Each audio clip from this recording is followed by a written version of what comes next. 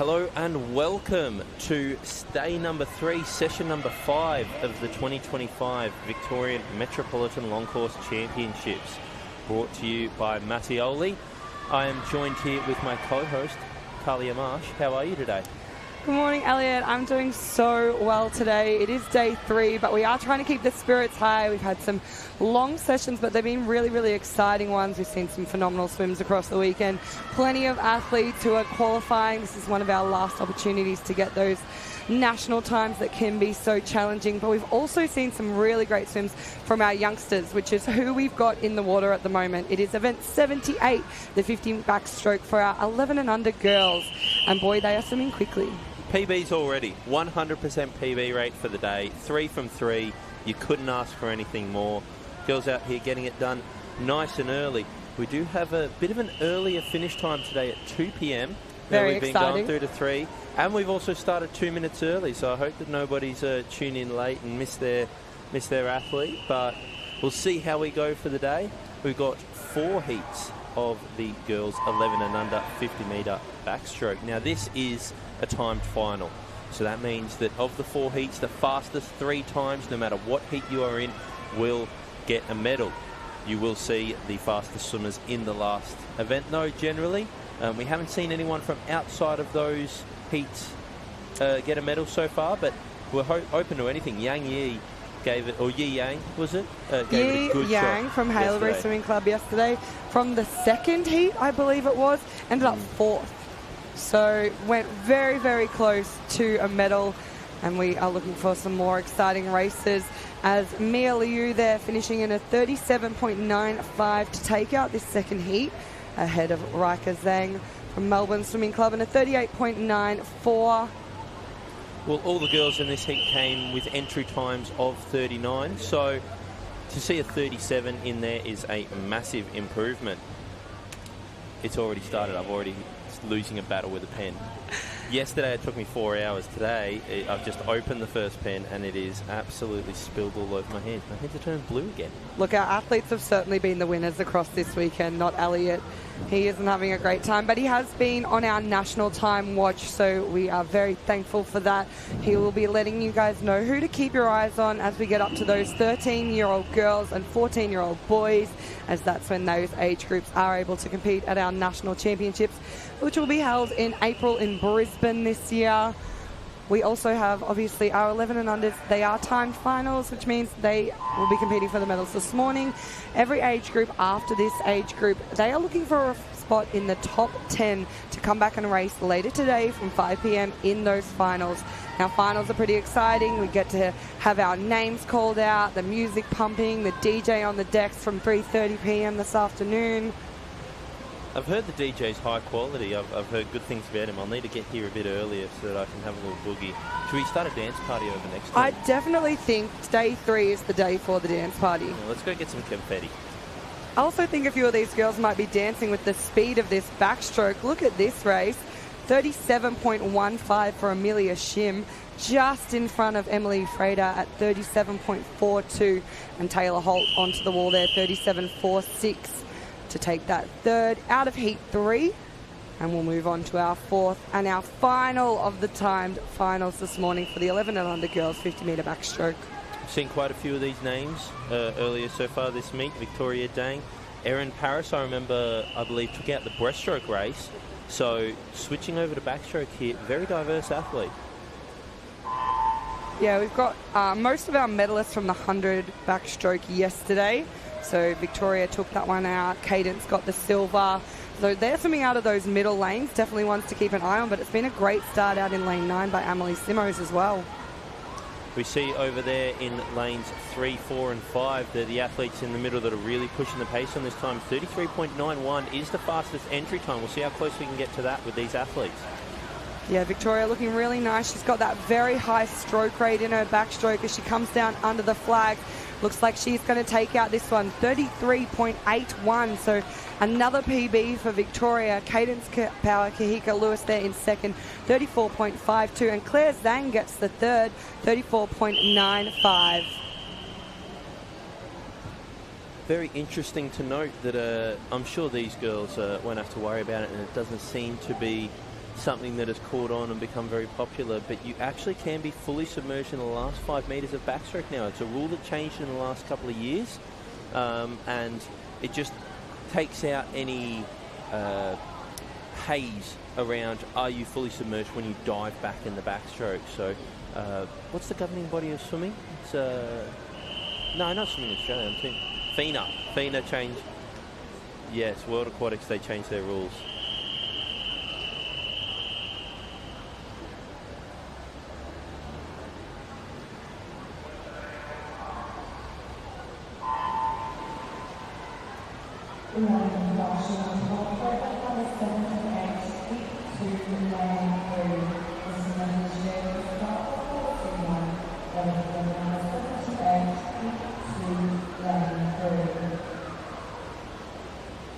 So, just going back to that last 5 metres, a lot of athletes did a lot of experimenting, seeing how far they could push, because we often talk about the dive is the fastest part of the race, the turn is the second fastest, but the underwater is the third fastest. So the actual underwater butterfly kick, if you're good at it, can be one of the fastest parts of your race. So there was a lot of experimentation, seeing if we go underwater at the final 5 metres, does that work? But unfortunately just interrupted the rhythm too much in a race. And once you've done 200 metres, the last thing you want to do is hold your breath for the last 5. So it just seems to be more of a can't get disqualified in the last 1 metre of a race kind of rule. So here we have Evan Wang taking out the first heat of event number 79. It was the boys 11 and under 50 metre backstroke. So the girls, they posted some quick times around that 33-second barrier. Fastest boy in this race is in theory set at a 35. So I'm sure they're going to try and chase those times down. We've got Ethan Ma, Yi Yang, Caleb Smith, Harvey Huang. Some real good names that we've seen quite a few times so far this week. Certainly some incredible up-and-comers, and if we look at some of the skills being showcased by these 11 and unders, take Leonardo Hernandez there in lane 4. He almost utilised past that 10-metre mark. We know the athletes can go 15 metres underwater, so to be doing those distances underwater and doing them well at such a young age is really something we've been trying to push throughout our junior swimming. Having a really good swim out in lane 1, though, Lawrence Gale, he is sitting in second early on to come down under the flags. Well, we spoke about 35 being some of the fastest seed times. 36 is definitely going to put themselves in the mix there from Leonardo Hernandez and Lawrence Gao. Those two boys posting some really good PBs here. They were meant to be around the 38 or 39 second barrier. So those times are absolutely flying. Yeah, some huge drops from our juniors across this weekend. Very exciting. A lot harder in a 50-metre event as well to drop that many seconds, but they keep showing us how it's done. Exactly.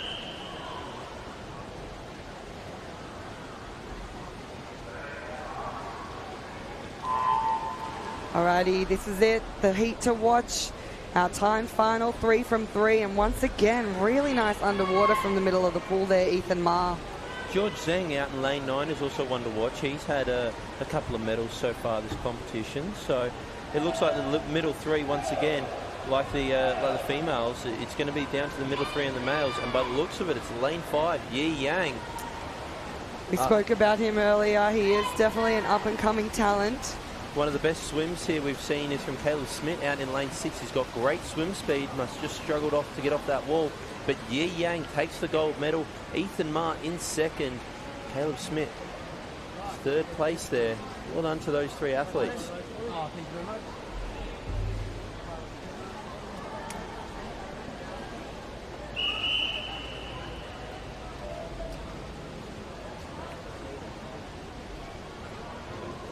We'll now move ourselves into event number 80.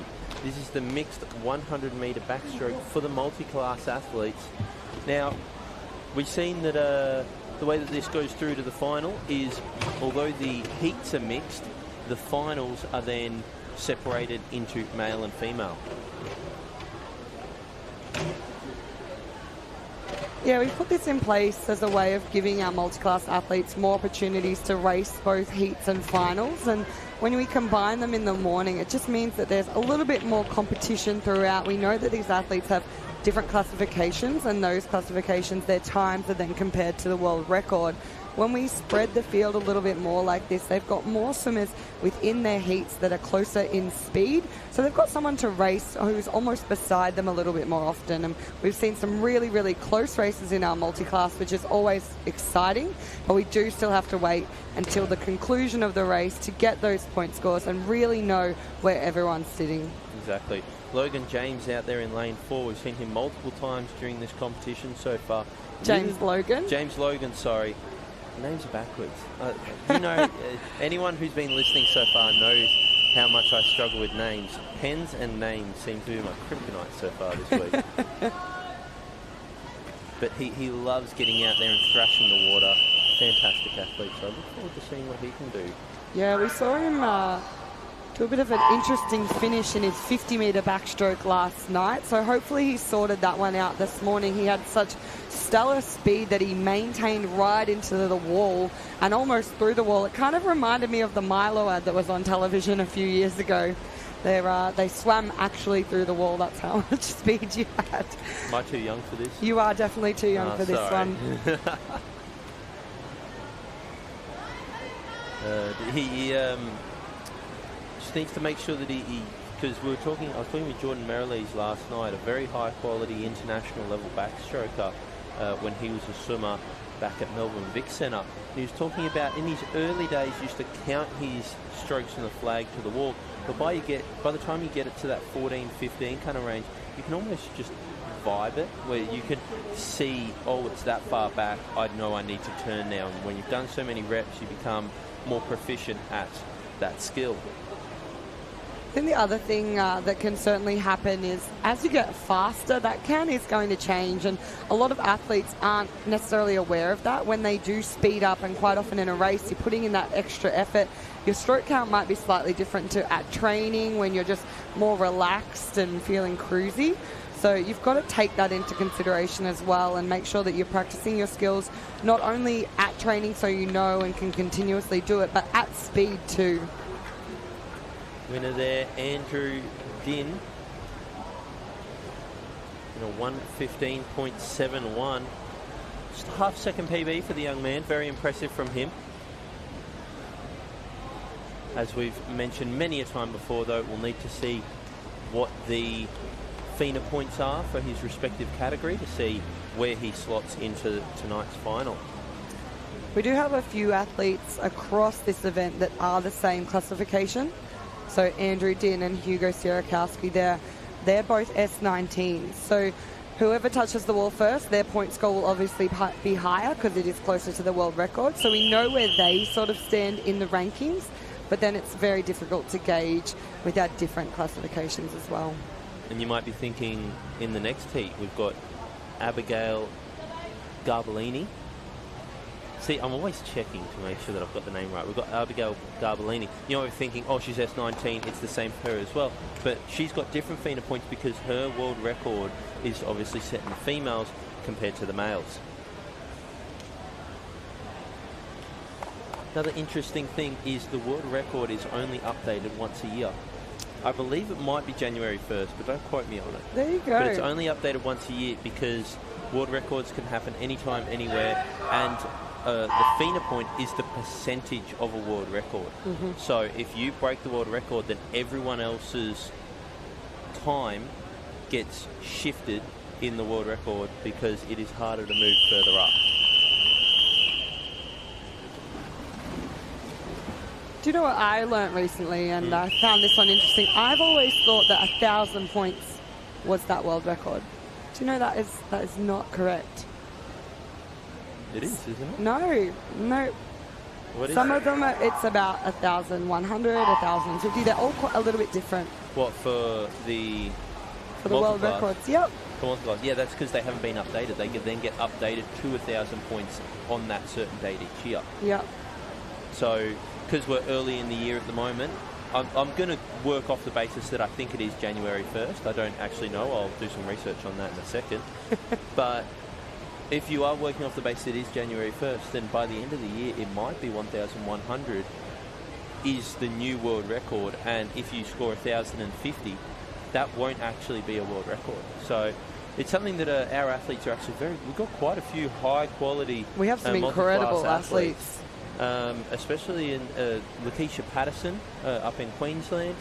Does a great job. Cole Pearce, who's more of your Victorian variety. He's probably out on a farm at the moment somewhere.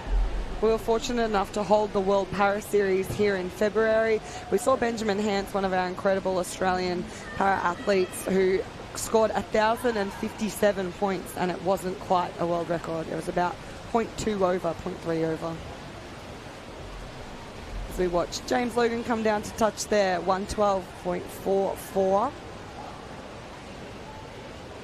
Solid heat swim. Hamish Keenan beside him, 114.01.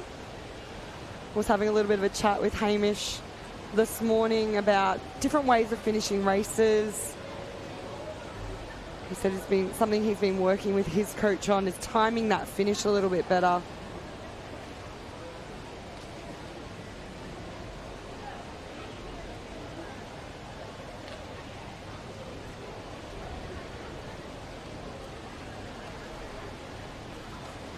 As we just watch our final athlete in the mixed 100 metre backstroke for Multiclass, Maddie Fox, come down under the flags in that awesome hot pink suit that I am absolutely loving.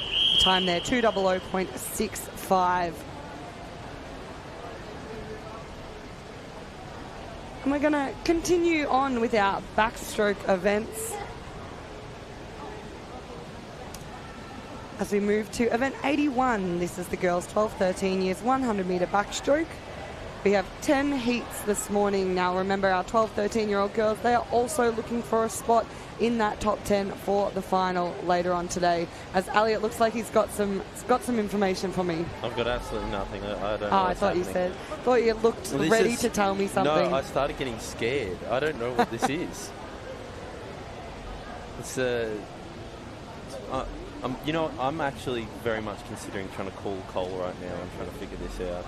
I actually was allowed to see the Excel spreadsheet for how the point scores are determined with the percentages during World Para Series, and goodness gracious me, I am definitely not great with Excel, but that was just well beyond my level of comprehension. It was incredibly detailed. There are so many different sheets because obviously each individual classification and event has a world record, and then every single percentage between 1 to 100% of it has documented on the exact times. It was phenomenal. It was great. Have you seen the equation? There's an actual equation for it, like F and X and working out the hypotenuse, a whole we bunch are of clearly mathematicians going on this morning. Oh, man. I've always said the only maths I do is swimming maths, but that's even past me. Yeah, that's pushing it. There seems to be a small problem with the start for out in lane 4 there, just slipping, trying to get a grip on the wall there. I'm not sure if that was an equipment fault or just unfortunately wasn't able to get her toes onto the wall properly, but unfortunately just a little problem with the wedges that we saw there in lane 4 and slipping off the wall. It is, though, a really, really great swim out in lane 7 from Jianing Juan there. She turned in second, good skills. She's come out in front and she's storming home. She's really lifting her rate under the flags as we come down in heat 1, and it will be Jianing there, 119.08 ahead of Zoe Liu, 120.83, and Anaya Bawaji there over in lane 1, 123.57.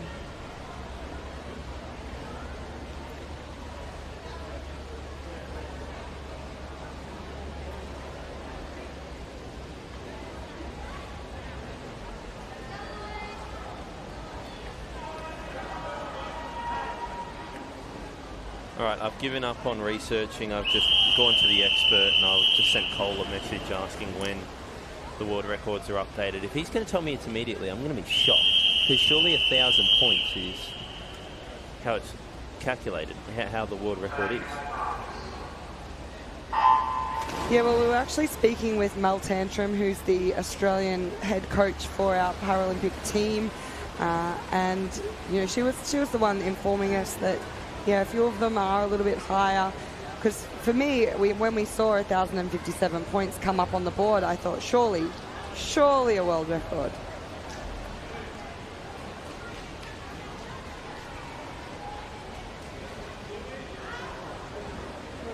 For everyone sitting at home, I've just found the equation or the formula for how to figure out FINA points. And this is just FINA points in general. This isn't necessarily specific to multiclass or able-bodied.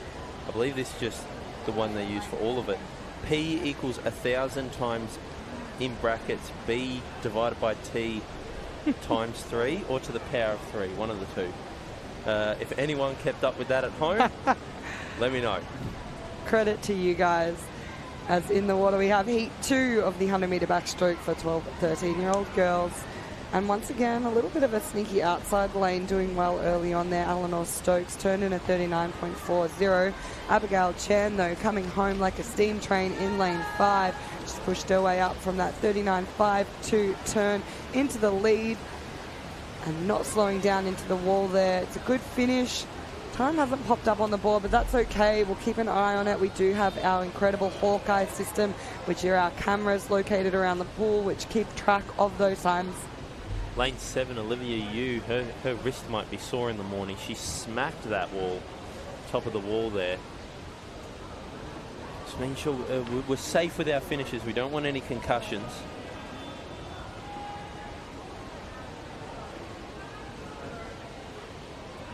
You know, I've actually had a concussion from swimming. I did not know that, Elliot. Fun fact for everyone. Fun fact. I have had a concussion from swimming. Fun facts with Elliot.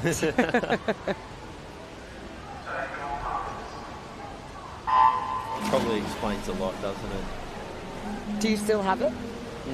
Well, only joking. It's a spectrum. All right, heat 3 in the water. Really good start by Han Yuen out in lane 9. Really pushed through that first 15, but it's the far side of the pool with the swim speed. Look at the rating on lane 2 there. Chenji Zhen. Right up alongside her, Julia Trin. So they're stroke for stroke as they come down under the flags into their 50-metre turn. You'll probably see it a lot with these kind of competitions, with over 4,000 individual entries into the 3 days meet that we've got on here. But warm-ups and cool-downs can be very dangerous. Very dangerous. Like, there's so many kids in the pool that want to overtake, undertake. They want to do kicks, some want to do sprints. They got fins on. Just make sure you stay safe out there. What a ripper second 50 this has been by Julia Trin in lane 3. She's got almost 2 metres on the next fastest athlete there, Ali Mearns. So we come down under the flags, and it will be Julia in a 117.93 ahead of Ali, 121.49. And then touching in at third, Isla Eagleton in a 123.13. 17.9. That is close to that seeded heats, because the last 3 heats of each of these events is a seeded heat. So heat number 8, 9 and 10 in this event will be seeded. I believe that time, if she went in with it, would put her somewhere around the 30-second mark.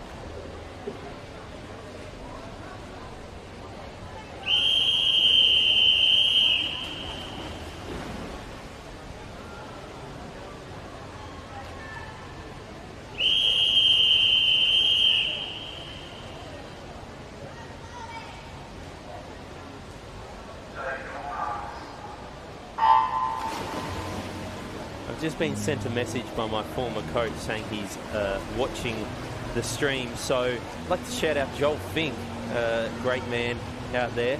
Looks like the guys at Nuttawading are putting in a good gym session at the moment. So keep on lifting, guys. Keep it heavy. Heat 4 in the water now. Lydia Sue in lane 6. Doing well early on. Going with her, Sanea Pathranaj over in lane 1. And lane 9, Ali Chung. She looks like she's going to turn around that 3rd place position. Very similar speed to Olivia Nojic. The girls here out in a 37. So we are seeing them get a little bit quicker.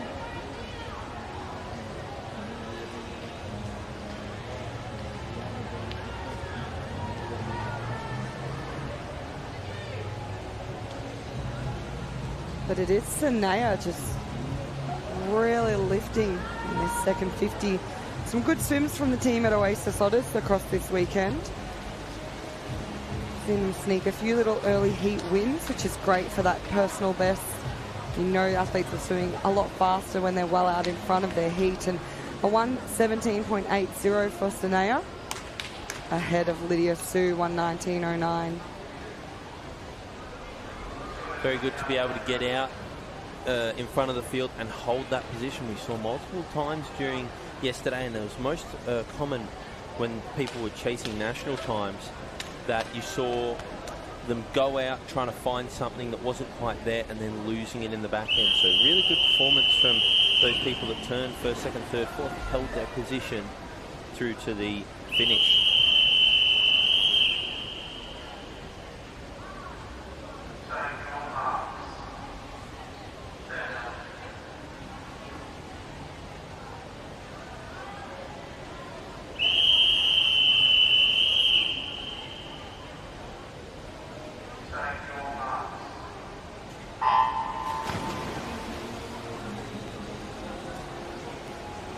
Backstroke's a really great event for being able to take it out pretty quickly. We do tend to see, because you don't actually get a dive off the blocks, it's just that backstroke start. The splits aren't quite as different as they are in your events like your butterfly and your breaststroke, where you have a lot more of that kind of slow down in the second 50, because you're going to lose speed, or really gain speed, I should say, from that dive and the propulsion of the underwater being the fastest part of the race.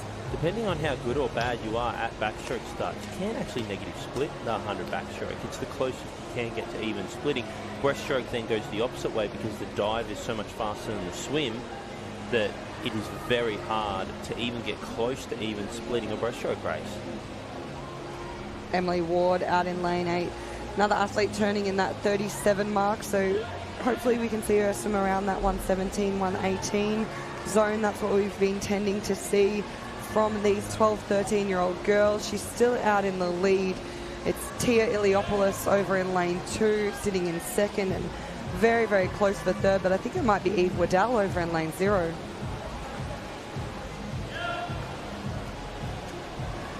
Great swim there from Emily Ward.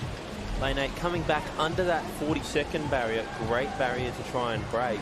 It's the easiest way to get under 120 is to have 2 swims under the 40. It's just simple maths.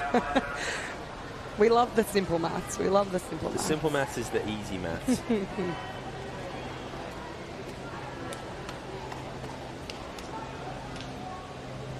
All right, well, this heat we are looking to see how many of these athletes can break that 120 barrier. With, what have we got? 7 of them sitting on 120 point, ranging from 120.07 all the way up to 120.9.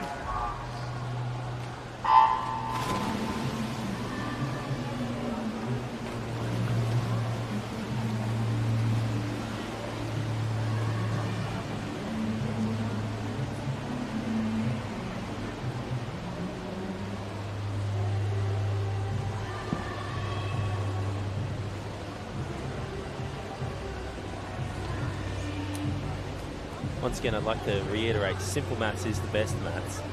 And I can't even do simple maths. It's all right. It's a learning opportunity for all of us here this morning as the girls come into turn all around that 37, 38. So this seat is out slightly slower than a couple of the others that we've seen from that leader, 37.51 for Ann Carpenter. Looking to push under that 40-second mark on this second 50 as well. We are seeing that pretty perfect inverted V shape that we come to know from our fastest lane being lane 4, and then we get a little bit slower as we go out, alternating sides. So 5, 3, 6, 2, 7, 1, 8, 0, and then our 10th qualifier into lane 9. Flying V. The flying V, and it will be Ann Carpenter, 117.25. ahead of Lily Poon 118.03 and Siako 118.59. So 3 under that 120 barrier.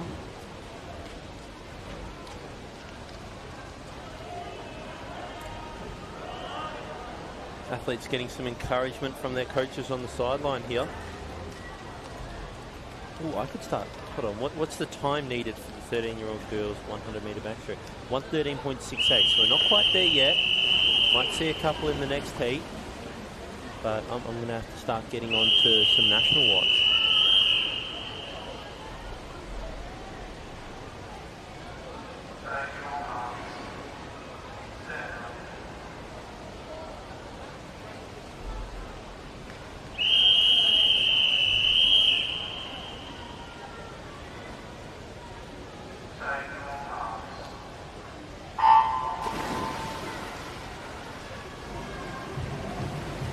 Away they go in heat 7, so we are almost at that pointy end.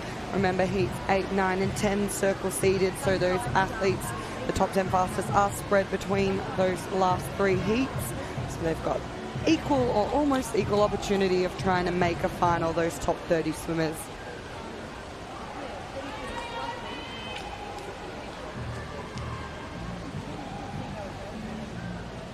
A little bit spread out across the field here as lane 1, Isabella Chung, turns in first. 36.06, so she's almost out in the 35, ahead of Adeline Sun, 36.95, and Fiona Luong out in lane 8, 36.99. Everyone playing along at home that really wanted to know when the times got updated. So I was talking about 1,000 points being a world record, and sometimes para-athletes can score 1,050 points and still not break the world record because it got done earlier in the year and it hadn't been updated. I then reached out to my good friend Cole Pearce, international medalist on the para scene, on both Olympics, Commonwealth Games, World Championships, you name it, he's got a medal there. I would like to know when the times got updated. He replied, and I quote, "No idea." Thank you, Cole. Really appreciate that.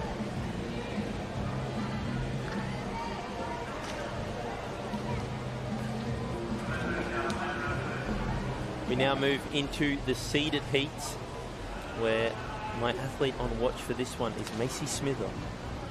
I'd love to see her try and get down to those times, close to that 113.68. Might be too big of a jump, but we've seen many PBs so far this competition, so I don't want to rule it out yet.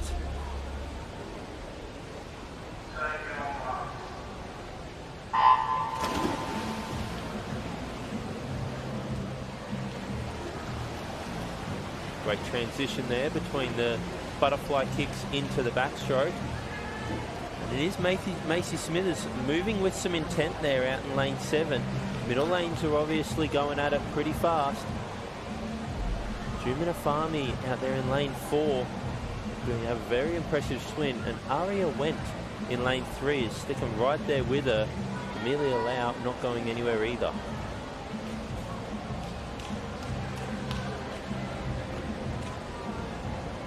All right, Macy Smith is starting great out at 35.5. Needs to come back in a 38 flat in order to get under this time. Very, very achievable. And she looks like she's got great intent for this last 25 metres. Yeah, she's holding really well there, so it's great to see. I really enjoyed the skills from Jumina Farmi over in lane 4. Amelia Luo is still sitting on her hip, and the girls in lanes 2 and 3 just starting to really battle each other throughout the last part of this heat. She could get it here, Macy. Come on, finish strong. It's quick for Jemana, 110.89. Amelia, 112.36. And then Aria, 113.06. Great swim there from Macy Smither, 114.28. Unfortunately, just faded in that last 15 metres. Great intent from the young lady there. Unfortunately, just misses out on that national time. And it's going to be a quick swim. It's going to take basically that national time to qualify for this final based on the pace set in that first of the circle seeded heats. Zoe Clemenson, we saw a very impressive lead-off swim from her last night in the relays. Not only are these athletes turning up to heats and finals, they're then competing in relays for their respective teams. Yeah, they have massive programs. Zoe also on the cards for the 200-metre butterfly today, so keep an eye on her in that one. She really excels in those longer races. When it gets tough, she certainly loves to come to the party there.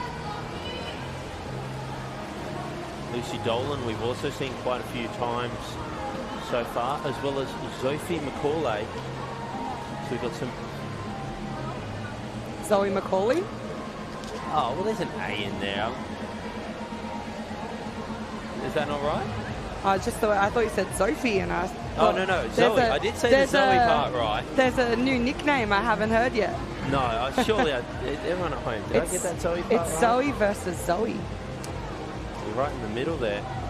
Stuff the Zoes. It looks like Jihan Jin out there in lane 6. Almost going out in the 34, so 35.11. She really led the way, had a strong underwater that kind of separated her from the other girls, but they're battling their way back into this with Zoe Macaulay really pushing her way up alongside Zihan with just 15 metres left to swim. I want to put a quick national watch on Lucy Dolan out there in lane 2. She only needs to drop 0.1 of a second to get under this national time. Looks like she's going to do it quite comfortably there. She's going to walk it in. Absolutely easy. 1:12.69. Congratulations on your national time. Very, very impressive swim there. Zoe Macaulay coming over the top there for a 1:12.21. Great finish. Just touching out Zoe Clemenson.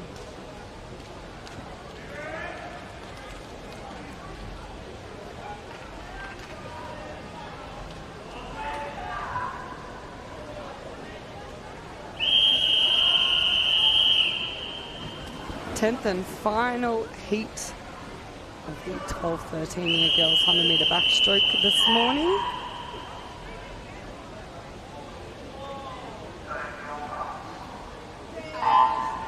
Always expect to see good skills from the girl in lane 4, Tiffany Miette. She was very impressive last night, and so was Zara Barr. Zara Barr in that 200-metre backstroke, I believe it was, just absolutely powered home. My national watch, it's going to be a hard task. She's got to drop 2 seconds, but Leonie Munster out there in lane 1. Stranger things have happened. Definitely. We've seen 9-second improvements over 100 metres in this event. As we go into turn, it is Tiffany, 32.96, very quick first 50 there. Going around behind her was Zara Barr, followed by Mia Huang. Mia, really nice underwater as well to come out alongside Zara.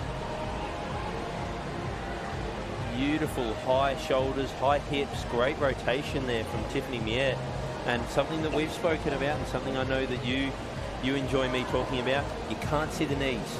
No knees kicking up, using the quads, hamstrings and glutes to generate the power. Those are the big muscles in the legs. Great finish as well. 109.12 for Tiffany. Following her on their equal second between Zara Barr and Mia Huang, 111.60. There wasn't much separating on the turn, and there was absolutely nothing separating them on the finish. So Tiffany, the only one to go sub 70 there, sub the 1:10. Really put her name out there. Let them know that she's not here to mess around.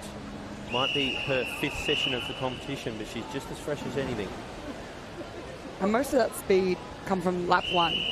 So the girls are really going to need to get out a lot faster tonight if they want to be competitive with Tiffany.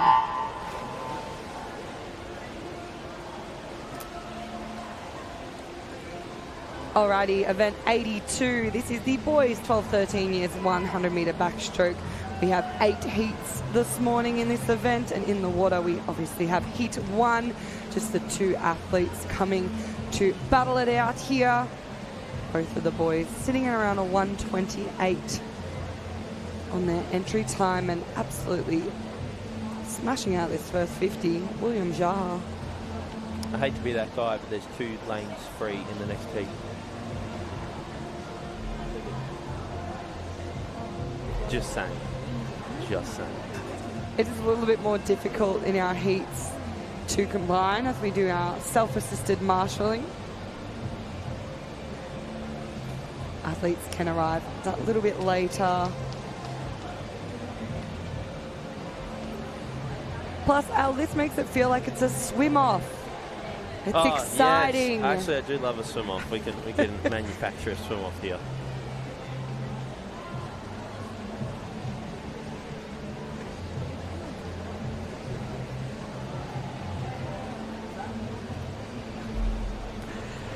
Oh, what a great finish it's going to be here for Edward Alowode.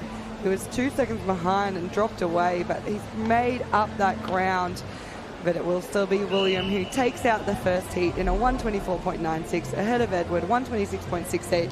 Both boys smashing their personal bests.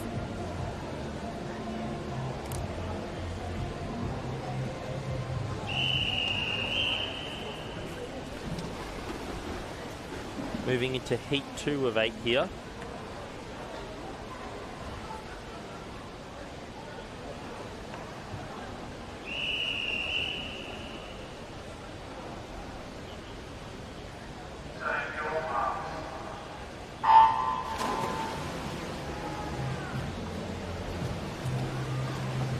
Just having a look a little bit further down the program. In heat number 4, we've got Kai Witt coming up, established breaststroker in this age group. Over in heat 4, he's just outside of the seeded heats, and continues the long-standing feud between breaststrokers and backstrokers. Backstrokers, I don't mind backstrokers, they're good people. Breaststrokers are weird though. I think they did this, not a survey, but they went and quizzed a few of the top athletes from multiple different Olympic teams, and they asked sort of who were the strangest cats on the team, and I think most people answered the breaststrokers. Yeah. They're certainly characters Definitely. within our teams. Yeah, well, they just do different things. You a can little always bit spot differently. one, you know. Well, they stand weird. Their feet point outwards when they stand. It certainly helps.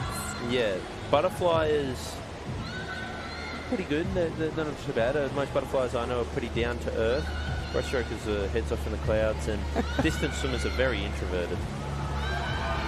I take that to heart. I wouldn't say I'm introverted. Are you a distance swimmer? I was a distance swimmer. Obviously not a real one. With Jaden Lee taking out heat 2 in a 121.27. Kingsley Wang 121.75. Those boys really smashed out that second heat. Some more 6-7 second PBs. I think I was a distance swimmer as well, actually. You are not introverted. Yeah.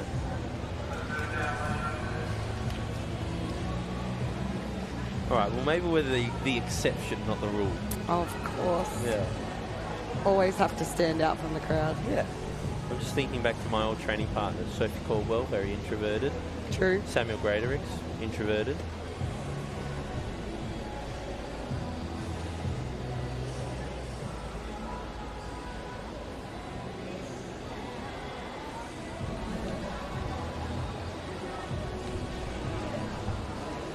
Unfortunately, another disqualification in that heat for you to read out. Got 2 jobs, working full time, working overtime here. Oh, 100%.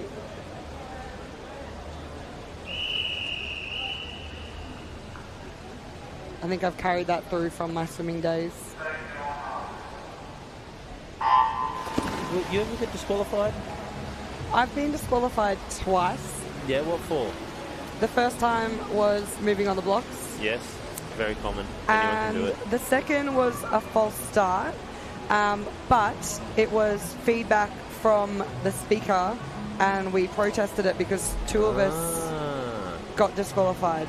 Yeah. So that one, I don't know if it counts. It was an initial disqualification that was overturned. It was overturned? But the issue was we had to then go and re-swim the race. Yeah, so you're almost like, hey, please I don't know if it was worth it, really. Please don't. Well, you know, it's so you have to actually put forward money if you want to appeal. Yes. If you win the appeal, you then get the money back. But otherwise, you lose, what is it, $50 or something like that to appeal your race? And this is what we sort of talk about when we say athletes are taught to respond to sound. So we often teach our athletes on the start, as soon as you hear that take your marks, everything else gets blocked out. You are just waiting for that beep sound. It's sort of that sort of higher pitched noise. So when the starting system gave the feedback, it was this sort of almost beep-like sound. So myself and Lane, I can't remember who was in 4 and 5, but we were the middle lanes, and we both just responded. And then the start actually went afterwards. So it looked like we false started. We had false started from the actual beeper, but that's what you train to listen for. So any noise, we were ready, and I think we just had really great reactions. Yeah, better than most. better than the rest of the field.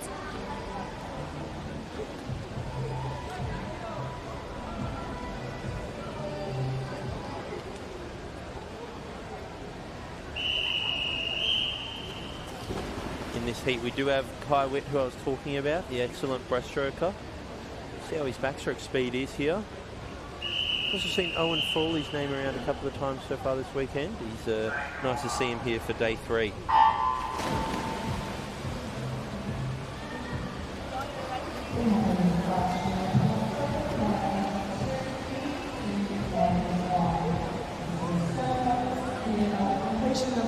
Pull at the 50-meter turn. That was event number 82, heat 2, lane 1.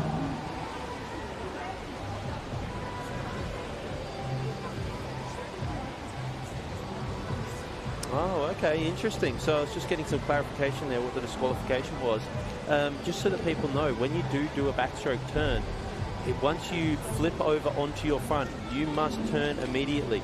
You can't then stay on your front for a long time, kick into the wall, because then you start to blur the line between being on your back and being on your front for too long in the race. Obviously, it's meant to be a backstroke event. Kai Witt here. Tell you what, we spoke about the long-standing feud between breaststroke and backstroke. He is absolutely dominating, and I will say, I love how long his stroke is. Get this man in medleys. Get him in. Surely he's already been doing them. He has to, right? This is a solid swim. Very impressive. Stroke rate's around 35, which is very low for your 100-meter backstroke, but 113.87. Takes 7 seconds off his personal best. And that would almost have put him into the top 10. Not far off. Very impressive. Within half a second of the seed times of those who are 10th. So we'll just keep an eye on whether he does sneak in. It is a heat session. Some might not be ready to go, but what am I talking about? We've seen heats where, just like that one, you have 7-second PBs. So he's nodding his head. He's very impressed with his swim. He's ready to go. This is the final heat before we enter into the seeded heats.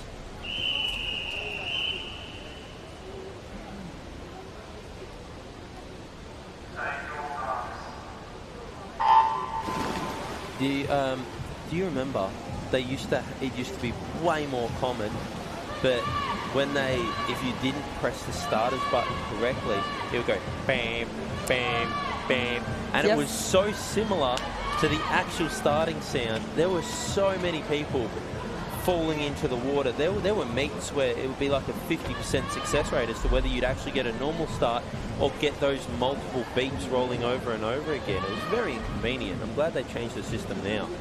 Actually, I do remember that quite well, and I remember before we had our Hawkeye system, if there was any issues with things during the race, we did re-swim a lot of swims. I think the worst one I had to do was a 400-meter freestyle. Something happened on the start, and they let us swim about 40 meters before they stopped the race. And we had to come back and swim it straight away. Yeah. It was not the race you want to have to restart. I've got one worse for you.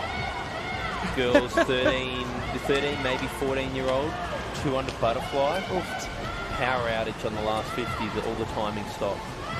Oh, that's awful.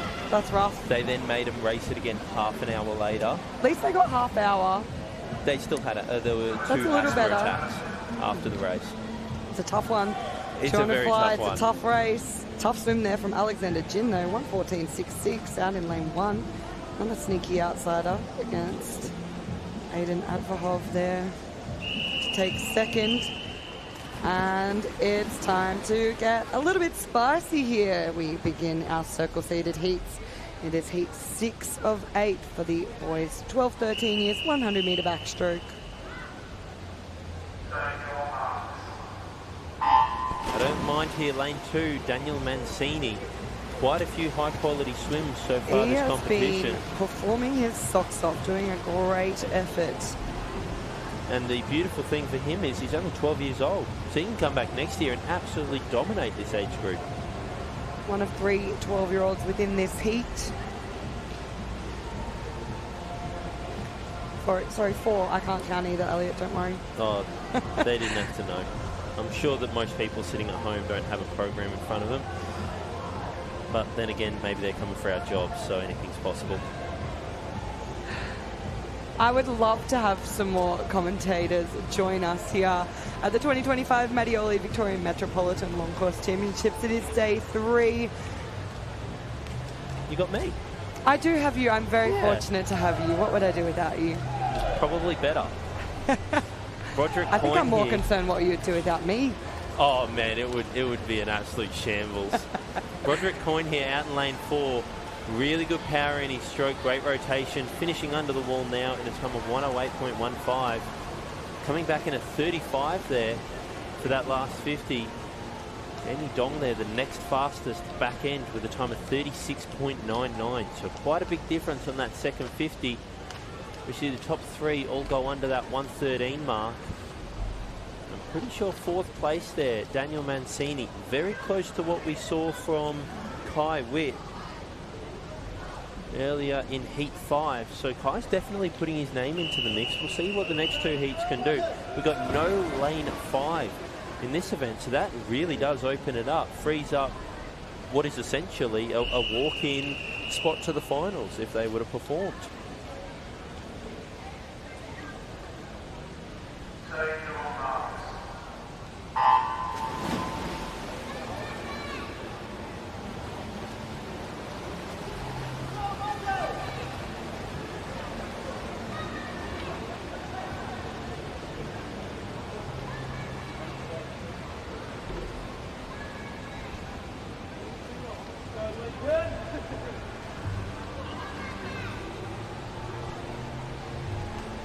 Out here in lane number, where are we? Oh, lane number 6, we've got Lincoln Hall, another fiery 12-year-old. Broke the minute earlier in the 100 freestyle, and he's absolutely flying out in second place. Lachlan Harris dominating this race so far, out in that 33.7, followed by Lincoln Hall in a 34.6. Those 2 boys are the only 2 to go sub that 35-second mark. You really want to see Lincoln have a good back end here, try and push close to that 110, and you're expecting that Lachlan Harris can get under it. He seems to be lifting his rate in this last 15 metres, wants to finish on the wall and post a very good time.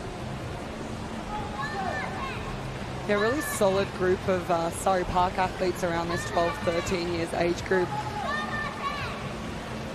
Lincoln Hall there touching in second, just ruining that 1-2-3 from Surrey Park here, with Peter Kim taking third and Evan Niam in 4th. Lincoln Hall goes 111.5, entry time of 113.4. Youthful exuberance from the young man. He's not fazed by a thing. Nice and relaxed. Looking over at his coach. Coach is too busy writing down notes. All of the places he can improve tonight in that final. It's a treasured book, the coach's diary. Very similar to that of doctor's notes, I think. The scratchings of... the scribbling. you give a coach's book to any simpleton and they will not understand what's happening. Except for Liam, I've seen his book. He's colour-coded everything. He's a bit of a nerd. All right, swimming out of lane 4, Ishak Ismail. What a meet for him. I mean, no further comments needed. Beautiful swimmer, young talent, already over a body length ahead. Not even including relays. I believe he's up around the 4 or 5 golds. 1 silver blemish on his that 100 breaststroke where he came from lane 7, it might have been. Still to impressive. the outside lane. And just really putting together a high-quality swim here. He's not even slowing down. He's just absolutely dominating the field. Great rotation, beautiful power. And you can see that he's got great timing, that cross-body connection. The right hand works with the left foot, the left hand works with the right foot, and that's very important. That's why most backstrokers are absolutely jacked in the abs, is because they need to be able to rotate through their midriff. Unfortunately, the touchpad didn't work there. Only seemed to work when his head hit the wall. So I think that his time might be closer to that 104 kind of region. Oscar Magalotti there in second, 108.63. And in third place there, Oscar Zhu, another Oscar. All of the Oscars. In the backstroke before, it was all the Zoes. It's all the Oscars now. Oscar with a nice little personal best there from his entry time of a 109.7. So always good to see in heats, athletes swimming fast. All right, here we go. Now I have to get on National Time Watch. Yes, certainly. And you have to be on your toes because we've got 2 age groups in our event 83, the girls 14-15 years 100-metre backstroke. So the 14-year-olds have different qualifying times to the 15-year-old girls. So we'll have to keep an eye on both of these age groups and their qualifying times respectively. We do have 5 heats of girls here. Those qualifying times sitting around 111 for the 14-year-olds, 109 for the 15-year-olds. So these first 2 heats, probably not really going to be quite on the lookout. We will certainly be on personal best watch. Our entry time for the girls in Heat 1 sitting from 118s to 120, and then in Heat 2, 115 through to 118s. Very unlucky time for the sun to come out for these girls. It's been nice for us though. We're rocking up at 7:30 in the morning, staring straight into the sun with sunglasses on like we've had a big night the night before. It's nice and refreshing to just be able to sit here and watch some good quality racing. I mean, the change this morning was in typical Melbourne fashion. We had some rain. Oh, it was very loud and where I was staying last night. We've now got some sunshine. I believe still meant to get to over 30 degrees today, so it's no slouch. Especially on day 3, really important that all of our athletes and our coaches and family members around the crowd really make sure they stay hydrated. Recovery is the biggest part of day 3 for all of these swimmers.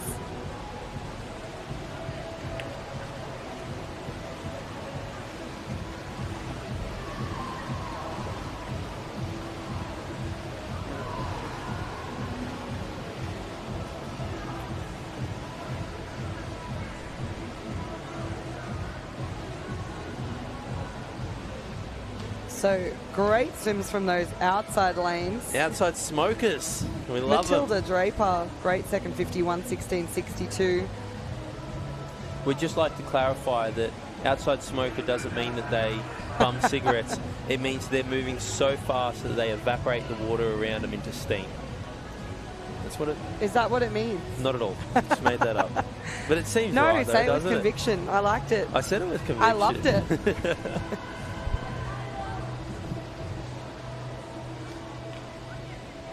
As we wait for heat number 2 here, the officials just getting some clarification from those inside. It's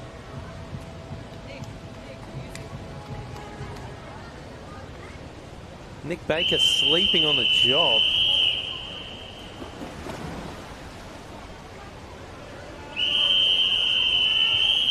the man behind our Performance Pathways program. We had the opportunity to have a nice little chat to Nick at our recent Victorian Open Championships about a few of the upcoming things we've got going on with our Pathways program, some new squads that we've introduced, and all things for our up-and-coming athletes within Swimming Victoria. Someone that works with Nick quite closely, Bowen Goff, has also been a great addition to their team up in Swimming Victoria office. I might see if I can message him and get the rundown similar to what you would have had with Nick during the Victorian Champs, maybe during the hour of about 10 a.m, around about then. See if he's available for a chat to talk about the Pathways program.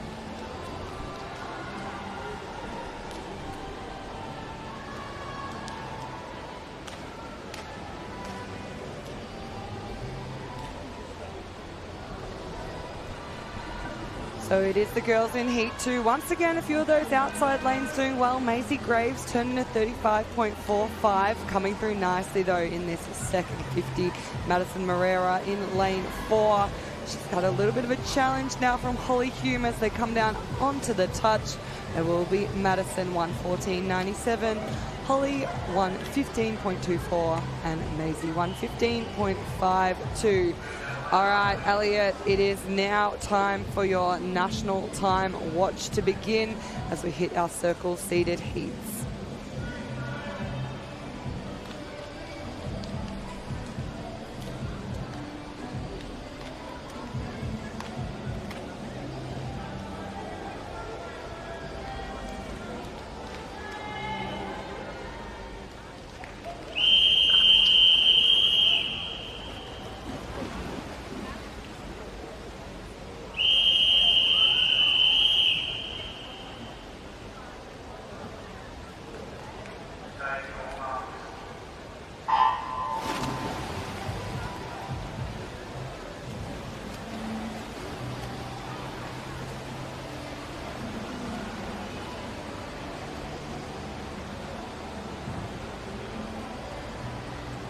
Alrighty then, we're underway here in the seeded heats. Lucy Doyle, big program once again.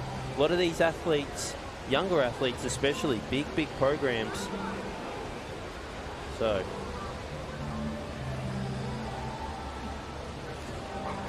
And it will be Doyley taking us out in a 33.42, followed onto the wall by Georgie Skinner. And then Emma Grave over in lane 2 turns in third.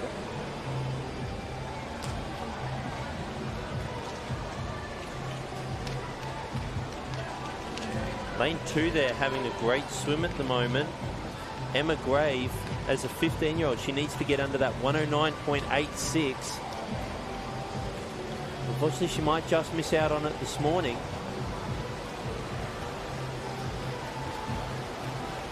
It'll be Lucy that takes out this heat, 108.42, ahead of Georgie Skinner, 110.62, and Emma Graves, 111.38.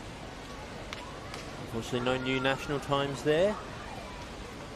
This way, we also wonder, in the 200 yesterday, the girls' 200 freestyle, we found it very uncommon for the girls to be hitting those national times in the heats. And you do wonder whether it is because it is such a high top end in the 200 freestyle. You also wonder the same with the 100 backstroke. We've got absolutely stunning females in the 100 backstroke. Molly O'Callaghan, Kaylee McEwen, Iona Anderson, Jacqueline Barclay, all performed on the international level. I wonder if they've skewed the national times. I don't know whether it's based off a percentage of what the top 3 do, or whether it's based off roughly the top 30, but those it's something that this country is very strong at.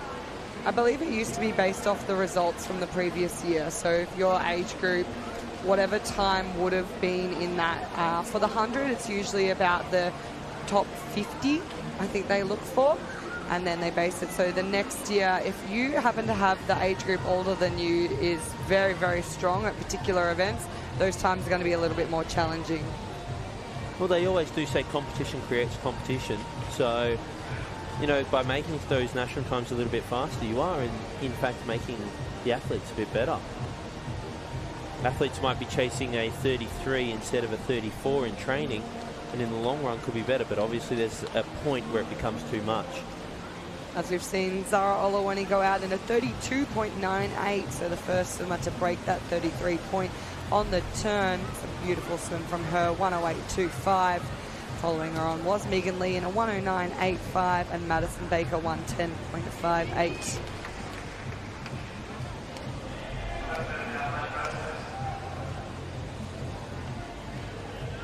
Lane 2 I think lane 2 has just gotten her national time. Gotten under that 111.2. Well done to Imogen Murray.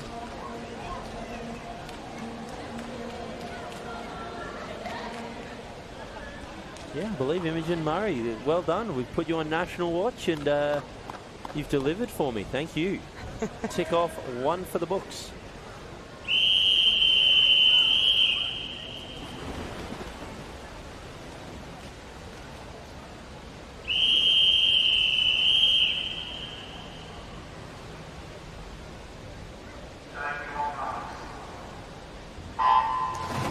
Can we keep the ball rolling? We've got 2 girls hovering around that national time a little bit here, swimming out of lanes 2 and lane 7.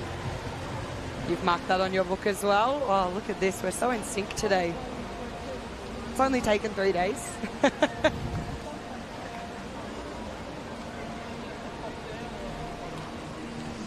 Great rotation there from the middle of the pool. Kiara Jeffs. Grace Dobie there as well. Doing a great job. But lane 6, Lily Chan is really attacking this first 50 so far. And out there in lane number 2, the third position, got Romina. She's one of the ones who we do have on that national watch, so we'll keep a close eye on her. I think she got one of her national times yesterday. I saw the Western Melbourne Propulsion team really supporting her and getting around her at the end of one of her races. It will be Kira who comes under the flag. She's had a super strong meet. Looking good here. The time 106.90. Lily Chan also swimming well. 109.74. And she, Romina, 1/100th of a second. That's rough. That is. You can't do that. The difficulty of this. And I just actually saw her reaction there. She put up the hand saying, so close, so close. With the third place in that heat, though, I think she will get a chance to come back and swim it again. No, there were quite a few 110s in the heat 4, actually. About 4 Say or it 5 isn't so. Say it isn't 4 so. or 5. I'm sorry. You're breaking bad news.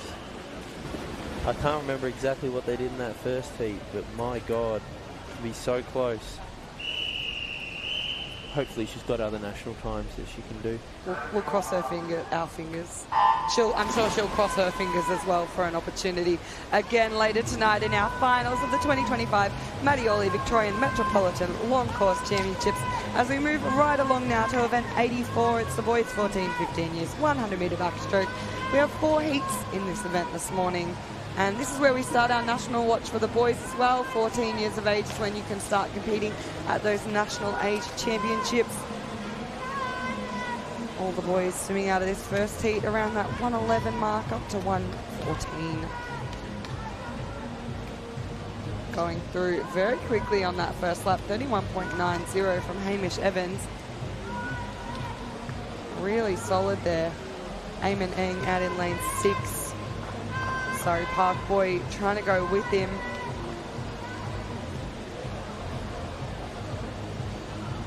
I've been talking to Mel from MLC across the last few days. She's been saying that Hamish has been absolutely training the house down, so not surprising to see him out in front here doing well. The time 108.04, big 3-second drop for Hamish. Eamon there, 109.58.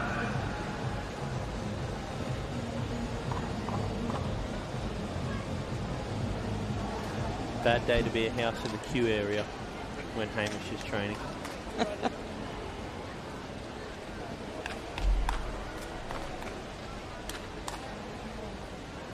I think the worst part of that joke, Elliot, was how long it took my brain to work out what you were talking about.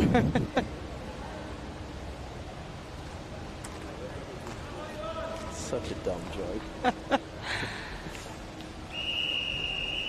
It was great. As we move on to heat 2, there are only 4 heats, so we start that circle seed from now. Keep an eye on those centre lanes. They're our fastest qualifiers into the event. They'll be looking to secure themselves a spot in the top 10.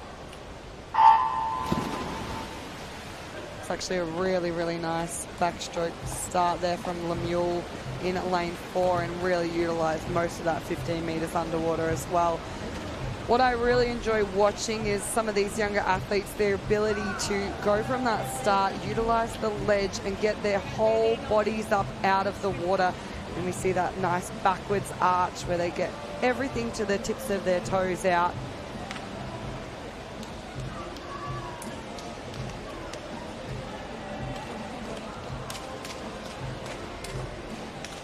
So a little bit of a problem with the touchpad there. It was Lemuel that went through first, followed by Aiden Ramos.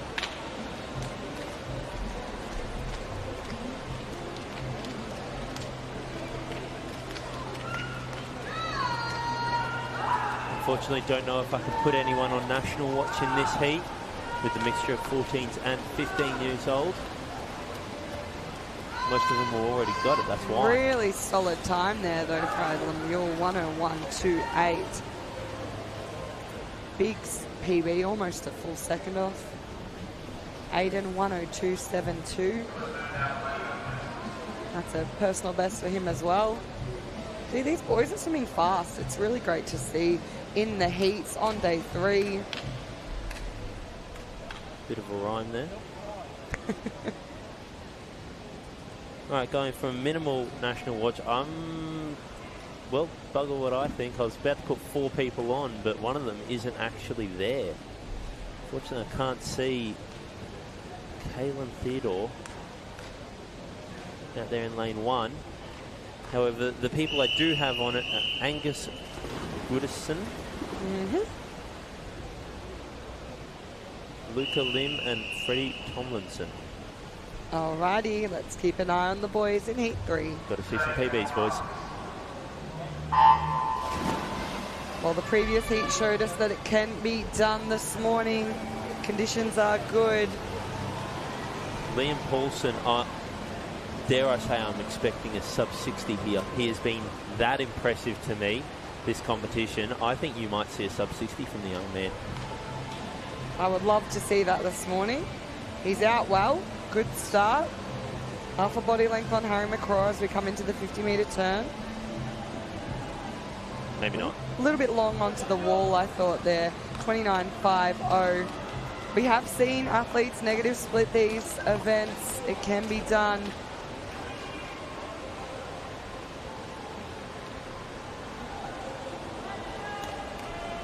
Looking nice and smooth, which I'm liking. If you compare the technique to that of like Lemuel, who had that much higher stroke rate, there's a little bit more splash and dash going on. Liam swims a little bit longer, a little bit taller through the water. He's close there. 100.48 in front of Harry, 103.13. And then Luca Lim, 105.27. Oh, just over his PB and just outside that national time. Freddie Tomlinson, 108.82. Just over as well. Angus Goodison. 108.02. Very close there, boys. Good efforts. Very close to their personal best, actually, which is very impressive. There's a big drop-off between the 14 and the 15-year-old national times. 67 down to a 64. No lane 3 or lane 4 here. Or lane 5, sorry. Some nice clear water there in the middle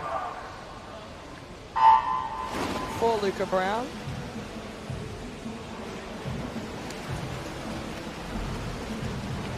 I think backstroke's one of those races where it's not so important to have swimmers next to you. I think a lot of the other events where you have that good view of other swimmers, you can just push that a little bit more if you can see them. Backstroke, it's a lot harder to see where other people are anyway.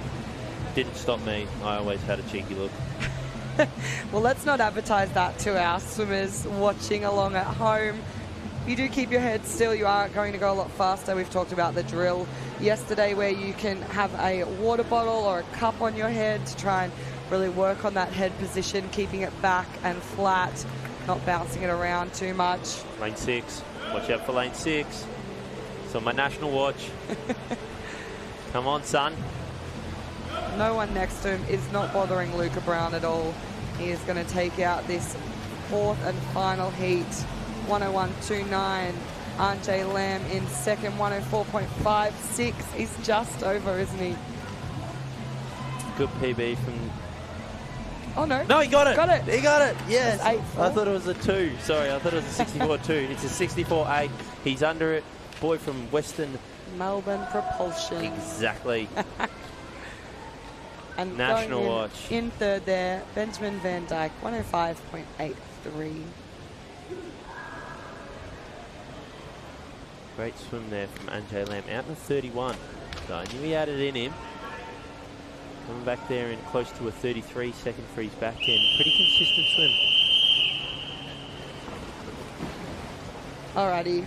If you love 200-metre freestyle, do I have the lineup for you? In the water now, event 85, the women's 16 and over 200-metre backstroke. We have 3 heats in this event. And following this, we have the men's 16 over 200 metre backstroke. After that, we go to 20 heats, I believe, of 200 freestyle.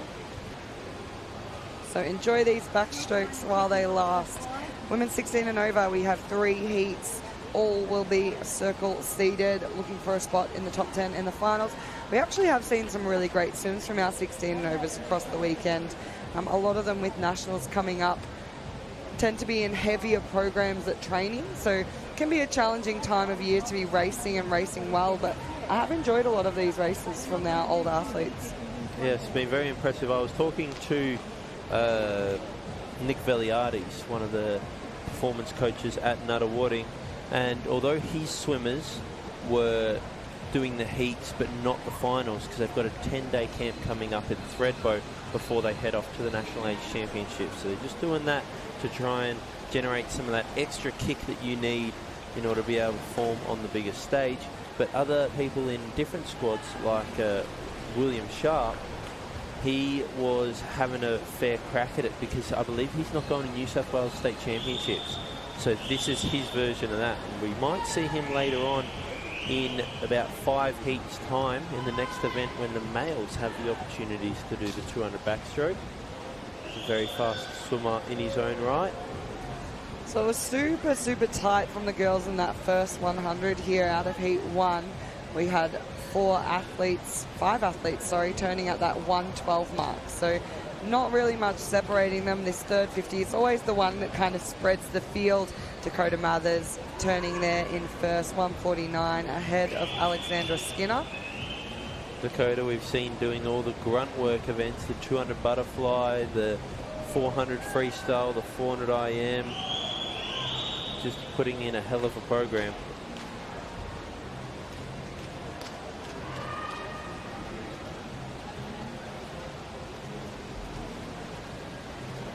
So it looks like she's going to hold on to take out this first heat. The time there, 2:26.50. Alexandra Skinner in second, 2:27.71, and Emily Tulloch touches in third, 2:28.37. Fourth was a 2:29, so we're looking at sub that 2:29 potentially to make the final tonight. We'll see what these next couple of heats hold for us.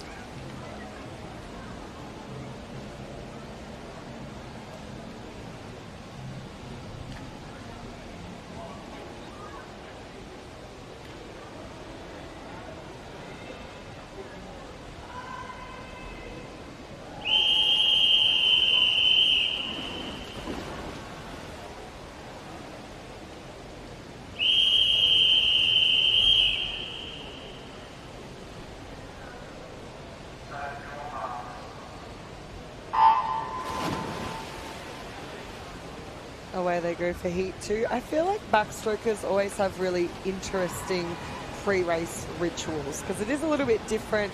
You do have to get into the water before you start, so whether or not you give yourself a little bit more of a splash so you're ready for it. Some of them, you know, jump out that little bit further. Some of them just a little pin drop in. Well, I'm rather confused because there used to be back in the day. Here we go. Before my time. Story time with Elliot. Yes, better than fun facts with Elliot. But swimmers used to actually dive out, do a practice underwater, and then swim back in to warm their body up to get used to that motion so that you're not sitting around for 20 minutes and then going straight into a maximal effort. They would do a little swim in. They then made that illegal, that you couldn't then swim into the wall. Now, I thought the ruling was you had to enter feet first, but you do see some people on the international stage, and obviously I was wrong. They roll in head first, push off the bottom to just warm their body up to a little explosive movement, get themselves energized and ready for the race. So many different things done by many different athletes. You definitely cannot, though, jump out to the 5 meter and swim back, warm up your body. That is definitely determined as an infraction. I did watch Luca Brown before when he gets in. As he puts his hands up, he shakes them off. So his hands are dry when they grab onto the starting block.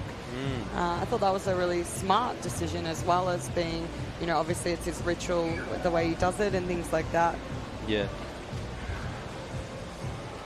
was Maddie Cooper who took us out in a 109.99, very slightly under that 110 mark.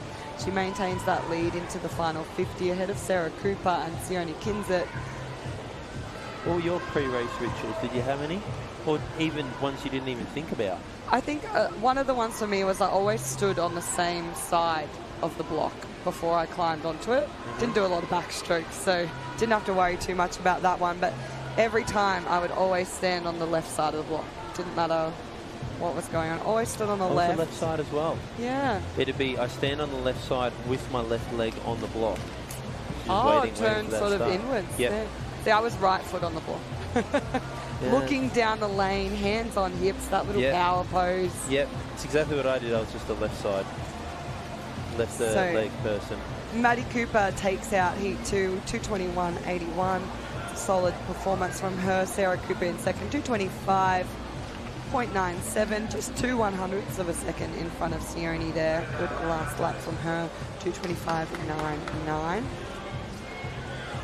And then that fourth, 2:29 as well. So it's certainly going to be that 2:29 mark.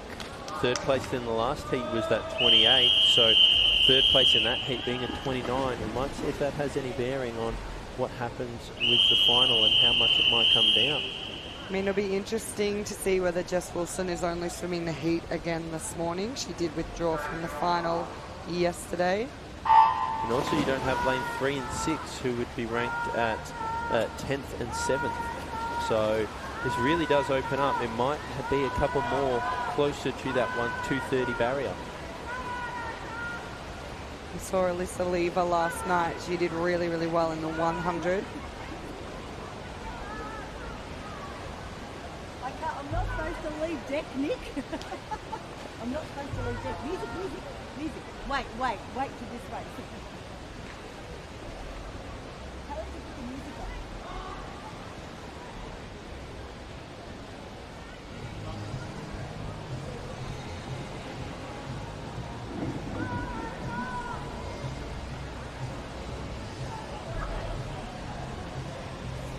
So early on, Jess Wilson's already claimed that lead well and truly. She was out in a 32.53.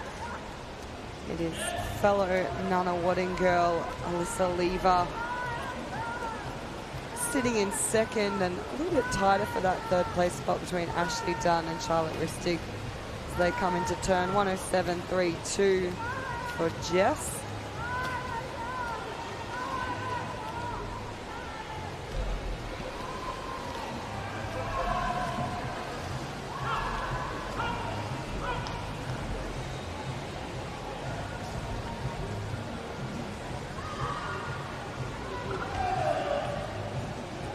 Very, very obvious inverted V shape there as we come down to that final turn. Alyssa's made up a little bit of ground here. She's gone from 3 seconds behind to 2, so she's faster on that third 50.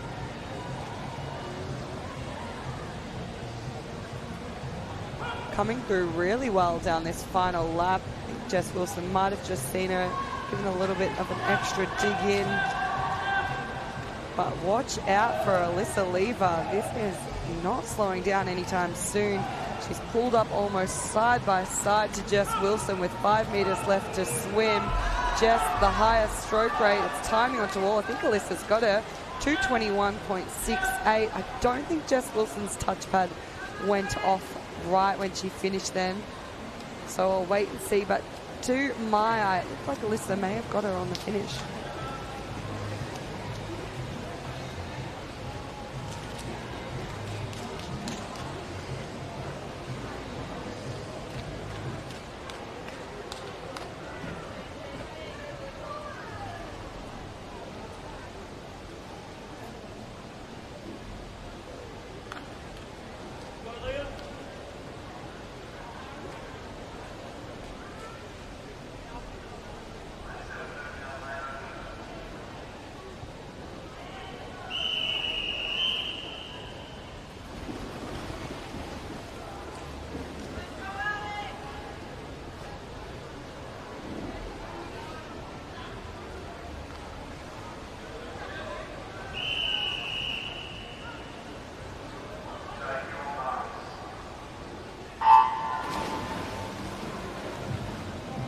Next event up on the program, event 86 in the water, the men's 16 and over 200 metre backstroke. Same as our women's event, we have 3 heats fighting it out for those top 10 finishes. Fastest qualifier into heat 1, Anthony Bassinas, really great sprint backstroker as well, good on those skills, always really pushing that 15 metre mark. Tends to be one of those athletes, quite often people look around and go, was he over it? Was he at it? Someone who's very good at pushing that mark, but never going over it because he was well experienced. Mitchell Larkin. Oh, he's going to love this. One of Australia's premier backstrokers. One of their... You can actually see, with the sun, you can actually see him doing a little water spout out of his mouth. Like each time he breathes out, you can see like a little, like a, I don't know if you're a big wrestling fan, but Triple H, before one of his wrestling matches, would always drink a bottle of water and spray it out over. That's kind of what it's looking like. Looks like the game. It's actually great to see, though, because I think having a breathing pattern in backstroke is something that athletes don't really talk about, but you need to make sure that you are actually exhaling. So sometimes in swimming, it can be easy to keep inhaling and, you know, you think you need more and more oxygen, but not actually exhale. And the force when you do exhale like that, it's good because it's actually expelling a lot of the air from his lungs. So he's going to be getting that fresh oxygen in each time. You think about it, when you think about it, each stroke is its own movement. It's an effort. Similar to boxing, you'll hear a lot of us. We're actually doing that under the water in a certain way, and you can quite literally see it from the young man. Every time he does a stroke, it's a tss, tss, tss, coming out of his mouth there. That's very cool. I've never seen that before. That's very cool to look at. As it comes down to touch, the time, 2:13.16. Quality time. Arwen in second, 2:15.32, and Liam Donnellan just behind in third, 2:15.43. So 2:15 might be the time you need to go under. Yeah, it's interesting. There's quite a drop there back to Alexander Stone at a 2:21. So we'll see if anyone hovers between that mark.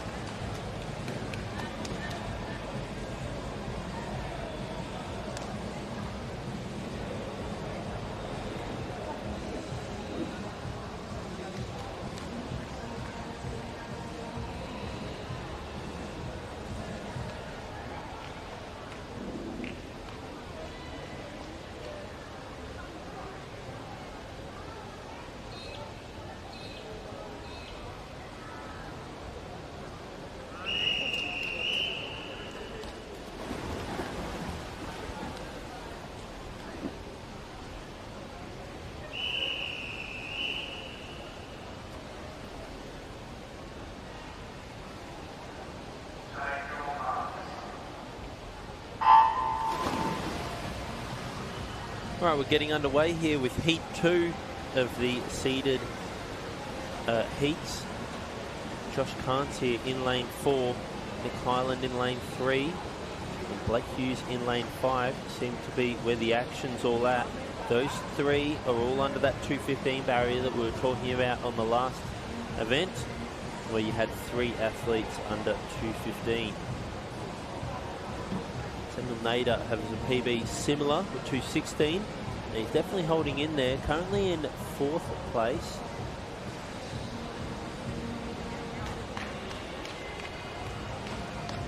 Blake Hughes there in lane 5 leading us through. Second is Josh Kahn, but Josh seems to be making a move. I'm very curious to see what the split difference is, because Blake Hughes definitely had a 0.7 advantage on that start. I'm going to say that Josh is going to be a whole second quicker than him on this 50. 32.37 versus a 33.95. Very important, as we've spoken about many times before. You can be a great starter, but actually settling into your stroke and finding rhythm in that second 50 is so important. That 32 is going to be what Josh needs to really hold in these last two 100, the last two 50s for this last 100 to make sure it's a nice, even, smooth swim.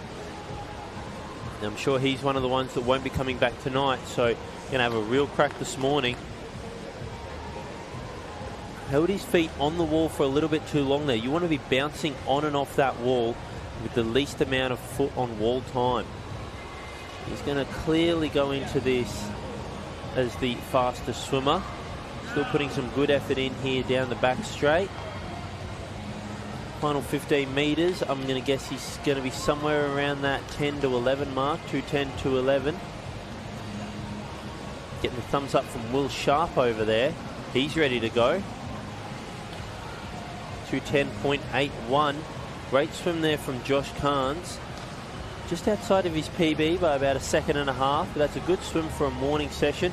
Nicholas Hyland finished there quicker than he started in second position. And Blake Hughes, although the great start, just fell off a bit towards the end, around those 2:16s and 2:17s for those boys, and 2:21 for fourth place. Now we know that Josh will most likely not be back unless actually he did swim a couple of events last night, so we might see him. I'm unsure as to what his plan will be, but he's definitely put in a good effort there, staring into his hands, thinking about all of his life decisions right now. Very painful. Unfortunately, a disqualification there for lane 2.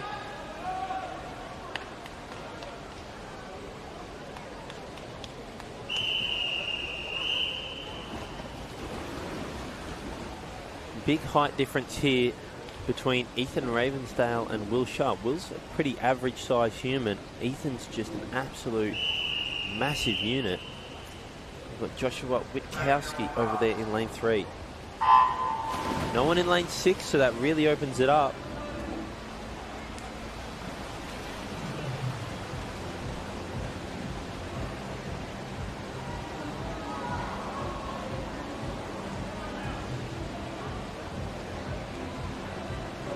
We are up and at him, and a body length after 35 metres is just playing with your food, honestly, there from William Sharp. Now there, can he break that 30-second barrier? Of course he can. He's out in 28.5, a second and a half under what I was talking about. Now he's come in with an entry time of 2:00.74. I would highly doubt he gets that close to it. He's staring into the sun at the moment, but being from Queensland, he is rather used to that beautiful Gold Coast Aquatic Centre that they have up there. We hope that everyone up there is actually okay with the recent Cyclone Alfred. Around in a 59.06. Now his split there was a 30.49. Great underwater, great transition into the swimming part of the section. We always talk about building in from the underwater into the swim, underwater into the swim. You're transitioning speed. And that's the whole goal of what you're doing at the moment. Second place is Joshua Witkowski. Much lower rate than those boys than Will up front. Ethan Ravensdale using those really long levers to get himself past the point that he enters his hand in. 31.58. He's a second slower there, Will, on that 50. Don't know whether he's backing off or whether this is just the natural part of the 200 backstroke. But 31.5, I'm sure he would want that to be closer to a 30 point. Second and third are rather close here, separated by 0.5 of a second. In fourth place, we've got Kion Power, 143.11 around the turn. Be hoping to try and get close to that 120 marker. It's going to be a clear win here for William Sharp. 2:01.72, 31.0 on that last 50, showing some excellence in the water there. Going to be a bit close between Joshua Witkowski and Ethan at Ravensdale, but Joshua Witkowski is going to walk it home in a 2:14.33 compared to Ethan's 2:14.91. Kion Power came back much quicker than I thought, 34.6 on his last 50 for a 2:17.71. So we have 4 athletes there under that 2:20 barrier, and even fifth was close in 2:22.73. Cooper out there in lane 8.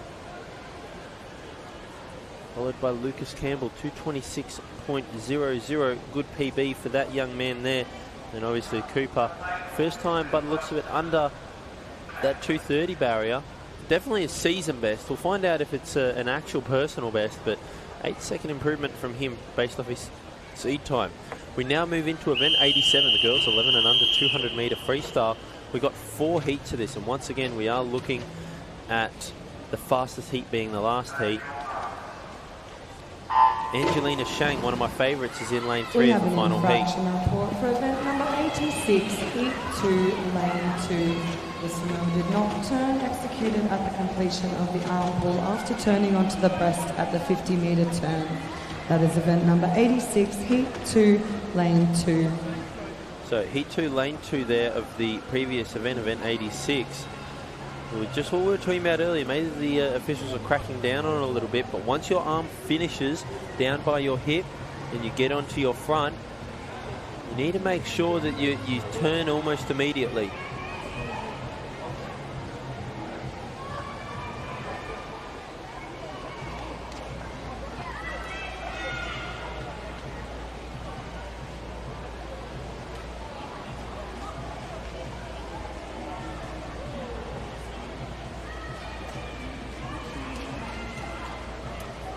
$200-metre freestyle time. Boy, how many of these we got? Well, just It's, 4 27. of our 11 and unders. We've got 27 in a row though, don't we? 3 of our boys. 13 of our 13-year-olds. And then 7 of our 13-year-old boys. I think that what this is really saying is, compared to last year, the number of athletes competing in these 200-metre events has just increased exponentially to a point where we weren't prepared, which is great. It's fantastic news for the sport to have, one, so many athletes racing in the 200, but two, so many athletes who are actually qualifying in this event under that qualifying time that was set, which means that next year we may be making that time a little bit more challenging, a little bit harder, and it means that the quality of our athletes is getting better every year. Exactly. I've been speaking to a couple of people and they said if they set these qualifying times last year, they would have had complaints out the wazoo that these qualifying times are too hard for my kid. And unfortunately for next year, that means these qualifying times are going to be dropping again, because as much as you want your kid to make as many times as possible, you do need to take into consideration that the officials and the people on pool deck that volunteer their time, they're here for 7-8 hours, and then they get a 1 hour break, and then they have to do another 3 or 4. You don't even have time to go home. And also, if you want to do an event at the start and also one of your favourite events at the end, you've got to hang around for that 6 hours in between. You can't actually get a good, proper relaxation in between, because most kids will just hang around in the indoor pool. Now, I tell you what, though, just to briefly interject here, 2:56 was Elena Wang's entry time, and she's just done a 2:37 in lane 0. Yeah, she knows she's that good. She just wanted to flex on the rest of the competition there, I think. That's amazing. I'm surprised she's not up on the lane rope. That's I would have been. enormous. Taken off 5 seconds per 50 metres. I was about to say we're into the seated now, aren't we? But we're not. No, because this is our 11 and unders. So that time would have put her into the fastest heat. Wow. Could we see someone potentially medal from outside? I doubt it, with the way that these girls are improving. I would love it as well. And I think if there's ever going to be an event, it's going to be this 200 freestyle, because you don't do it as often as an 11-year-old. You do those 100s and 50s on repeat. But doing those 200s, some of these people in heat 1, 2 and 3, as we've just seen, might not have the most up-to-date times. So this is our second heat into the water. Charlotte Grover out in the lead, behind her Lola Waddell. Both girls out in 34 and 35. Quick first 50s. In saying that, though, we do have our main athletes in the final heat and in the middle of lanes. Victoria Dang, Angelina Shang and Claire Danny. All very, very good quality athletes. Mia Clements as well, more known for her backstroke, I believe. Absolutely, there are a lot of these swimmers in this fourth heat who have already picked up a stack of medals this morning as well. So they've already had their first event of the day and collected some bling there. And they'll be looking to add to that.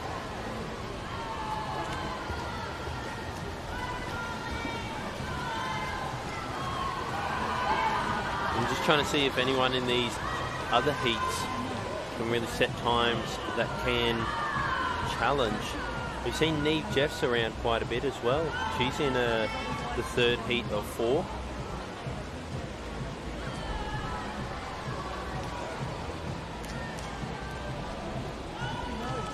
Yeah, definitely some names that have been performing across the weekend.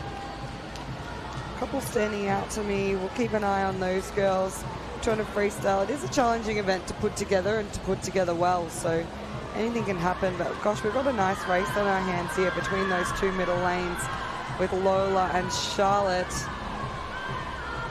Lola in this last 50 just brings in the legs, powering home.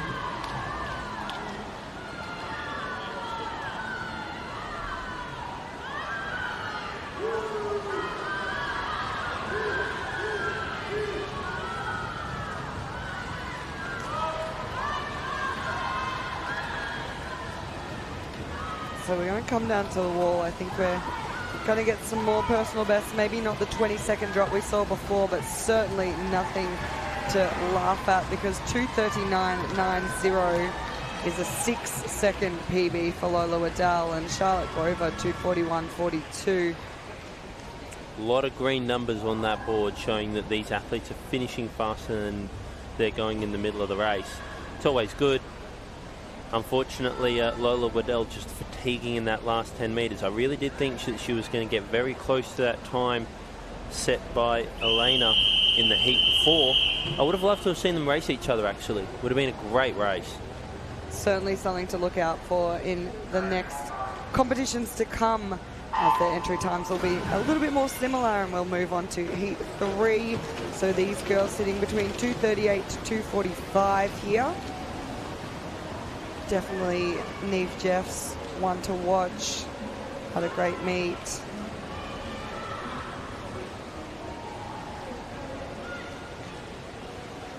Out well early is Amber Liu.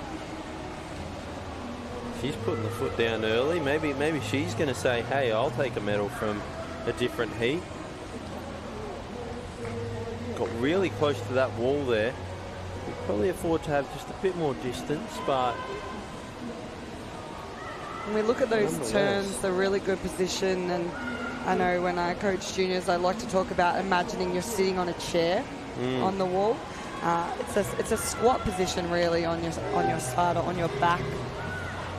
If you are closer and your legs are that little bit squeezed together more, I always tell my athletes, imagine you're trying to jump off the ground from that really, really deep squat. It's going to be a lot harder and more challenging than from just that 90-degree angle squat. Well, I'm not sure if I'll be able to convey this the way that it is in my head, but here we go. There is more story time with Elliot. If you can turn 10 centimetres further away from the wall without missing it, then you're actually saving 20 centimetres, because that's 10 centimetres in and 10 centimetres out. If you can do that for 4 turns, you're a metre faster, or close to. So it's just the idea. There's obviously the optimal range, because there's also power comes into it. Not necessarily the closer you get is better, but once you, as you said, sitting in that chair, creating that 90-90 angle in your legs, it's ideal. You do generate most of your power above that 90-degree angle, but you need to set your feet on the wall in a very firm place, which is why we expect that 90-degree angle. Anything less than that, where you're getting closer to the wall, starts to become very cramped and very uncomfortable. And it tends to be a sign of over-rotation too, because if you over-rotate, where your head ends up in the turn, you're going to pop up towards the surface quickly, and we don't want to be in that drag zone, so you certainly want to get off nice and low. As the girls come down to finish, we are almost going to see our first sub 2:30, not far off there. Cynthia Zhang, 2:31.13, ahead of Yuna Lim, 2:33.08, and Neve Jeffs in a 2:33.27.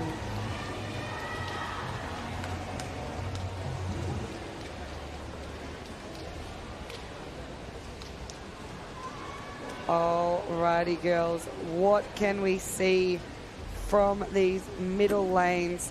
I think there's going to be a lot of action coming from the center of the pool here.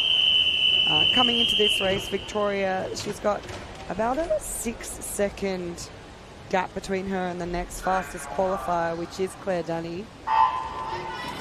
Did someone say sub 220? I would love to see sub 220. Sub 220 is definitely on the cards. I know that I was close to that as an 11-year-old, and we've seen quite a few of these 11-year-old females go faster than the males. They really have. They've been superb across the weekend.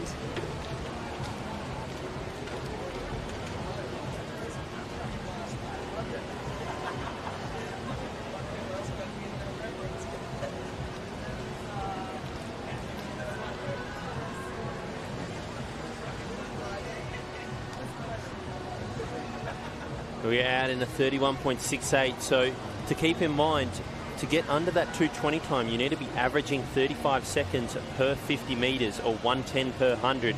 So out in a 31.6 and a 32.4 and a 32.6 either side of her for Claire Danny and Angelina Shang, showing some very good intent early on.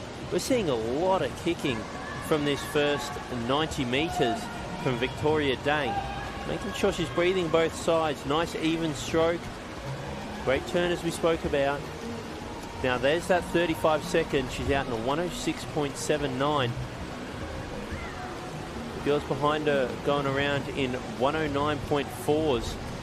Even Cadence out there in lane 6 has started to make her move.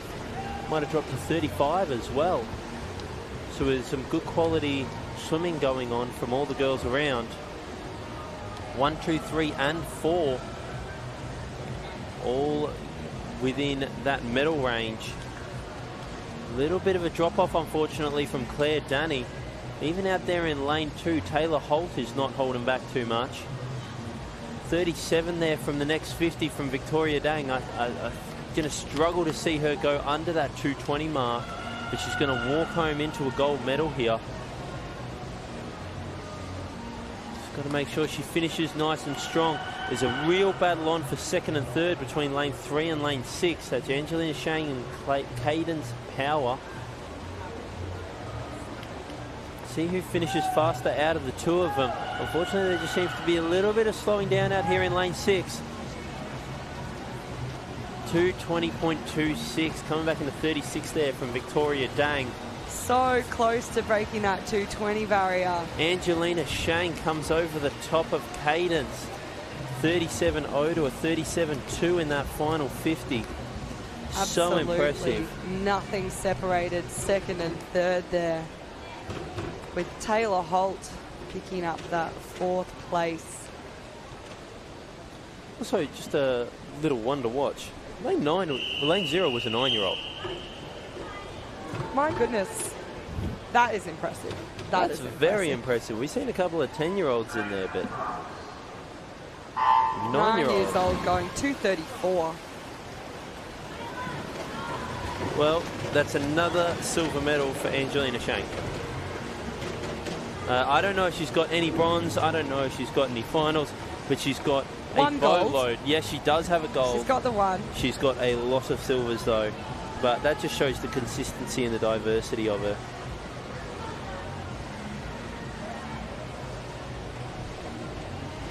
So we move along now. It's event 88, the boys 11 and under, 200 metre freestyle. Got the 3-timed finals in this event this morning. Taking us out nicely here, Lawrence Gale. He's had a really fantastic meet. He's been in a lot of these early heats, but putting on really big performances and nice personal bests. Definitely a name that I've mentioned over and over. Scott Yeo out in lane 0. He turned in second, followed by Sean Deng in lane 2. Now, you mentioned him a lot, but there's a reason you're mentioning him a lot. Although he's in these earlier heats, you can only beat what's in front of you. He's actually getting out there, getting competitive, making good improvements on his time just about every time. So he's a very impressive athlete, and he'll definitely be one to watch for the future. He'll be heading up to those 12-year-old categories for if he decides to do this event next year. But 116.2 out there, he's going to easily walk under that 240 mark, you would expect. Now, don't put the commentator's curse on the poor boy. I'm calling it. He's still looking very good. You can see he's got that pretty consistent kick there, which is always some of the skills we look for with our junior athletes. If they can maintain their stroke and really hold it under fatigue, I think that's a massive one, particularly in an event like a 200, when you do push it out hard, are they just falling off the aeroplane towards the end, or are they managing to maintain skills on the turns and their stroke throughout? 41.77. If he comes back under 42, he's going to get under that 240 mark. Oh, and he's lifted. Oh, he's lifted as well. Look at this. Look at the stroke rate come in from the young man. I didn't doubt you. I never doubted you. Lawrence, I love your effort. Look at this kid. He's absolutely flying at the moment. Unfortunately, we've had a small problem with the touchpad saying Sean Deng is already finished, but 205, not bad for an 11-year-old. very impressive. Could go to nationals with that kind of stuff. But it will be Lawrence who does take out this first heat. He is well under that 240 mark, 236.50. Flies home in a 38. I think he can go a little bit quicker in that third 50 next time. What a performance from him. Hugh Sharp finishes in second with a big celebration, 241.37. That's an 11-second personal best for Huey. And then in third, William Siddles, 241.92.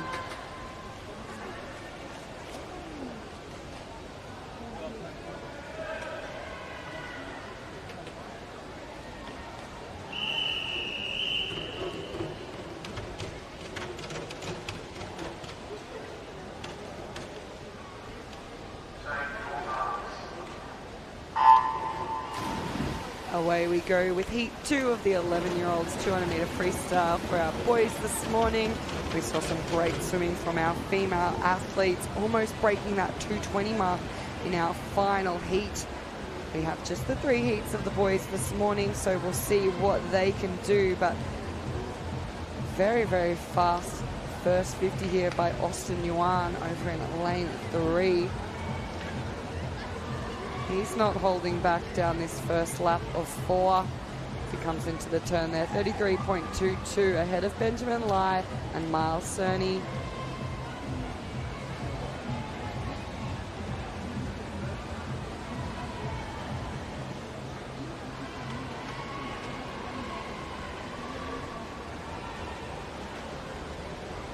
Now we saw a 31 be the opening 50 from Victoria Dang in the female event of this, but then she just dropped off, started hitting those 36s and 37s in the back end. Spoken about many a time before, you want to keep it within that 2 seconds of that first 50. You're going to see if Austin can do that at the 33. Next 50 to 38, so just outside. It's always that problem when you're a kid. You think, I want to get in there, I want to get it done, let's go, let's attack it. But there is a benefit to just letting it happen, let the race unfold, and then making you move when it is the right time. But doing that takes a long of course, time. it's definitely something that, comes with experience. And over the years, it's a skill that you develop, that ability to know what different speeds feel like. So our top athletes, when they swim a race or a swim, they almost know exactly the time they're going to have performed. Particularly at training, you want to do those repeats in the same time. So, you know, if you're feeling a little bit more tired, how it should feel. These kids are just learning, you know. For some of them, they will have done their 200-metre freestyle to qualify for this event. And this might be the second or only third time they've done it. So there is going to be that growth as they mature. It is a nice swim from Miles here to come up alongside Austin. And he's really challenging down this final 15 metres to go. They're breathing towards each other, so I think the race is really on here. I think Austin has saved up a little bit. He got out to a good lead, used that middle 100 to relax, and is now putting in a bit of a hero swim. Really nice. I like that he popped his head down at that 5 metres, the flags to go, and he kept it down. 233.45 for Austin ahead of Miles, 233.51, and Benjamin Lai finishes in third, 235.07. 43 on his third 50, 38 on his last 50. So I think he had a little bit in the... He just wanted to be a showman, give us something to get excited about. Last lap specialty. Yes. Okay, so a couple of these athletes already scoring some medals this morning. Yi Yang in lane 3, Caleb Smith in lane 6. So we might have a little bit of a challenge from some of those outside lanes taking on the golden lanes of 4 and 5 here.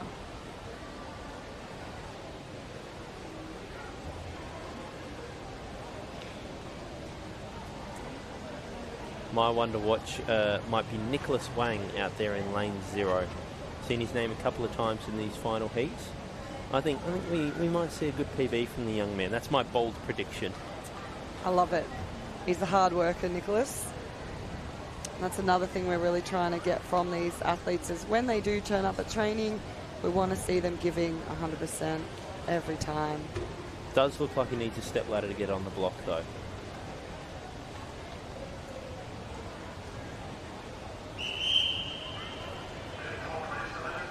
They're just getting the swimmers to clear the pool now. Unfortunately, just a bit of a delay with the scoreboard. Not quite sure what's happening, but there are some officials working behind the scenes rather frantically. It looks like we're about to get underway.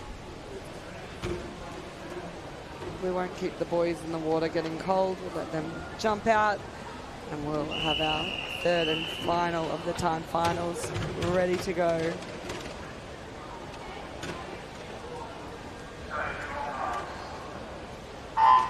I've just noticed in lane 8 and lane 9, they've got their events written on their arm. Any new parents out there? Junior, this is the key. It's golden. Any new parents out there, especially for the young boys, we're forgetful. We won't remember where we're meant to be and when. Grab a pen, grab your kid's arm, write down the event, the heat, and the lane that they're meant to be in, and then you can make a little grid on their arm, write it down. It's like a watch that you can't lose. It's a fantastic, and it'll wash off after a day. Don't use Sharpie, that might be a bit much, but just grab a pen, write on their arm so that the kid knows where they need to be and when. The one lesson to learn is remember to make it so that the athletes can read it. Yes. Not write it upside down, because Yes. I have seen parents do that before, which is quite entertaining, watching the kids try and twist their arm around backwards to read. They're in event 6 and they turn up to event 9 by accident and they miss their race.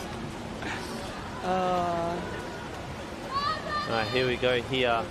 Callum Wilson leading them through in that 1:10.66. Now, a lot of kids there dropping those sub 40-second times for that second 50, which I like to see. 1:10, 1:11, and 1:11 for your first 3 athletes at the halfway mark.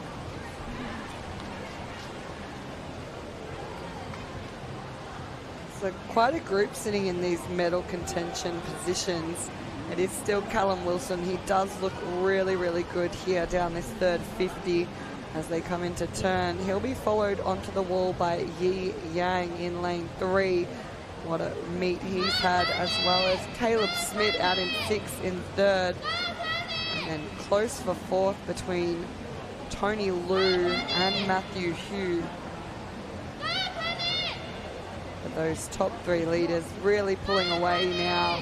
Callum Wilson just trying to hold off that last-ditch attempt by Yi Yang.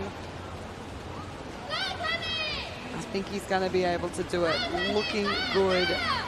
Down under the flags. He was out quick. He's come home well. It will be Callum Wilson, 225.88 ahead of Yi Yang, 226.29, and Caleb Smith, 228.29.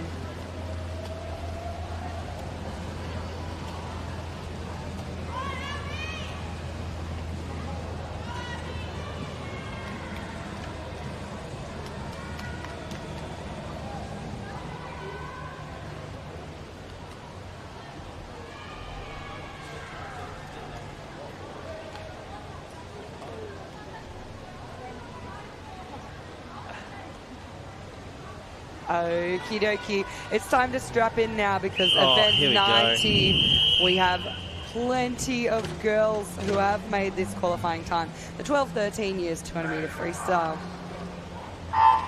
13 heats of this event. 13 heats. Remember, these girls are looking for a spot in the final, so top 10 will progress through to tonight.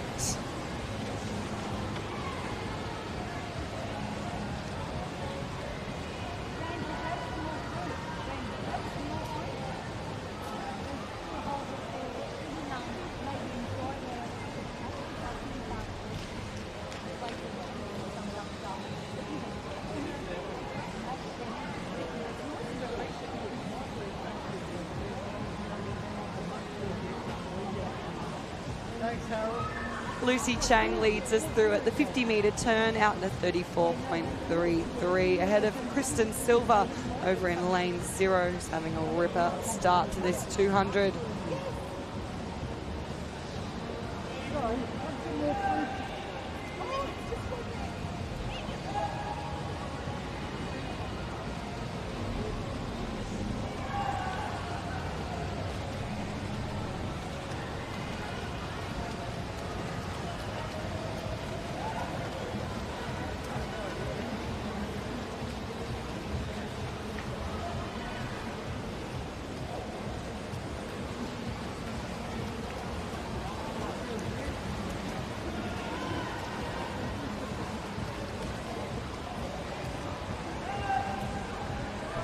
Through at the 100, and it was still Lucy Chang, the one to beat here. A little bit of a shift in gears by Naomi Nye in lane 3.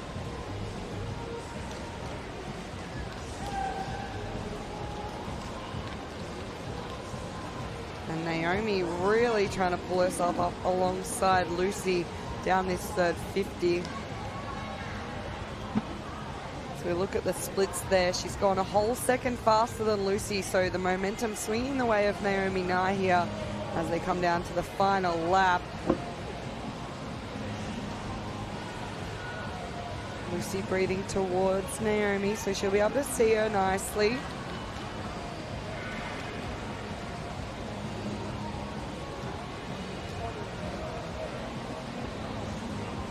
Leah Rudolph also starting to make up a little bit of ground. A very quick final 50 from Matilda Bibero in lane 8. Onto that finish, Lucy Chang just holds off Naomi, 238.89 ahead of 239.04. And Tilly finishes off third there, sneaks her hand on the wall, 1/100th of a second in front of Leah in a 240.06.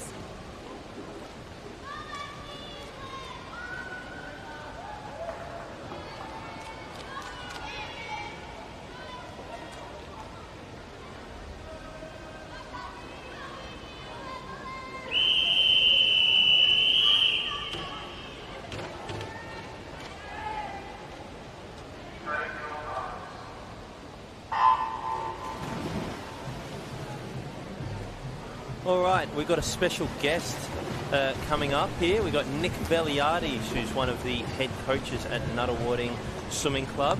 Been involved at many international competitions. I believe you were on the World Short Course team at one point? World Junior Champs. World Junior Champs, yep. Sorry. Yep. But joined here, you're back at Nuttawarding. How are you finding this year? Yeah, good, Elliot. Yeah, thanks for having me. No, it's been a good year so far. Good preparation into age nationals, and this meet really just forms part of that preparation. Your squad, are they mostly made up of age groupers or open swimmers? I've got a mix of age groupers and open, probably 50-50 split.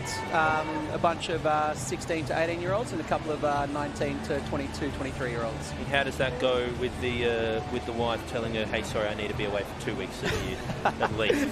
Plus Threadbow, plus this meet, you know, just with 2 young kids, I'm sure that it's very easy. Yeah, 9 and 11-year-old at home, and to be away for the 3 weeks of the school holidays, I'm not always the favourite husband of the year, but yeah, that's the job.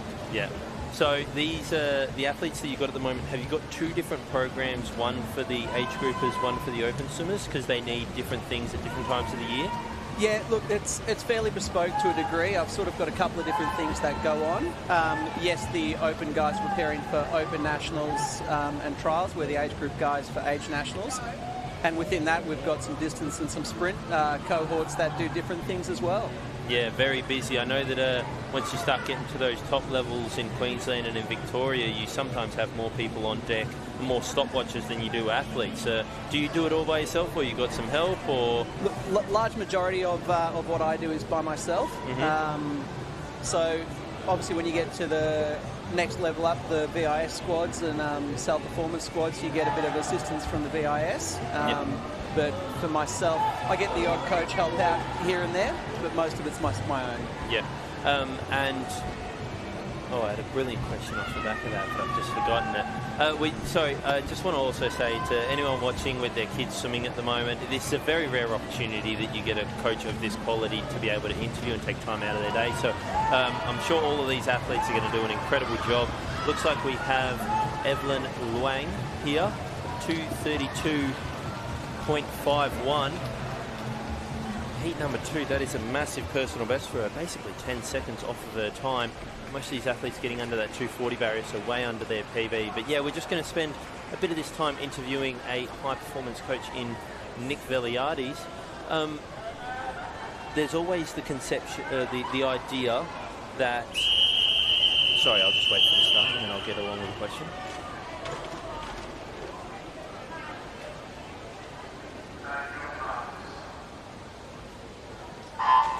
There's always the idea that you base your swimming off Olympic cycles. Now, do you do that seeing as most of your athletes go to Olympic trials, or is it just every year you just smash them as hard as you can? Look, with my athletes, a lot of them are developing athletes, in particular the age group guys. So as much as you plan for the Olympic cycle, for some of them, they're going to be hopefully making their first Australian junior team this year. So that does form part of their preparation for the Olympic cycle. But really what I like to look at is a long-term development plan for the athletes and basically following that. And it doesn't always fall nicely within an Olympic cycle. You know, if you're 17 or 18 when the Olympics come around and your peak age is 22, it doesn't mean, you know, that's the end. You know, you might be looking at the next cycle. So it's good to hear that you yourself, and I'm sure a lot of other coaches there, have long-term plans for their athletes. It's not just, I need you to perform right now because it makes me look good. It's what can you do to get the best out of yourself, not right now, but necessarily in 5 years' time. I know when I was 16, even Rowan Taylor came and sat me down and said, you're not going to see anything until you're 20 years old. And that's very hard to hear as a 16-year-old, and especially when a lot of 16-year-olds are up there performing and doing good things on the national stage, and some of them even getting to the international stage. But having to trust that these coaches know what they're doing, they've seen it before. How many years have you been coaching now? I've been coaching for about 30 years, just over 30 years. So you've seen many kids come through programs that you've run. My next question was going to be, what do you want to see from some of those people trying to get into your squad? Like, do you have values that you want your squad to be based around? Yeah, look, and so the people trying to get into my group, or even the people coming through as juniors, the key thing that I try and install in them is the ability to be coachable. And by that I mean they need the ability to make changes, take on feedback, take on instructions. And it's not about me having to go saying you're not good enough. It's about me showing you ways that you can be better, and then you taking on that new skill. Once they've mastered that skill, I'll move on to the next piece then, and the quicker you can move on from one piece to the next, the quicker you're going to develop as an athlete. So the key piece there is really rate of development. Yeah, doing something wrong isn't a negative, it's an opportunity. Correct. It's an opportunity to be better and to actually improve yourself. If you are the way that you are with things to improve, the only way to get is better. Correct. As we see there, Isabella Paddle out there in lane 1 go a 2:28.29. Once again, taking so much time. I think that's the first person under the 2:30 barrier. So excellently done there from her. 14 seconds off of her PB. My word, the things I would have done for 14 seconds off my PB when I was about 2 years ago when I was still swimming. That's a lovely thing about being an age grouper. You can take those chunks off from time to time. And you can do it any day as well. That's it.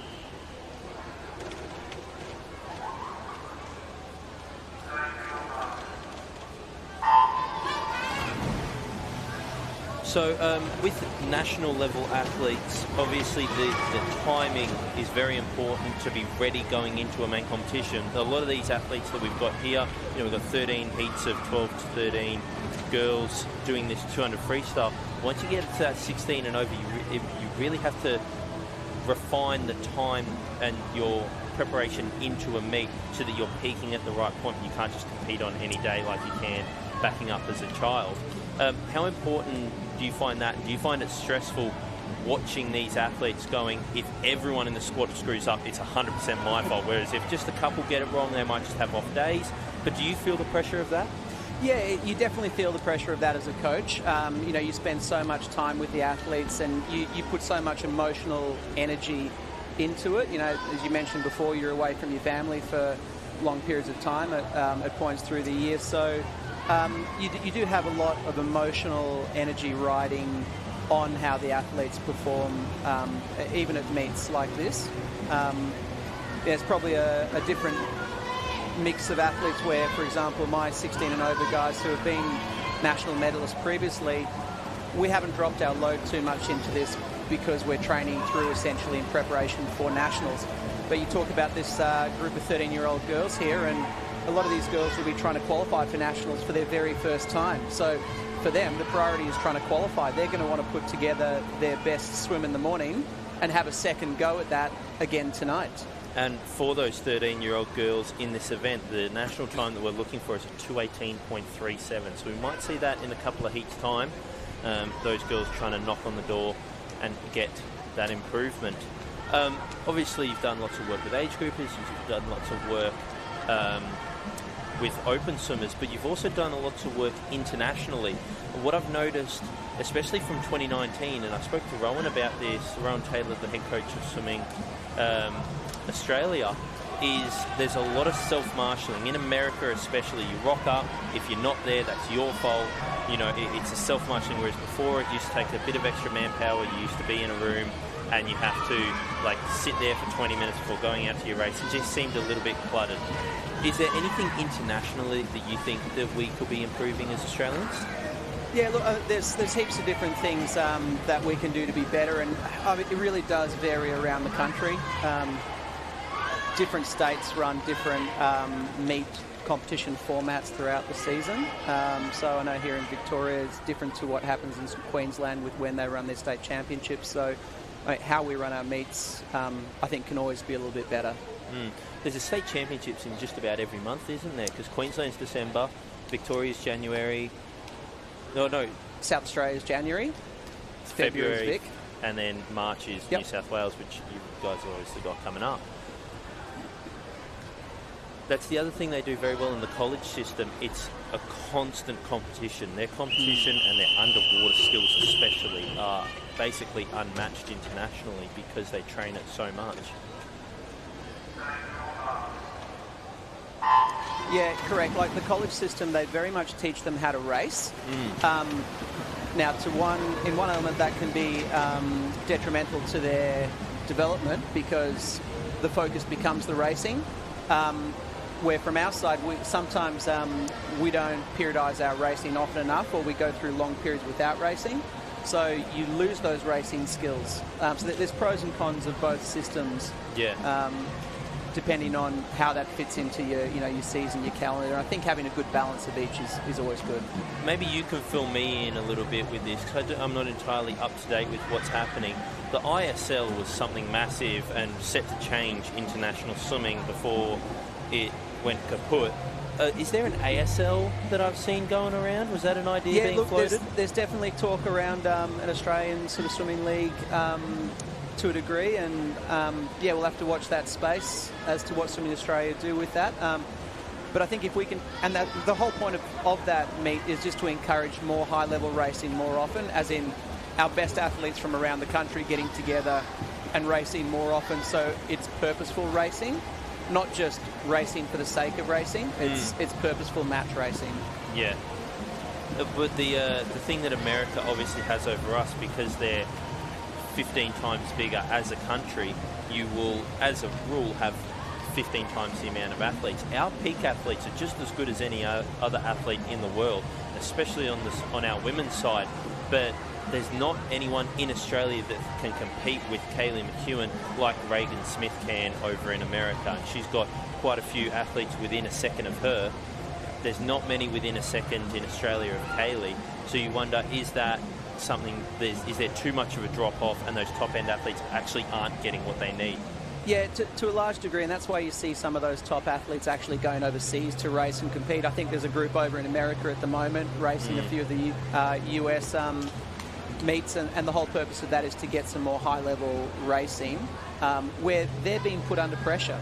Even at a competition like this, you'll see the best age group kids in each age can be quite a bit ahead of everyone else. So in terms of putting them under pressure and asking them to execute their race skills, race plan under pressure, we don't always have that opportunity.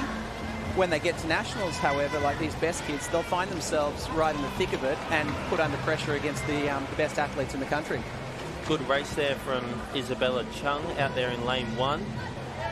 On the other side of the pool, Yolanda Yu within a second of her time, so good efforts being shown by the girls.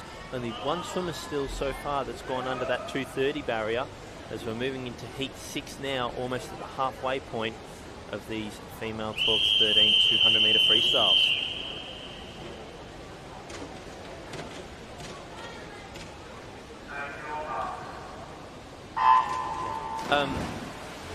What do you, in your personal opinion, what would you like to see? More racing, more match fit racing, or do you enjoy just a hard, fast grind of we're going to go 4 weeks and it's just training on training on training?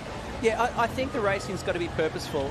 So, for example, if we talk about this competition and its timing relevant to age nationals, this is a great period to be racing and fine-tuning your racing skills in the lead up to nationals. Having a 3-day meet or a 4-day meet where you don't have to come in and do your best events all back to back to back. You can, come in, do one swim, have a good crack at it in the morning, have a good crack at night, is really good preparation in the lead up to nationals. So for my group in particular, the timing of this is really good. And I think when our state championships moves to this long weekend in March next year, that will provide our best athletes in the country a really, really good opportunity to do some good hard racing and fine-tune the skills that they're working on earlier on in the season. They get to do that under pressure, heats and finals meet at states, and then from there they get to move on to the next level, which is nationals. So I think for next year in particular, this will be a really good flow-in for those best athletes leading into nationals. We've got a couple of parents that I'm sure are listening. What's something that you would want to give as bits of advice to any parents watching? So I know that my dad said to me, wishes he got a bit more involved in how the swimming was. He was actually watching a race at the Olympics, the female 200 IM, when we were watching Kaylee McEwen, and he went, "Oh, that was a little bit weird." I went, "Dad, that's a flip turn. I've done that for the last 10 years of my career." Any parents watching, any advice that you would give them to help, make their athlete the best they can? And obviously it's their kid at the end of the day. Yeah. I think it's a really tricky balance for parents to try and strike, because in one hand you don't want to be over involved and being pushy and pushing your kid to do things, but on the other side you actually need to help guide them through, in particular when they go through sticking points or sticky situations where they're not as confident, or they lose motivation from time to time, and that motivation fluctuates. At times they'll be great and they'll do things all by themselves, and at other times it can be hard to come by. So I think as a parent, you need to support your kid as a parent. Leave the coaching side to the coaches, so the specific swimming stuff. Work with your coach on what needs to happen if the athlete's motivation is low, and work as a team. I think working as a team with your club, your coach, the athlete is probably the best piece of advice I could give. And also being open to ideas. Like, you can't just say, this is my kid, this is how it's going to happen. You've got to work with the coach, as you said. So in most instances, most parents have seen an athlete go through a swimming career for the very first time. You've got to remember, as a coach, I've been doing it for 30 years and I've seen hundreds of kids go through probably exactly the same situation. And I've tried 4, 5, 6 different ways to navigate that. And obviously each kid is different with what they want. I know that after a national short course that was held here one year, I absolutely bombed the 400 IM. It was one of the worst races I've ever done, and I literally told my parents, I can't say what I actually said to my parents, but basically, bugger off, I'm going to deal with this myself. Went up to my room, just locked myself in my room, had a nap, just tried to get myself through it, came back later that afternoon to swim a 1500, and I went under 15 minutes for the first time and broke our club record. So at the end of the day, you do need to let your athlete take care of themselves. You can help guide them, but I definitely suggest, obviously, as you said, listening to the coach, because they've done it many times before. And developing the team around them. Like, you hear the Swimming Australia athletes and VIS athletes, they have a psychologist, a nutritionist. There's no reason why, especially when athletes are getting to that national level and you start forming a team around you, why why athletes at that age national level don't have some of those support stuff. Most people have a physio they see regularly. You know, as parents, you try and do the best thing you can with how you feed your kid. Go and see a nutritionist, find out how you can do it better. You know, in terms of psychologists, they can give you tools to cope with events like you were talking about before, cope with disappointment better, cope with success. Coping with success is a different one as well. Like, how do you cope with that so you don't get a big head and think, oh, this is easy? Yeah. Coping with success, and I wanted to bring this up a little bit earlier when you're talking about being race fit and match fit. There's Christopher Wright, the 200 butterflyer. There's a very famous story he tells where there was this kid that dominated age group, would have been the first athlete ever to win the same event from 13 through to 18. And when it got to 18, Chris Wright actually started growing into his body, developing. This kid had won 13, 14, 15, 16, 17 in the 17, 18-year age group back when they were merged together. He was a walk-in for the win.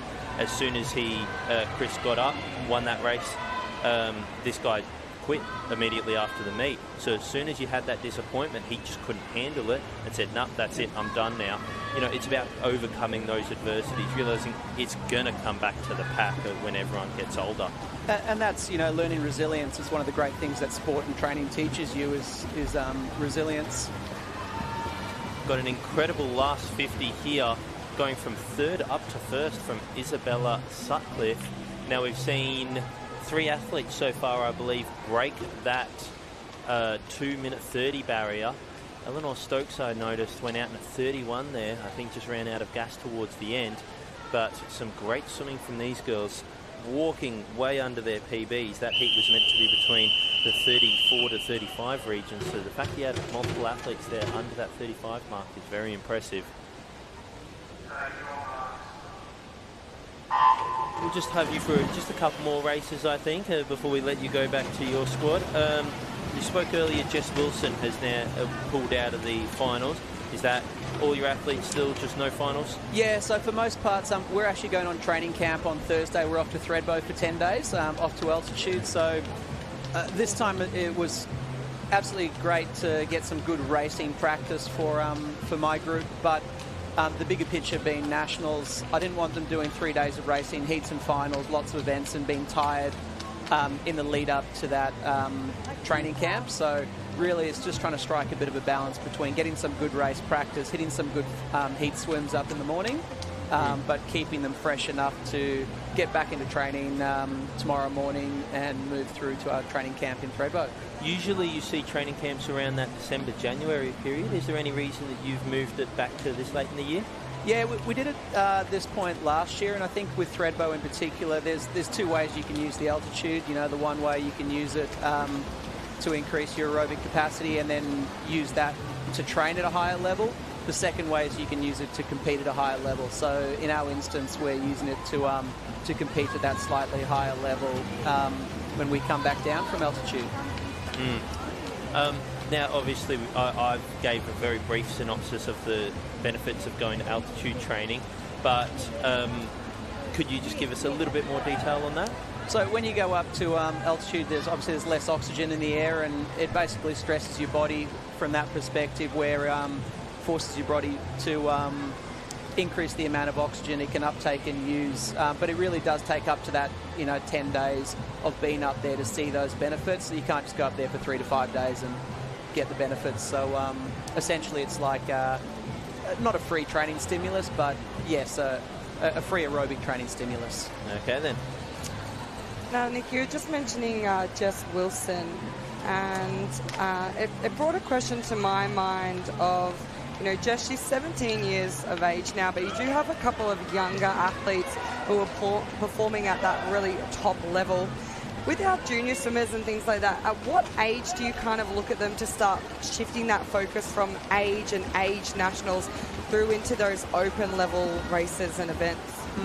So it really depends on the individual, but really for them at that sort of 16, 17-year-old point, we're starting to transition where you open them up to experiences at the open level, but they're not expected to perform at that level. It's about going there, seeing where they're at, and there might be 62 people in the race and they come 60th.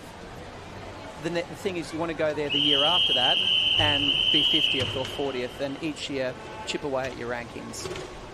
100%, and obviously you've got quite a few of your athletes who will be competing at the Australian Age Championships, which backs onto the Open Championships. Is there athletes that you'll have competing in both, or is it something it's one or the other? No, I don't like to do both. I think 7 days of racing at Age Nationals is more than enough. In particular, more than what you probably need. So to go and do another couple of days of racing off the back of that, they're normally so mentally and physically fried if they've really given their all at Age Nationals that it's not really a positive experience when you go to Opens. Like, I think let them be kids, let them enjoy a meet at their level, let them be successful, and then let them decompress mentally. We will, however, be going to trials. So we'll be using trials and national short course as our exposure opportunities for those age group kids in that open environment. 100%. I was about to say that's probably the biggest benefit in that shift away from utilising our Open Championships off the back as our platform for trials for the major world level events, to now we sort of follow more of the American model where we swim those trials a lot closer. Correct. And for most age group kids, like if you're looking to transition into that open space, I'd suggest Open National Short Course as opposed to trials. Trials is a very tough meet and a lot of high pressure for the athletes who are going for the teams, but short course can be a great learning opportunity and generally a little bit weaker. Well, we've had previous times when short course has been held here in Melbourne. You never actually really see trials here in Melbourne. You had it back in 2023, but short course we had it here for 3 years straight, so it's a much more common for these Victorian athletes. You get to experience a national meet at your home pool.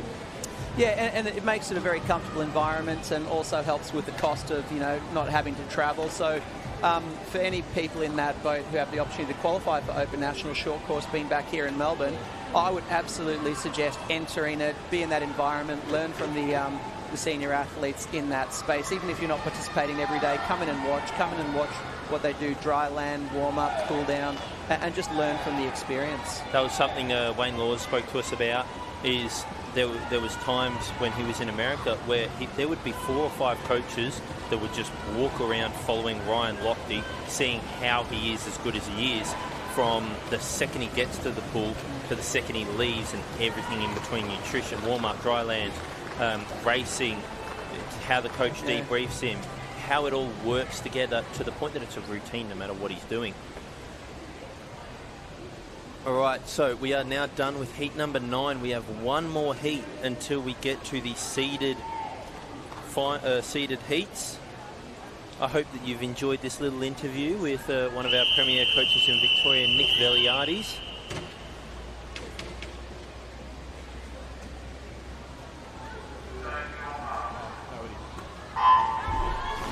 One of my final questions Athletes to you and is, coaches, please be aware event you went to 92 has MLC gone and through to a basically straight final. created your own That squad. is, event From the sense of, 92 like, is you now developed a a lot of straight the athletes final. up Thank into you. those onto Australian teams like David Schlick, and I'm sure you had. Did you coach Gemma as well? Gemma Yeah, Schlick? coached Gemma up until she moved to Queensland. Yep, to World Short Course. Yep. How is that developing the athlete from an age grouper to the open swimmer and then onto teams, dealing with them when they go away?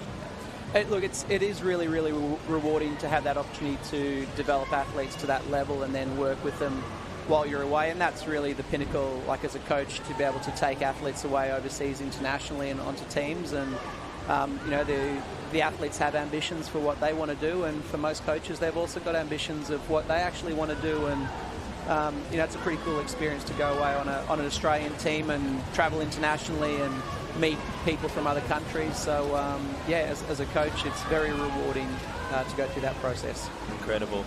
And what about Caulfield? Seems to be a new club that's popped up in the last couple of years. Yep.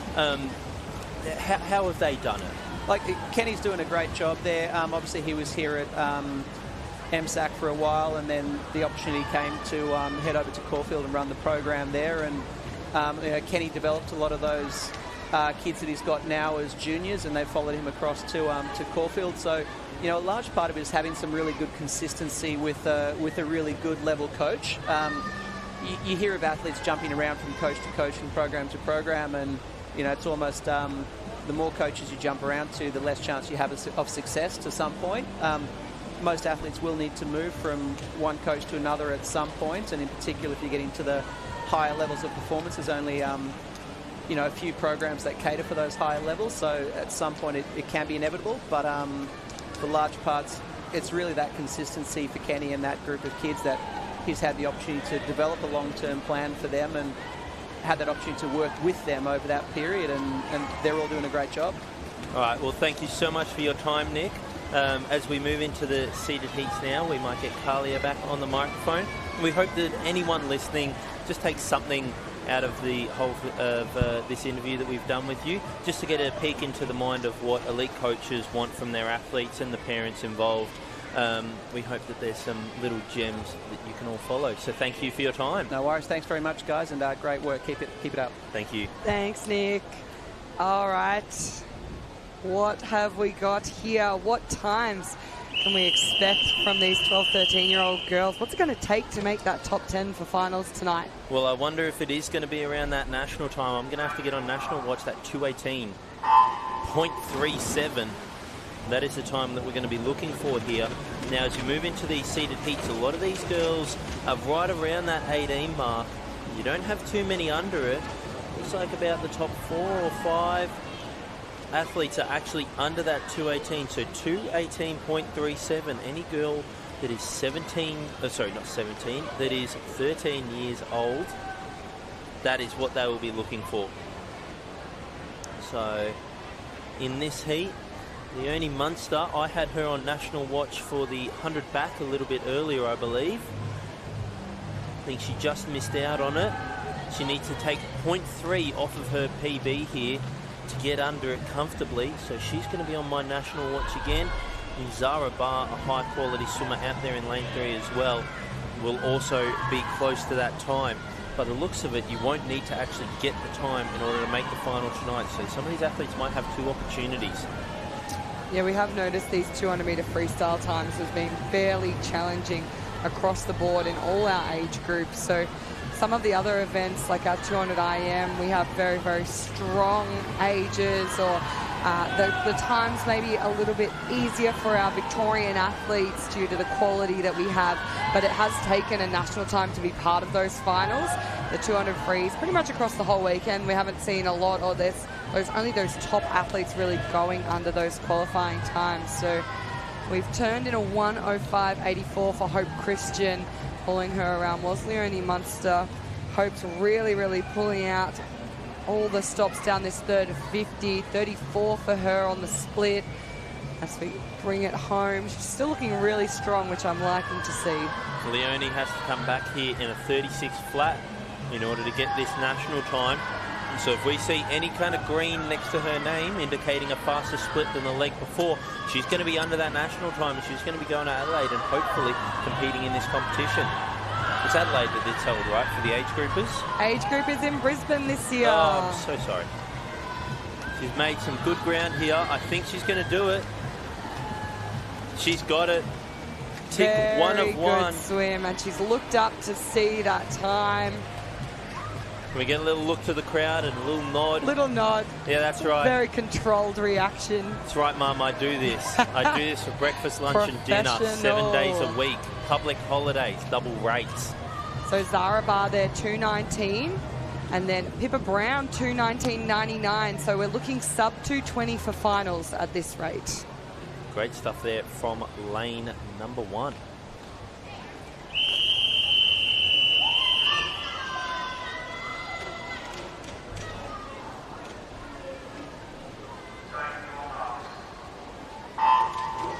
So Madeline here in lane 3 is the closest to the national time on her entries without having it. Jumina in lane number 4, a 12-year-old. So high quality even across the board. Even for those 12-year-olds, they're not just going to be restricted to the outside lane. If you're good enough, you can be in the middle there and hustle it. Yeah, keep your eye on Simone Way. She's a little bit off that qualifying time based on entry, but she's had a ripper weekend as well. We've seen her do some stellar performances. She's out quickly going along with Jumana in a 30.62 and 31.03.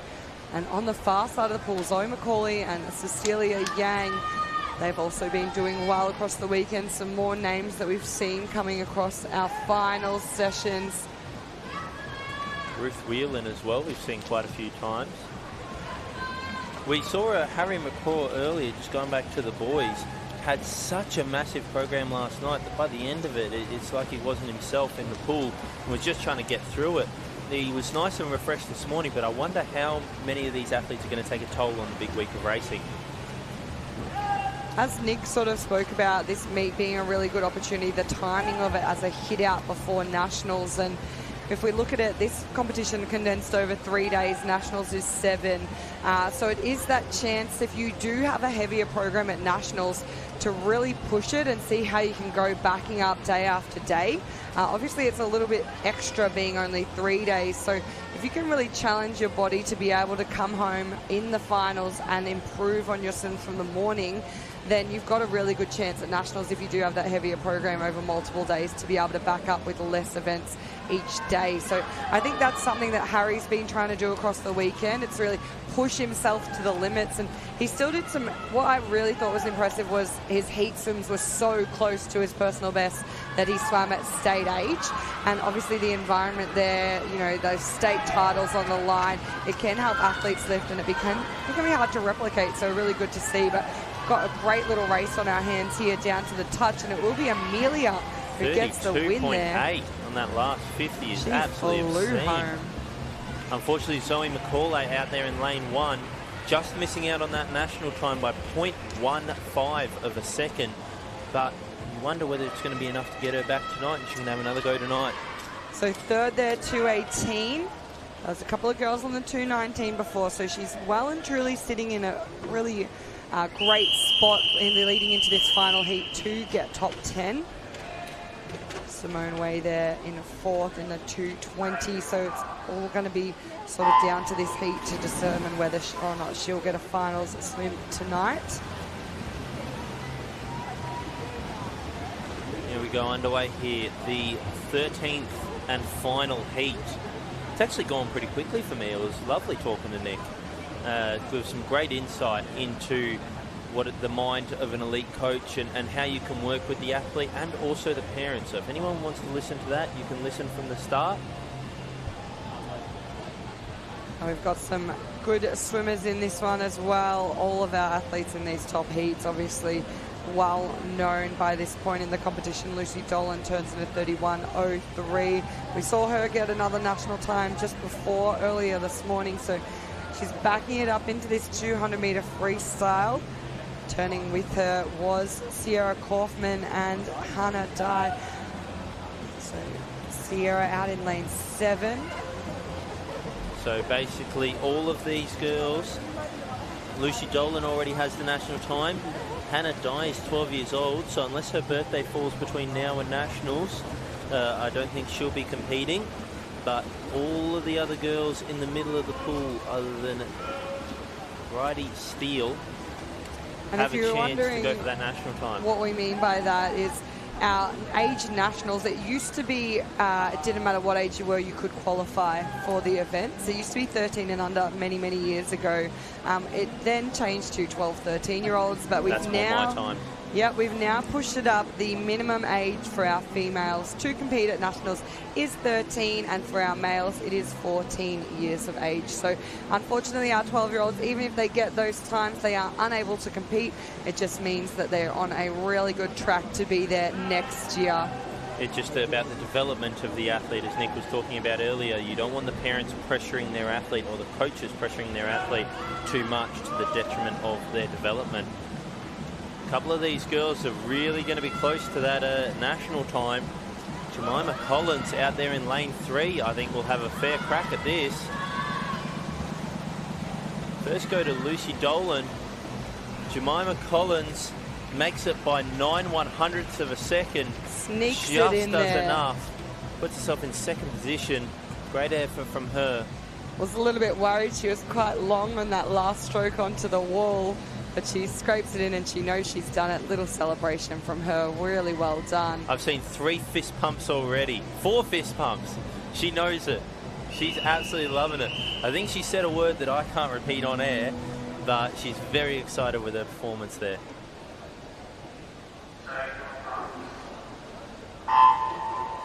Well done to the 13-year-old from Caulfield Aquatics. Now, after being done with 13 heats, you thought that was it? No, we got 7 more heats. We are not stopping yet. Can't stop, won't stop, like a train. I love it. It's the boys 12, 13-year-olds 200-metre freestyle. We don't need to be on Nationals watch for this one, but we do certainly need to be on watch for personal bests and top 10 finishes to come back and race again tonight. This age group has really been kind of stellar. The boys... Oh, this has been my best. This has been the best age group, I think. And mostly carried by Ishak Ismail, who is going to have a nice little challenge on his hands, though, because our fastest qualifier, one of his closest competitors, is Han Tang Wang of Nana Wadding Swimming Club at a 2:03. That's a spicy time for a 13-year-old. I want to know how close he can get to an old great of swimming Victoria. Nicholas Gronwald had the fastest 13-year-old 200.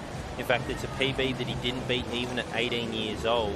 It was 1:57 was his PB at 13 years old, I believe. It is 1:57.94 as a 13-year-old. As a 12-year-old, though, this is a really interesting stat. So, as a 12-year-old, he also holds the record. Do you know what time that one was? Well, so it went 1:57 at 13. At 12, I'm going to say it starts with a 2. It does. 04 or 5? It is a 2:04. 2:04.05. You're right on the money there. So that's the improvement level that we can see between 12 and 13 years of age. And that goes back to when we're talking about the rate of development of our athletes. Particularly, you know, these kids, they have their growth spurts, they get a little bit stronger, get a little bit taller, and it can make pretty much just over 6 seconds, 6.1 seconds difference in 1 year's time. If there's anyone that would know about it, it's one of the men just down there, Liam Fisk, one of his best mates growing up. He's now one of the coaches at Cheltenham. So anyone at Cheltenham, I highly recommend you listen to his words of wisdom, because they broke national records together in relays. That's how good they were.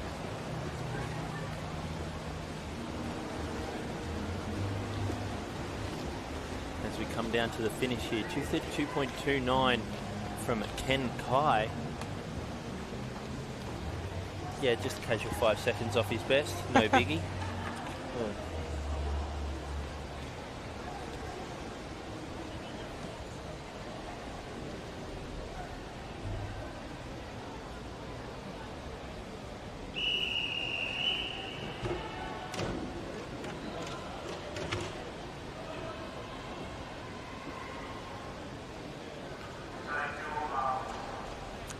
Use that one. Alrighty. We are ready to go.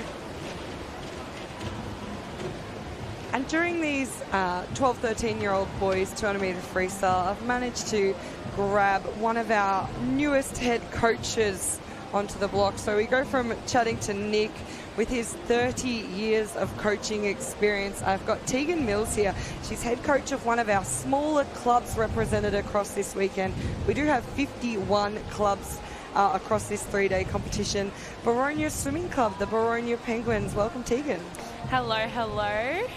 Now, Tegan, what I really wanted to talk to you about, obviously we've spoken to Nick about the performance level and when your athletes are becoming those sort of national level and those transitions from how you go from that state onto national into open. And when we flick it over and we look at these smaller clubs, what we are really, really about and across these weekends is not only participation levels, but these athletes, their opportunity to maybe be racing their first ever competition here at Metros.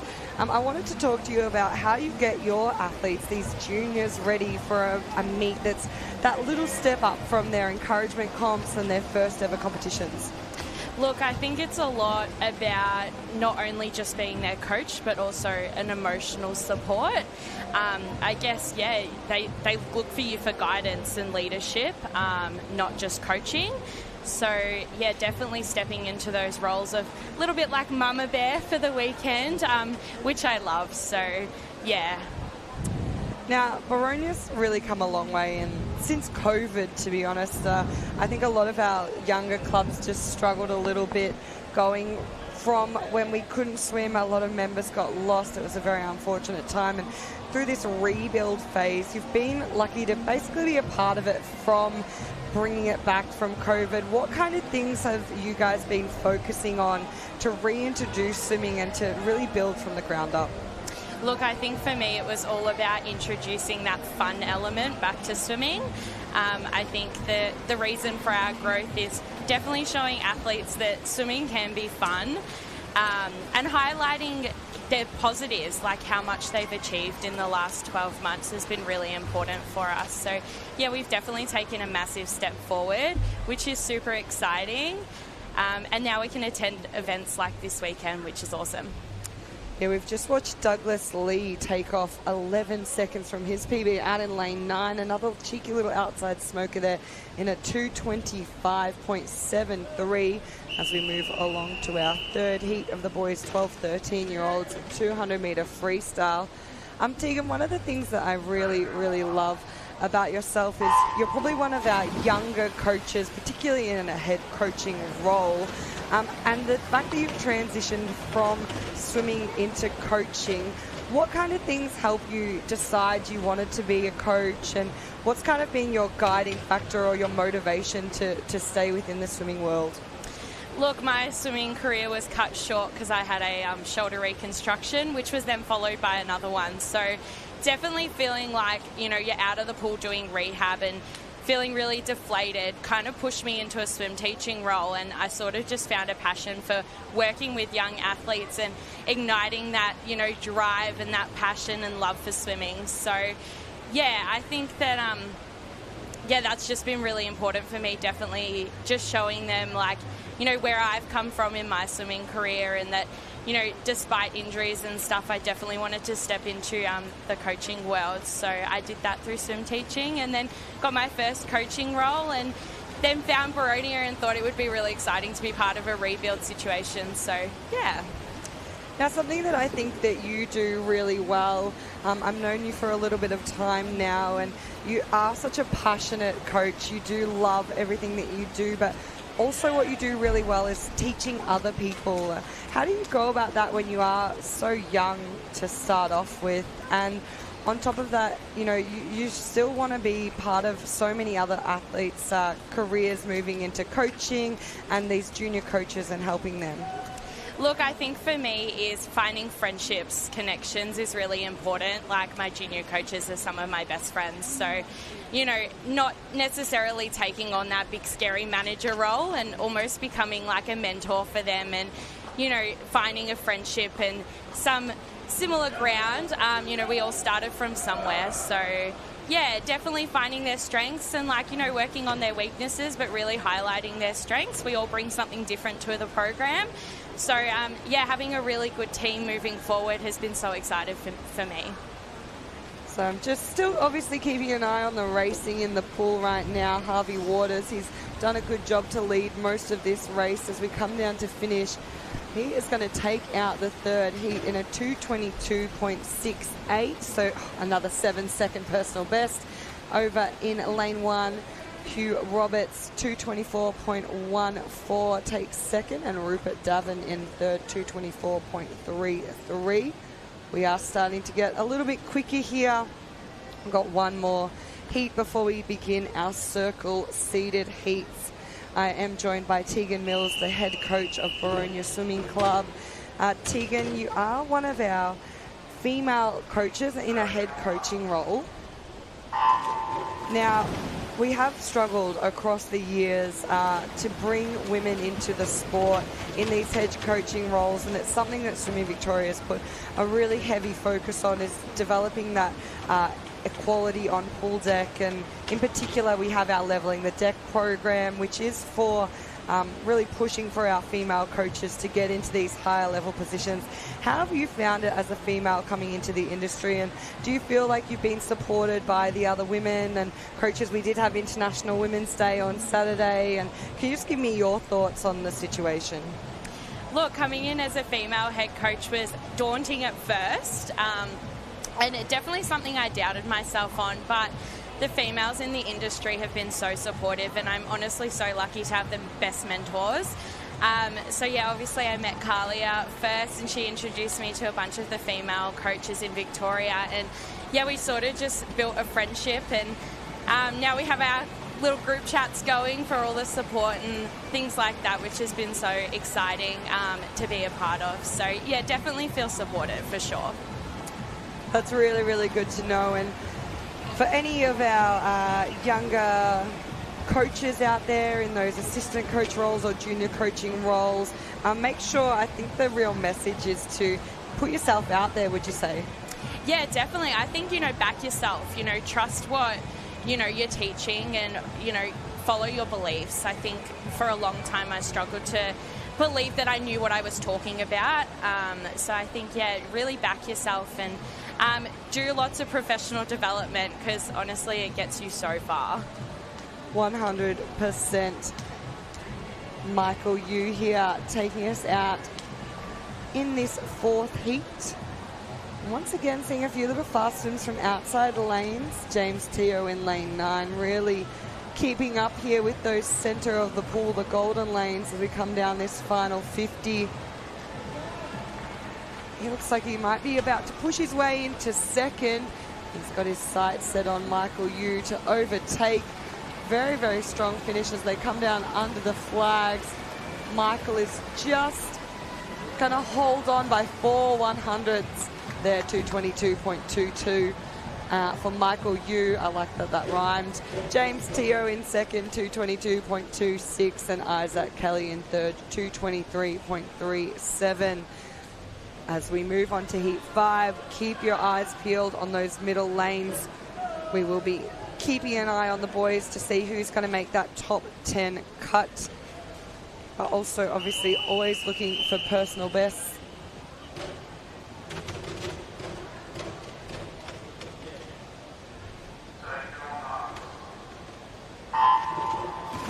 Now, Tegan, I know you've had a few swims from athletes across the weekend. Do you want to just give us a little bit of feedback on how Boronia have been going?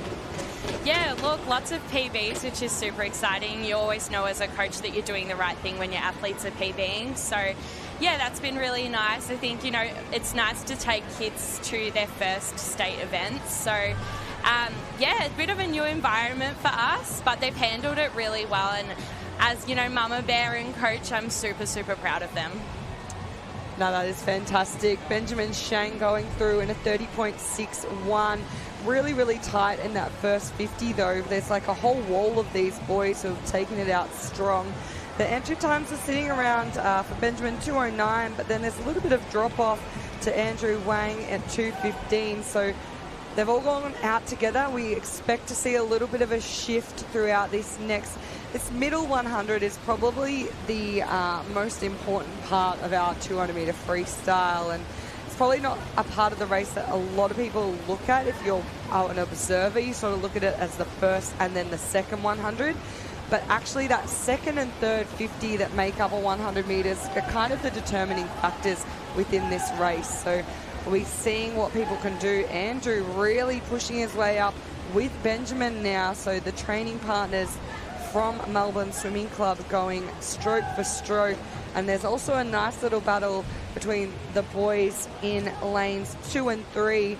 Those blue caps, but not the same clubs there. Camberwell Grammar, Quinn Richards, and Ivanhoe Swim, Andrew Spencer.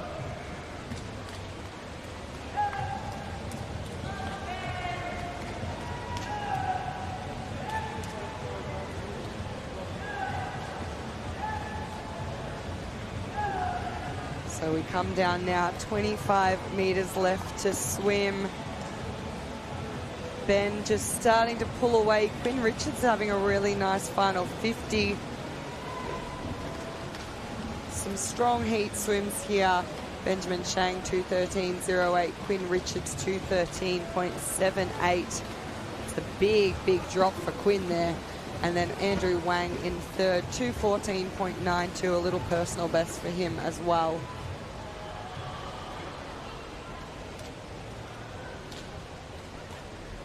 So fourth sitting at 2:16. Usually around that top four. Top three can tend to be the ones to go through, and fourth, you're playing that waiting game of whether or not you're going to be in a final. I was just having a chat with Liam Fisk over there. He said he's a bit disappointed that none of these kids have gotten up and beaten Nick Romwell's state record. So high expectations from the Cheltenham coach. Or maybe he just hates Nick. I think he's more upset that Nick's starting to get good at golf and he's beating him a little bit now. So you have to watch out for that. Very solid start here from Ishaq Ismail, with Lachlan Harris sitting in second and Evan Niam in third. Quite the block of Surrey Park boys in this 12-13 age group. They are in lanes 3, 4, 5 and 6 in this heat. So all the training boys, the buds together. Don't quote me. This is another one of Elliot's random thoughts, and I don't know if how true this is. I believe Surrey Park, because they are so good in the juniors, as we've seen, might be one of the richest clubs in Australia. Just from the amount of kids they have come through their door, and their Learn to Swim program is so strong that you see them executing really well in these younger age groups. The next step for them is to obviously just hold on to those athletes and create a high performance environment for them. Well, I do know that they have one of the bigger Learn to Swim programs in Victoria. For many years it was Nunawading who had the biggest Learn to Swim program in Australia, I believe. But Surrey Park, the growth of their junior program, they built a brand new pool for their Learn to Swim program a couple of years ago. So when we look at our performance athletes and our clubs, it's really that pyramid. You know, you start off in Learn to Swim, and the more athletes you have at the base of the pyramid, the more you're going to have coming through to the top. So we do know that athletes, as they get a bit older, there are multiple sports on offer. We're going to lose some to your footies and your netballs. You also might just lose some to schooling focuses, music, arts, cricket, whatever it may be. And then as you get even higher to the top, obviously we see drop out if athletes aren't, getting the performances that they might be hoping for and things like that. But speaking of performances we might be hoping for, that's a fantastic heat swim from Ishaq. It's a personal best. We're going from a 2:06 down to a 2:05.82. Lachlan Harris in second, 2:11.15, and Evan Niam in third, 2:13.74. For those playing along at home, the 14-year-old national time is a 2:07.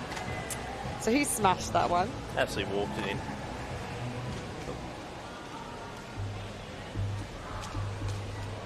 So fourth there, 2:17, which puts the 2:16 in fourth from the previous heat in a good position to be the one that makes the final. So 2:16 probably looking like our cutoff as we come to our seventh and final heat of the boys 12-13-year-olds 200-metre freestyle.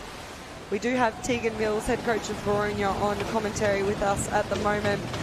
Tegan, one of the other really great opportunities at these events like our Metro Championships is when we do have those youngsters qualifying to come and race here in the heats, they do have access to come down and check out the finals, even if they might not be participating. Is this something that you've looked at for your swimmers, to be able to either come and watch in person to see the performances and see the skills on showcase, or even with our live stream, big thanks to the boys at Big Voice and our teams through KO Freebies and YouTube, the ability to watch these swimmers and where they're really kind of striving towards? Yeah, look, I definitely encourage them to watch the live stream. I'm always linking it in our team app posts, especially because, Carlia, you coached at Boronia for a while, so they're super excited to hear your voice on the mic. So yeah, definitely encourage them to watch finals. I'm always attending myself as well because I'm always, learning new things and seeing some exciting stuff. So you'll see me on pool deck for the finals and hopefully some of my athletes soon. Yeah, I think that's a big thing as well for any junior coaches getting into the sport, you did say, you know, this professional development, and it doesn't necessarily have to be just online learning and things like that. Come down in person, chat to the coaches along the coaching table. What other things might we be, what sort of things have you done for yourself around pool deck? I think just seeking out mentorship from, you know, everyone. I think, you know, it's great to have one mentor, but it's even better to have lots. So, you know, the female coaching community is so lovely and has been so good to work with. So I'm definitely always chatting to those girls. But also, you know, some of the big head coaches out there, you know, building relationships with them, I'm always learning from them. And then passing that information on to my junior coaches too. Now, I'm just watching Lincoln Hall because, Elliot, this is one of your up-and-coming favourites. He's really taken it to Hantang here in this 7th heat. So Hantang a little bit slower than we saw Ishak go in the previous heat. 206.99, Lincoln 208.05. And it'll be Broderick Coyne who finishes in third at a 216.59. So it will take that 216. Will be the cutoff for tonight's final. You're doing some quick maths here, Elliot. What have we been looking at? So, as has been my... First of all, I just want to say congratulations to Lincoln. 3-second PB there. I know that Liam is saying that Nick Gronwald's state records are pathetic, but I think they're rather impressive. Lincoln's put himself within 4 seconds after dropping a 3-second PB there of that record. So I'm not saying it's going to fall, but I'm just saying keep your eyes on the prize. What I was looking at there was Lincoln had a 3.1 second drop off from his first 50 to his second 50, and then another 0.9 second drop off from his second 50 to his third 50. So this is what we're talking about. Those elite level swimmers, they're trying to hit a 26 on their first 50, then 27.5, 27.5, 27.5. That's what you're looking at in the open program. I'm just looking at a 29, a 32, a 33, and a 32. It just seems a bit up and down. And now I don't blame the kid, he's 12 years old, but this is what you need to be experiencing more as 14, 15, 16-year-old athletes, trying to hit those time, refine those skills so that you work on other small things leading into your open age group ages. And that's definitely something that he will be going back and talking to his coach about. I'll be talking to his coach about it. New up-and-coming coach, Elliot Rogerson, look out. We have moved along in our program now to probably one of the most challenging events within the swimming world. It's event 93, the 200-metre butterfly for the 14, 15-year-old boys. We have 2 heats in this event, so just to sort of pinpoint the difficulty in swapping over, we had 7 heats of 200-metre freestyle, just the 2 heats of the men's 200 fly. We saw the women's 200 fly, it's gone to a straight final, which means there are only 10 athletes competing in that event. That is how tough this race is. Gabriel Wong, he's gone out in a 105.16. Just behind him is Hamish Dovin. It's a tough ask to make these boys swim this 200 fly twice in the day, but a lot of them very, very professional. They've already had big programs. And we're going to enjoy watching in the next heat Eli Billman compete in lane 4. Very, very good skillsman. He has great underwaters. We do see that Harry McCraw has withdrawn from this event. So we did chat earlier a little bit about how heavy his program has been. We'll lay off on this one, have a little bit of a rest and make himself sure that he's prepared for all these other races that he'll be competing in today. It's been a really, really nice second 100 here from Hamish Dovin. He's shifted his way on that third 50 into the lead in front of Gabriel Wong. Louis Charat is finishing strong too. The time there, 221.75. It's a 1/100th of a second personal best, but we will take it. Louis Charat there, 225.14. Little personal best for him as well. And then Gabriel finishes third, 226.64.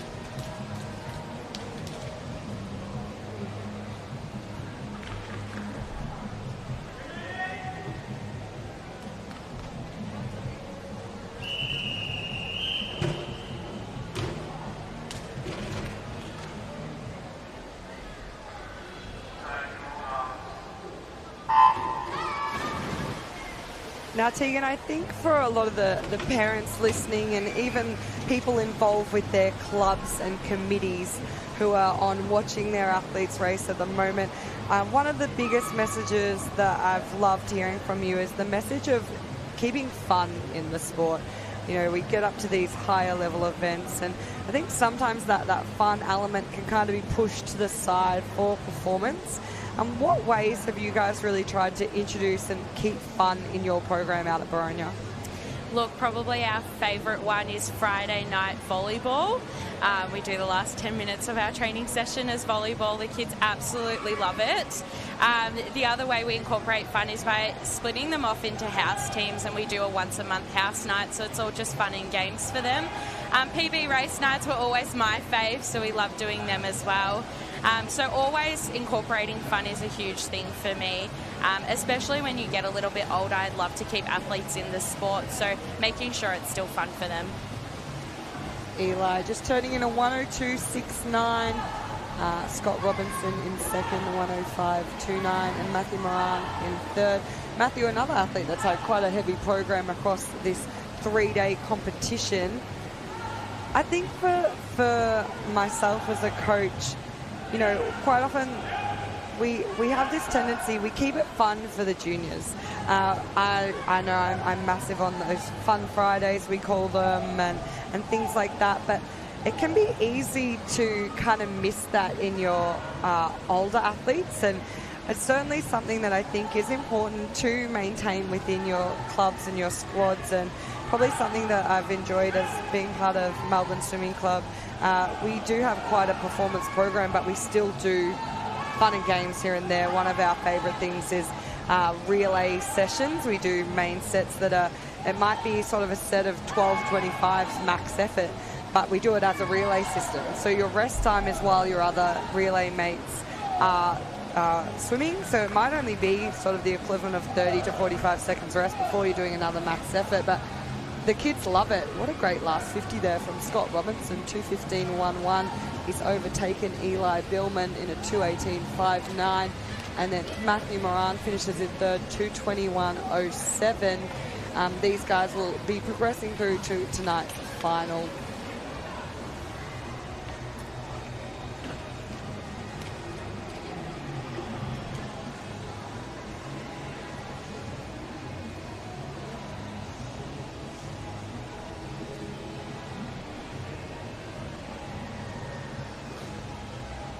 Behind the blocks now, we have event 94. It is our women's 16 and over 100 metre butterfly. 4 heats in the 16 and overs.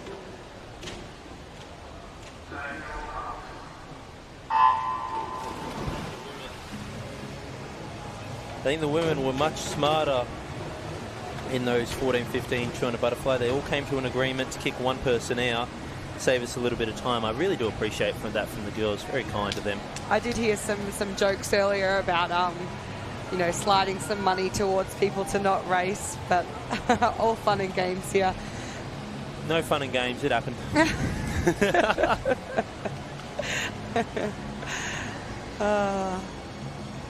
That's not going to get me in trouble, is it? That's not going to get you in so much trouble, Elliot. If that's the worst thing you've said this weekend, I think we're fine. It definitely isn't. Me butchering that name last night might be up there as one of the worst things I've done. I think we send a group-wide apology for pronunciations. But what I do want to make clear is if we are saying someone's name incorrectly, please come and chat to us, because I want to learn. I 100%, every athlete who I have to say multiple times, quite often I'll actually seek out their coach or the swimmer to have a chat and get those names right, because it is important, especially a lot of these swimmers, they're national level, they're world-class swimmers. We do have such a great program within Australia for swimming, so if you're doing well here, you are definitely going to be one to watch on that world stage as well.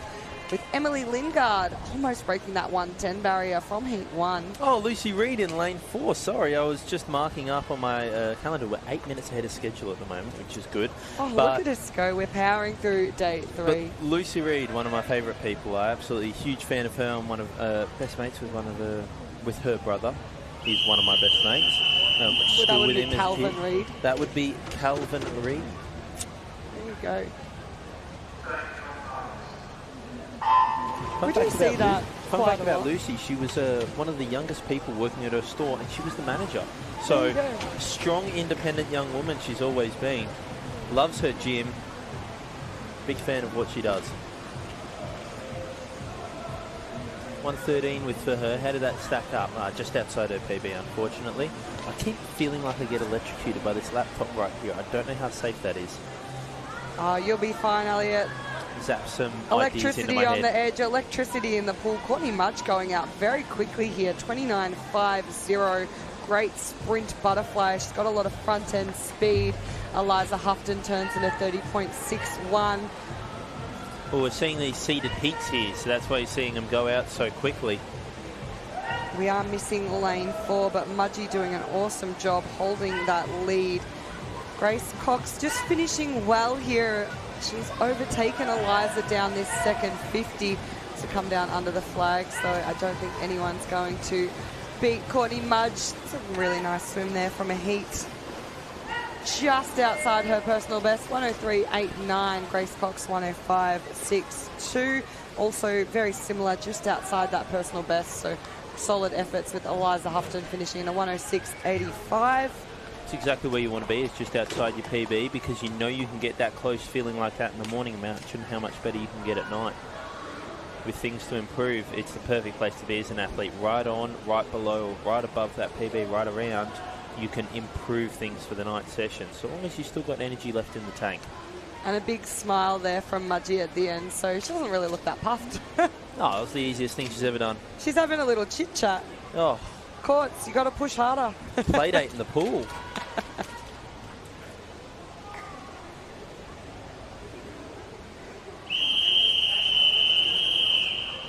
Courtney, one of those athletes that's heavily involved with upcoming junior swimmers.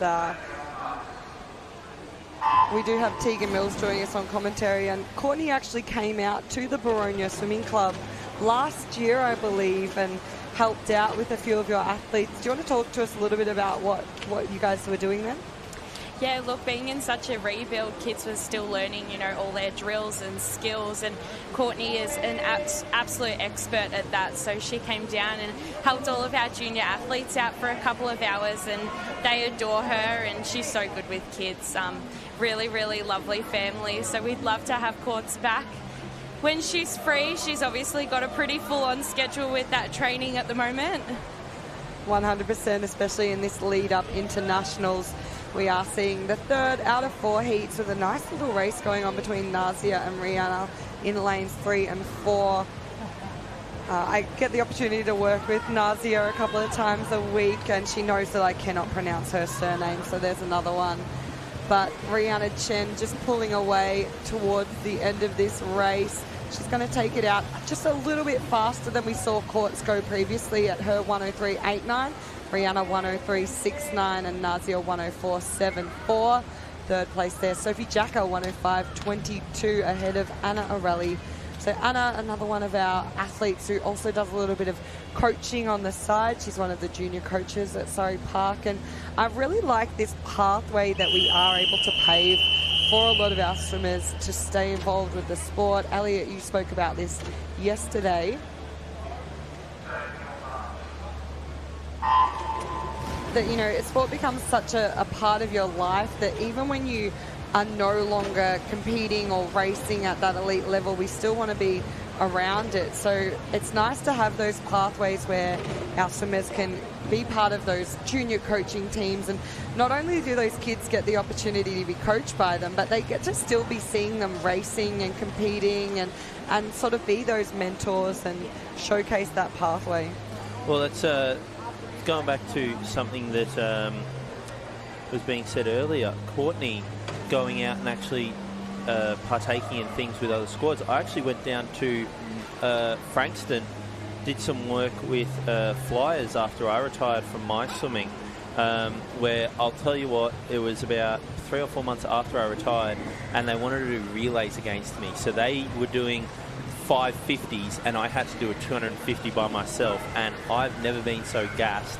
I've never felt so unfit going up against a bunch of kids And they beat me on one of them, but I didn't let them beat me on the second one. That's probably just my competitive edge coming out.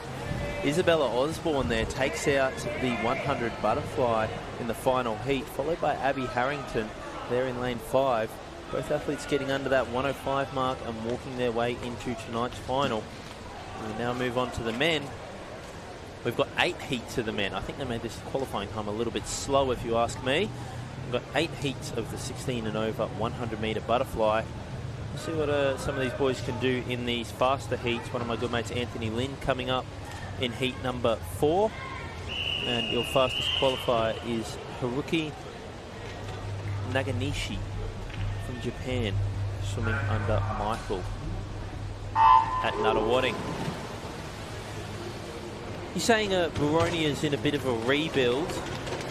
Rebuilding from how are you starting it? Are you getting a lot of junior We have an talent instruction report for event 94, I heat think 2, that, lane majority 7. of our kids The swimmer are executed an focused on, alternating our movement junior of the legs program. after So the our start. all juniors is That is probably our event biggest number comp of the 94, year at the heat moment. 2, lane 7. But yeah, a bit of a rebuild.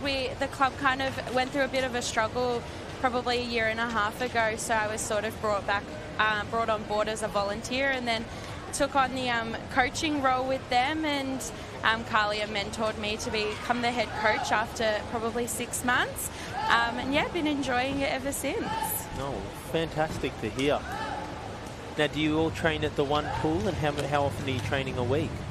Yeah, we all train at the one pool at the moment, and our performance guys are offered about 8 sessions, and our junior guys are in for 4. So yeah, lots on offer there. A few mornings. Mornings have been a tough one for us, introducing that. I never liked mornings. Still don't like mornings. But you got to do it as a swimmer. Well, fantastic to have you here at 11 o'clock. Good thing we've only got about 3 hours left in the session, with 2 1500s later on. But it's nice to hopefully be done before that 2 o'clock barrier. In the last couple of days, we've been pushing out to 3:30. As we come up to heat 2 here.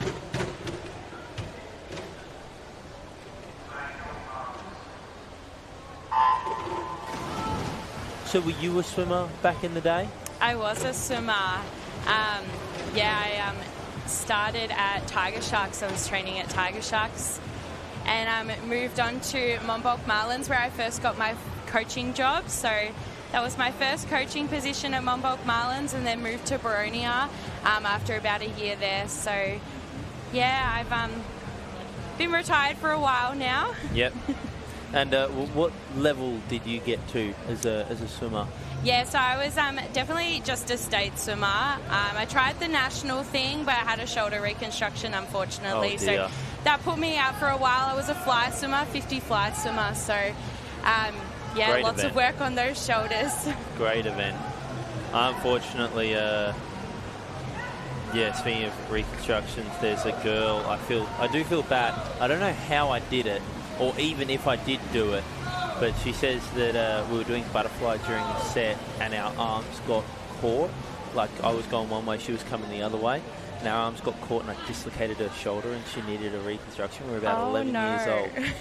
I don't remember it, so I don't know if it happened, but obviously something went on there. I was fine though. Strong shoulders for me. Lucky you. Get those TheraBand exercises in. Yes, I know all about those. Yeah. Do the external rotations, couple of internal rotations. You get up at 90 degrees as well. Yep, the physio appointments weekly. Yeah.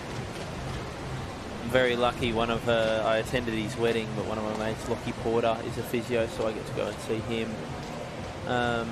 Not whenever I want it. I don't like abusing the fact that I can go see him, but it's always helpful considering I've got some of the worst knees in Victoria. They're honestly dreadful. It's not what you know, it's who you know. Exactly. So we see heat number 3 here. Andy in lane 5 there, taking it out. Out there in lane number 9. Put in a good shift early in the first 50. Unfortunately, just falling off in the second 50, Louis Amorosi. We look out to lane 6 as they making their move from 4th up to 2nd. Patrick Foster.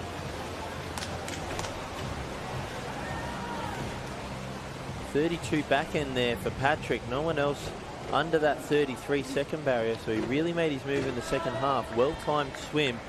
101.18 and 101.81 a first and second for Andy and Patrick.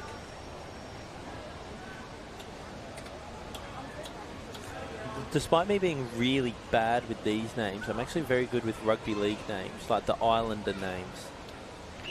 Yeah, look, I definitely can join you on not being able to pronounce names. It's definitely not my strong suit. The absolute Adonis, Anthony Lynn, is in lane number 5. Beautiful start from the man. Really long underwater there for lane number 7. Xavier Agui.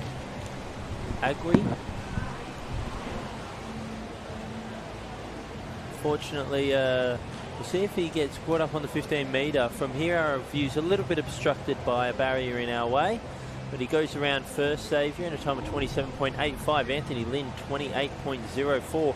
Very close, only separated by half a second. Is second through to 5th, is separated by half a second. So it's all coming down to the back end. Unfortunately, Xavier's fading away a little bit. Lane 4 coming through the middle of the pool, Harry Kumar. Anthony Lynn still pushing, and lane 3 moving up there, Dion Gordon. Let's see who gets their hand on the wall first. Butterfly is such a interesting stroke, making sure you get nice and even onto the wall. 30.92 on the back end, 00.24. Very impressive swim there. Great PB for those boys in the middle of the pool. Anthony Lynn there getting a nice PB as well. Just struggling, just missing that 60-second barrier. Huge barrier to try and get under. We'll see where that lands them in the overall standings as we are 1 heat away from the seeded heats.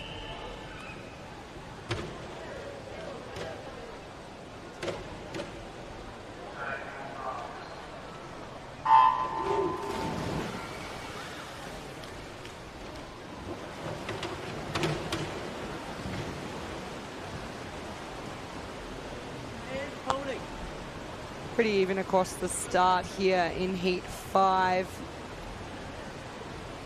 Seeing a nice little battle shaping up between lanes 2 and 3.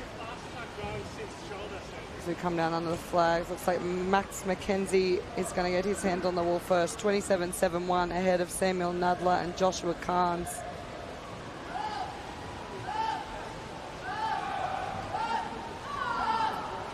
Anthony Lynn there just letting me know in that previous heat came second. That's the fastest he's gone since having shoulder surgery. It's always a nice feeling when athletes start to improve. Coming back from injuries can be a really challenging road. Yeah. Joshua Carnes, really nice second 50 here after he's also had a really heavy program. So sub the minute, 59.67. First person. First one. And there's a pile of 100s there, so really, really close between second all the way through to 5th. Oh, my word. Sorry, I've just got a man crush on the other side of the pool. The sun's just bouncing off Anthony's body there. It's absolutely delectable. So if you thought what you said before was bad. No, it's fine, he's mate. It is Man Crush Monday, isn't it? It's a man crush every day. All right, now we're into the big boys in the middle of the pool. Felix Dressel-De Bruyne had a fantastic swim last night. I believe he went 22 in one of his relay splits for a 53. Got his team the win. So yeah, it was a really nice relay swim. Very impressive. So we know he's got the pace, and we also know he's got the distance ability, because he did win the 200 IM, didn't he? He's really, really good across all 4 strokes, which is obviously what we need to see in the individual medley. The 100 fly, probably not his pet event. This entry time, he actually did it States. And I think at that point, it was about a 4-second personal best. So it was a massive, massive drop Riley Mitchell's having a ripper swim here, though, in lane 3. He's going to take this one out in a 56.86. George Huang in second, 57.47. And Dom Sui in lane 2, 58.60. Riz Mitt there in lane number 3 did a very good job. I don't know if he'll be coming back tonight. He might be one of the ones in Nick Valiardi's squad, so he might have been having a crack this morning. I've never seen someone freak out in front of a celebrity the way that he did in front of Kaylee McEwen. That absolutely is brilliant. lost his mind. One huge fan.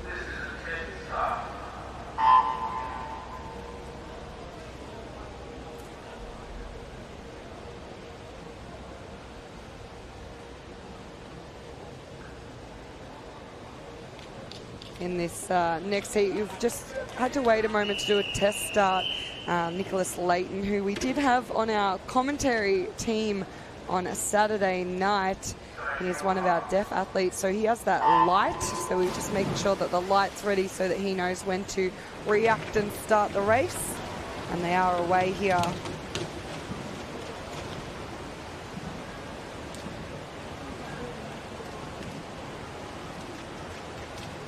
If we sort of look at swimmers and their, contribution to the sport and the sporting community, I think Nicholas Leighton is definitely one to look out for as well. I know Tegan over at Baronia, Nicholas has been doing a little bit of work with one of your athletes. Do you want to talk a little bit about that? Yeah, so Tiger joined us probably 9 months ago, and he's one of our deaf athletes, along with 5 other hearing impaired swimmers that we have on the team. And Nicholas came down and did a bit of a mentoring session with Tiger, and he was rapt. He was so excited to meet Nicholas. It was a bit of a fan moment, and he's lovely. He's so supportive, so we're really lucky to have him around. Absolute gentleman and world-class athlete. Ewan Smith there, another 56 though, 56.82 for him. Nick followed him on with a 57.36. So it's a couple of fast swims here in this men's 100-meter butterfly, I should say, this morning. Let's see what the boys in Heat 8 can do. This is our final heat of the 16 and over 100-meter butterfly.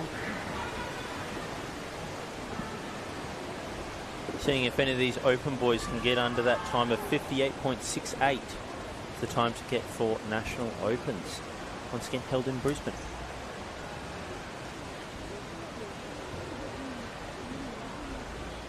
Yeah, Brisbane with our age nationals. They're the next place that's sort of done that Swimming Australia deal where they'll be hosting it multiple times across the next few years in the lead up to Brisbane 2032, so they'll have it every second year. Well, that's very smart. You want these kids to be as conditioned as possible into those events. They want to feel comfortable growing up and doing those age group meets there so that when they get to the big meets, granted it will look a little bit different, but that is where your bread is buttered. Couple more 56s on the board. Dmitry Soroklatov, 56.49 ahead of Haruki Nakanishi in a 56.65, and then Daniel Savidoris in third, 58 flat. Easy one to remember there.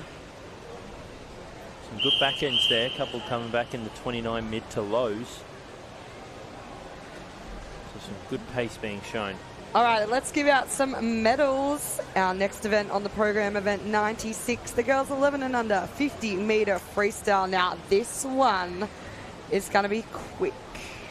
Has there been an open 50 free? Or any other age group doing a 50 free?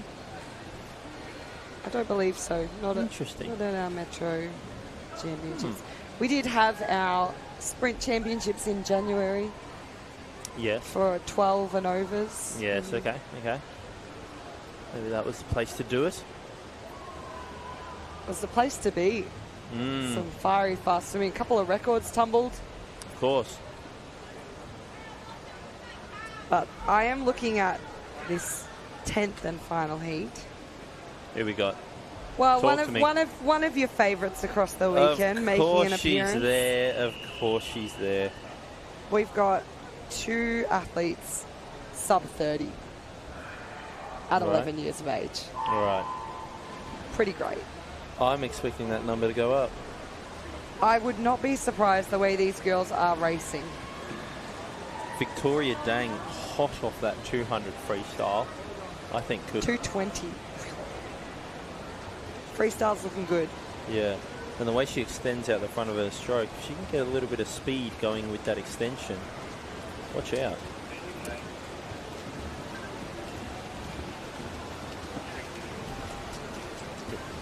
Heat 1, what have we got on the cards for personal bests? Big ones. 33.49, Chelsea Kuo, down from a 36. Fast.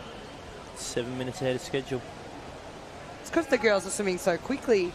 Gia Yu, just 9 years of age, she's also done about a 2.5 second personal best there.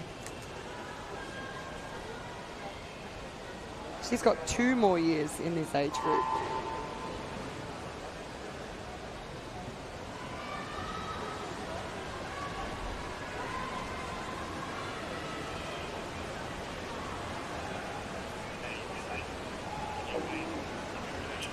Tegan, these junior swimmers, these are your bread and butter really. A lot of the athletes out at Baronia swimming around this 11, 12-year-old age group. You do have one of your athletes coming up in the boys 11 and under 50 metre freestyle. Obviously we want them to swim fast on race day, but what are the key things you're really looking for within these 50 metre events? I think for me it was definitely perfecting that dive and a really good underwater. I mean, our swimmers do some great underwaters, but some of them were quite slow. So definitely speeding up that underwater, making sure you don't breathe, breathing the least amount as possible in a 50 metre race, and a really nice finish on that wall.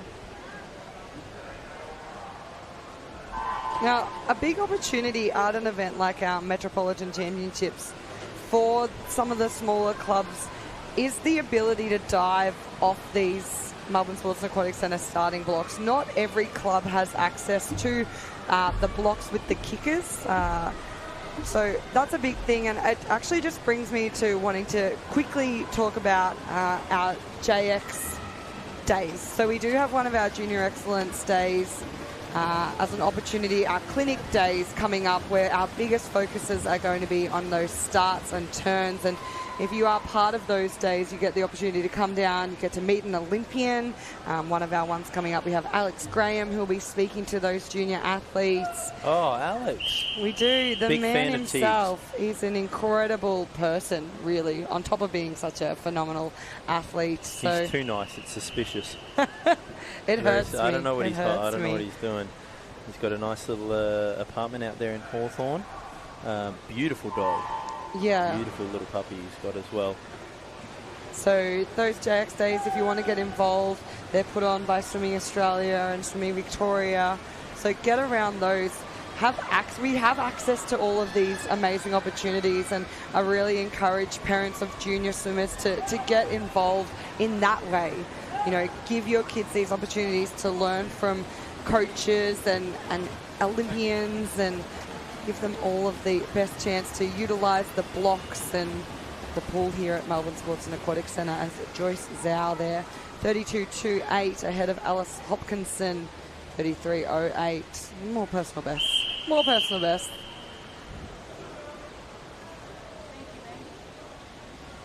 You were Winnie the Pooh fan as a kid? I mean, who wasn't, I think, is the real question. Tell you who was a big fan, Alex Graham.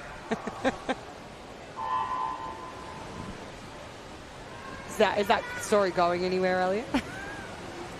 No. No, just fun facts. Fun facts again.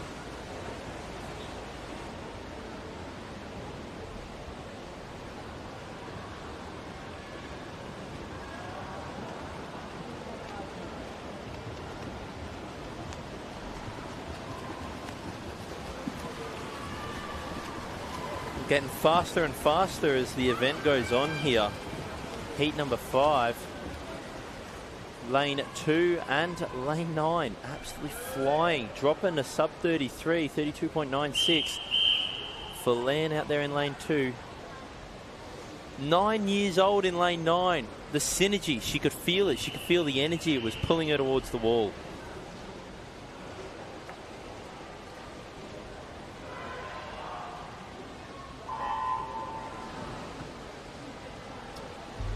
We have an infraction report for event number 96, heat 3, lane 8. The swimmer initiated a start before the signal. That is event number 96, heat 3, lane 8. Unfortunately, just some more movement on the starting blocks. Some of these athletes finding out the hard way. You've got to stay perfectly still. I went and checked with my mother. I have been disqualified once when I was 10 years old in an event very similar to this. 32.88 there from Charlotte Hoffman. Lane 2 is really feeling it in these last two heats. Egan Lilly there and Sierra out there in lane. Oh no, I've lost it. Lane 7 and lane 1. Lane 7 and 1. Well, lane 2 won it, but 7 and 1 came second and third. Ah. Yes. That old chestnut. All right, final heat before the seeded heats here. Oh no, there's no seeded heat. There's no seeded heats. You have lost it. You fool. No seeded heats because we want to give away some medals. We've got some bling for the 11 and unders. They only swim in the morning at these times, finals. They have to compete at their absolute best. Looking very good here. Great time there for Sophia Lonsdale. 32.44. It's getting faster every time. Vivian Lee in second, 33.11, and Lucy Olsen, 33.33. That's going to be a nice, easy PB to remember for her.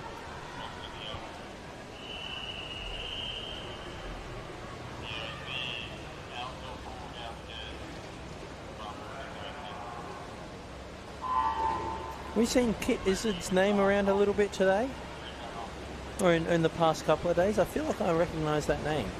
Well, I'm sure we have. Lane 3, though, with the best start there by the looks of it. Oh, she's got a really good coach. Who's that? Me. Oh. Sure. Elena. Do you need to work Great on... swimmer. She's actually just moved up in squads. It will be Reiko, though, who takes it out. Another one of our MSC athletes, 31.80, ahead of Elena, 32.51. First one under 32 now. They're getting quicker. See if we can have anyone under 31. Let's get excited.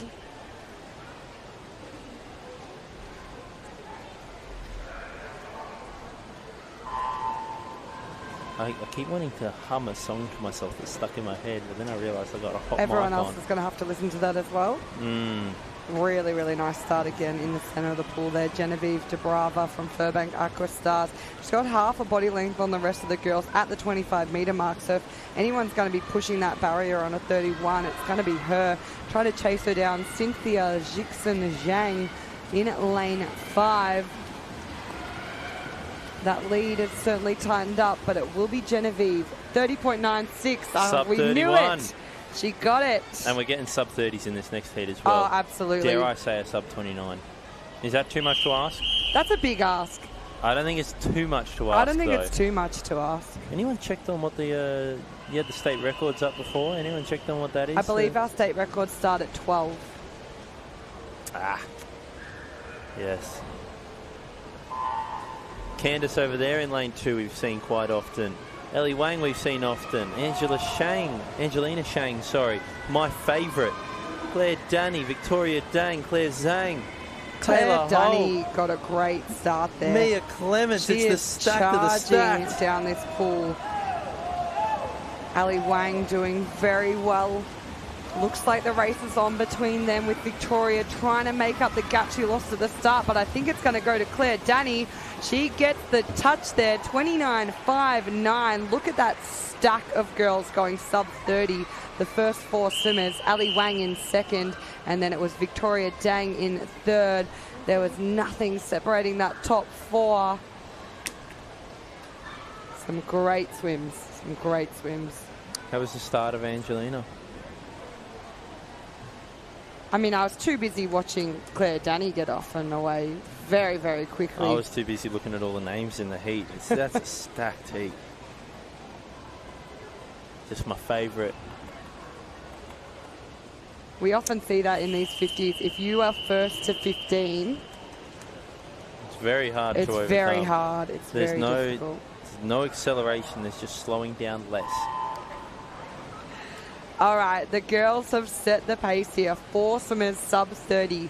What can we see from the boys? We have 7 timed finals in event 97, the 11 and under 50 freestyle in the water here. All of these boys sitting around that 35 mark. So who can break that?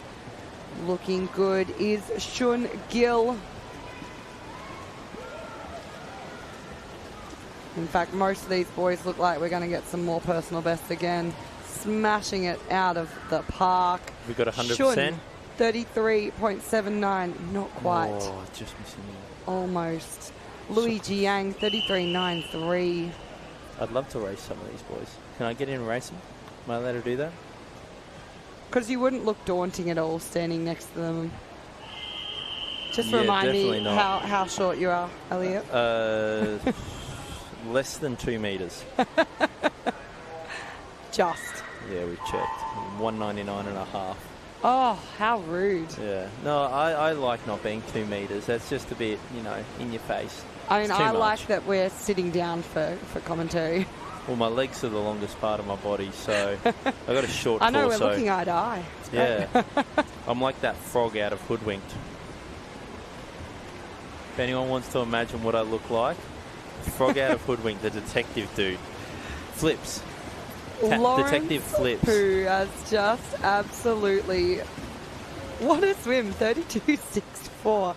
I think he might have looked around and wondered where everyone else was in the race. He finished with his head just about. Oh, wow. He'll take out the second heat, so 32.6. That's the fastest time set so far.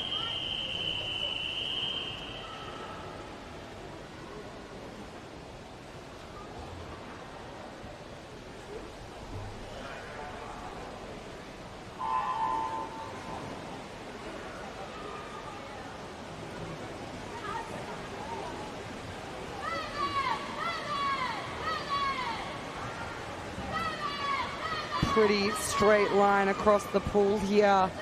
Lark Privatelli out in lane 8 might just be out in front early. Miguel Devanco over on the far side.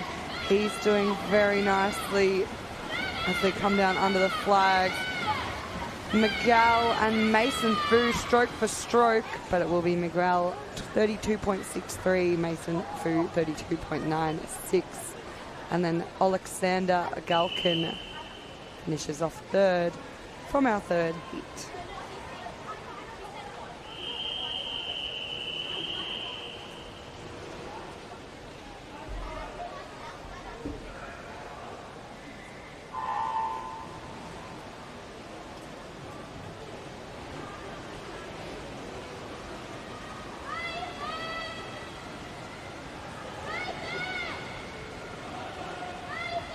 Heat 4, getting a little bit faster. Entry time sitting around that 33 mark. Already seen a few 32s though, so the pace is hot. Outside doing very well. It's our friend Leonardo Hernandez. What a comp it's been for him. 33.07 to take the win from lane 9.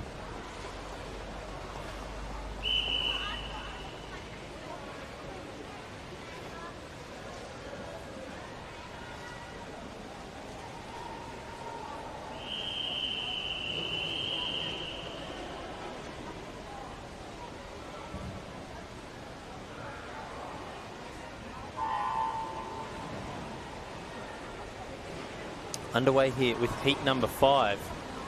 Lane 2. I do like lane 2. I made really stupid joke on yesterday. About I actually got to tell my mum about that because she's actually really going to enjoy that joke. But shout out to Roy's son, or AKA me, because my dad's name is Roy. It's the boy next to Roy's son, though, who is absolutely powering through this. Vincent Bowe, 32.10, almost under that 32 barrier. So we are getting quick. Alisi Dishliuk in second, and it was Benjamin Lai in third. we move along to our second last heat of the boys 11 and under 50 freestyle.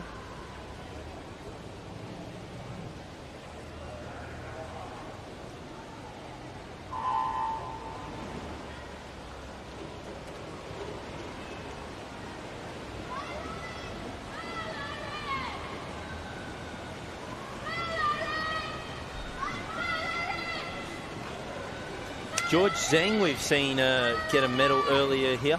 And Lawrence Gao, we spoke about him earlier as well. Yi Yang, who's in the final heat if this is the second to last? Yeah, I'm keeping an eye on the times here for sure. Lawrence is once again 30.91. 30.91, what a meet. What a meet for old Lawrence Gao. Or young, I should really say, Lawrence Gao, 11 years of age. Yi Yang also having a stellar one, 31.45. Those times would have easily put them into this final heat. Keep an eye on that 30.91. Would have had him ranked 4th, I think. 4th or 5th? 5th, maybe. Nah, something. Around there. Top 5. Top 5. Away we go for our final of the men's 11 and under 50 freestyle. Blanket start, maybe Caleb Smith in the lead just slightly, but here comes Andriel Chan. I'm liking Zane here in lane 5. He's a bit of a second half superstar. He charges through, not the quickest off the start, but Andriel Chan, he's going to take this one. Oh, almost into that 28 mark, so close. 29.04, Caleb Smith 29.82, and then Zane Mietne in 30.03. Now you at home aren't going to be able to see it, and I only just saw it only because I'm sitting in line with it. But you actually, I saw the exact reason why you see these athletes hold their breath. Zane actually had momentum from that 25 to 15 metre mark. Actually had momentum, was moving up the field, and I honestly thought he was going to take Caleb Smith. But what he did was he took a breath. Now, obviously, you have to take a breath somewhere. Okay, these kids aren't big enough to be able to hold their breath for the whole 50. But he took a breath, and it just threw the rest of his stroke out. It just seemed like he had a rhythm. He was on it, took a breath, and it just, his stroke rate dropped by 1 to 2. But that's enough to drop your momentum. So he was in very good position there, very good athlete. Great swimmer on top of the water. Will need to work on his starts, but just making sure that that breathing comes naturally.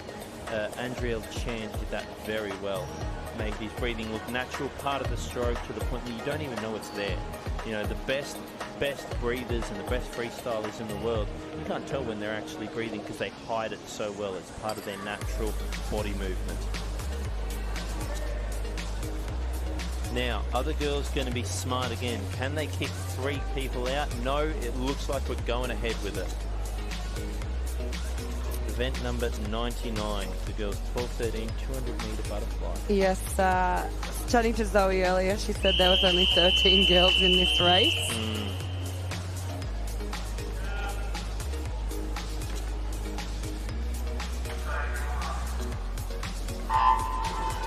And it looks like, do you know the worst part? I think we're down at 11. I think we're having 11 athletes. Oh, maybe 12. Maybe I've miscounted.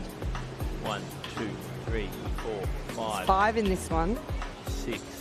God, if there's 5 in the next heat, that's going to be rough. I can see 6.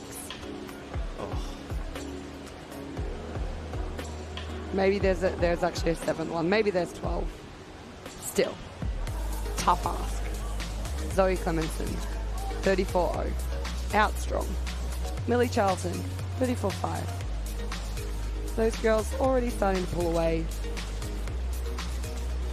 I think there'll be a little bit of strategy obviously going on here. You know, if there are only 11 or 12 athletes, to be in the final, you only realistically need to beat 2 of them. So if you're going to be sitting 1st, 2nd, 3rd in this heat, you're already into the final.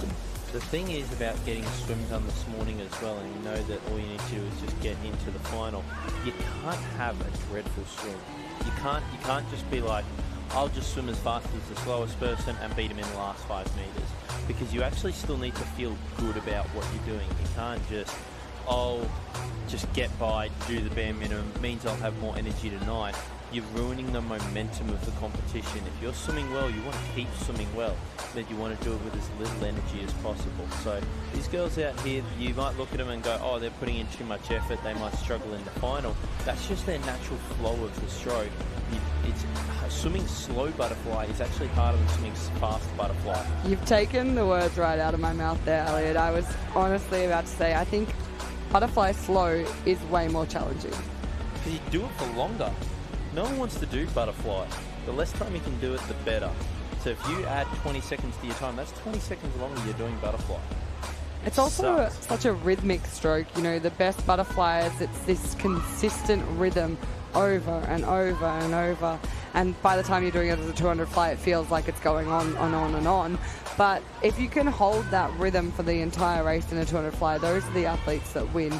It's definitely an event where everyone is slowing down, but if you can only be the one slowing down 0.1, then you're going to be the winner. And you're going to look like you're pulling away, like what Millie Charlton's done here, but she's just not dropped off the most.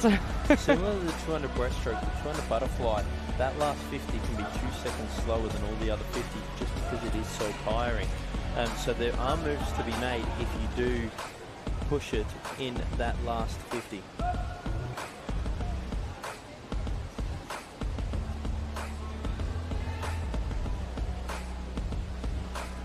So we see the girls come in here. This could be very close. 3:08 and 3:09 for our last two, but Millie Charlton taking it out there with Zoe Clemenson in second.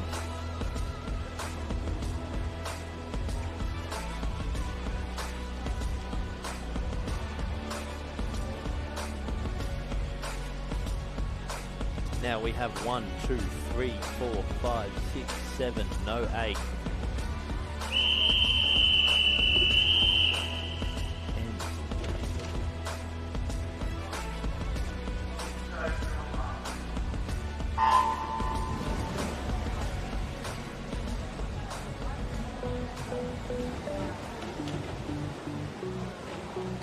We're underway here. 5 in the previous, 7 in the current. So we are filled up with 12 athletes, so 2 of them will be missing out. So we had 3:08 and 3:09 in the last heat. These girls, if you're in this heat, are just thinking, I just have to be faster than that. Might be a tall order.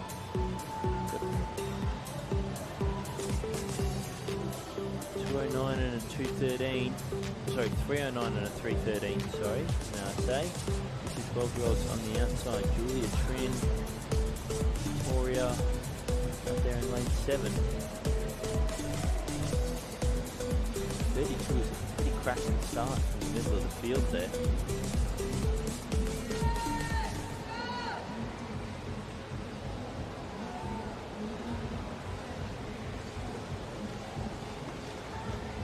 Very high hips there from Abby Mesha in the middle of the pool. It's what we spoke about earlier with other 200 butterflies. You want to feel like you're swimming downhill. Downhill, get the hips up high, head down quickly, and float those hands into the water so that you can then use that as a lever to push your hands down.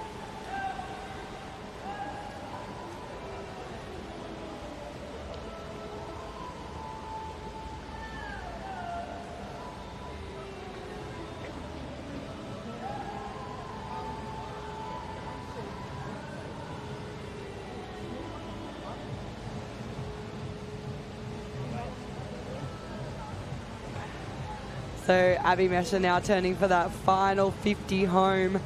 The split there, 40.0. Lola Jojic turns in second with Amy in third. A lot of momentum with Lola. She also hit a 42nd third 50.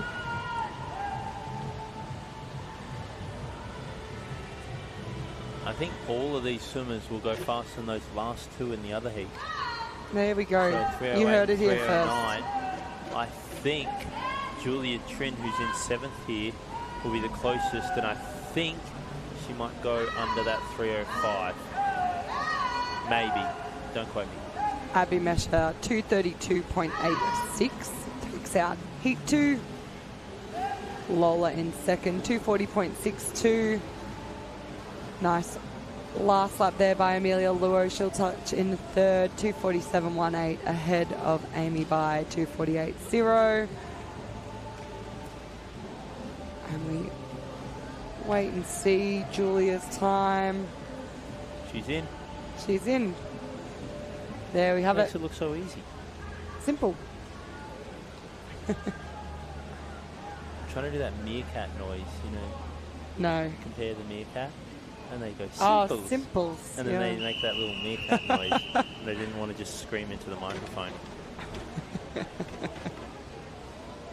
I thought you actually meant you were about to make the noise that a meerkat makes, and I was wondering the relevance I think of that's it. the But noise. Isn't it? Like the little... like an actual meerkat. No, I can't do it. But you like suck in the side of your cheek. I think that's how it's done. They make this little high-pitched squeak. Well, we almost made it to lunchtime without losing our minds on day 3. I lost my mind yesterday. I don't think I got it back since. Exciting news. This is event 100 on the program. Holy dooly, raise the bat. Sir Donald Bradman kind of The numbers century here. of events from our 1,385 athletes, 4,176 splashes, 51 clubs across Metropolitan Melbourne.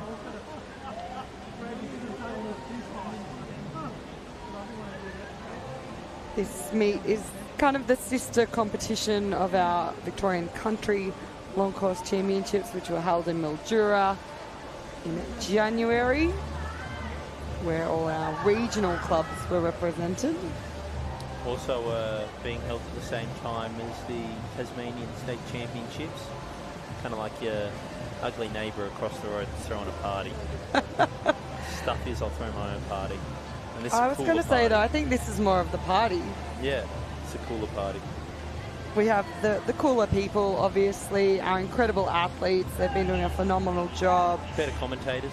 An I don't amazing even know commentary if they have team. commentators. A really great events team from Swimming Victoria putting on a fantastic meet once again.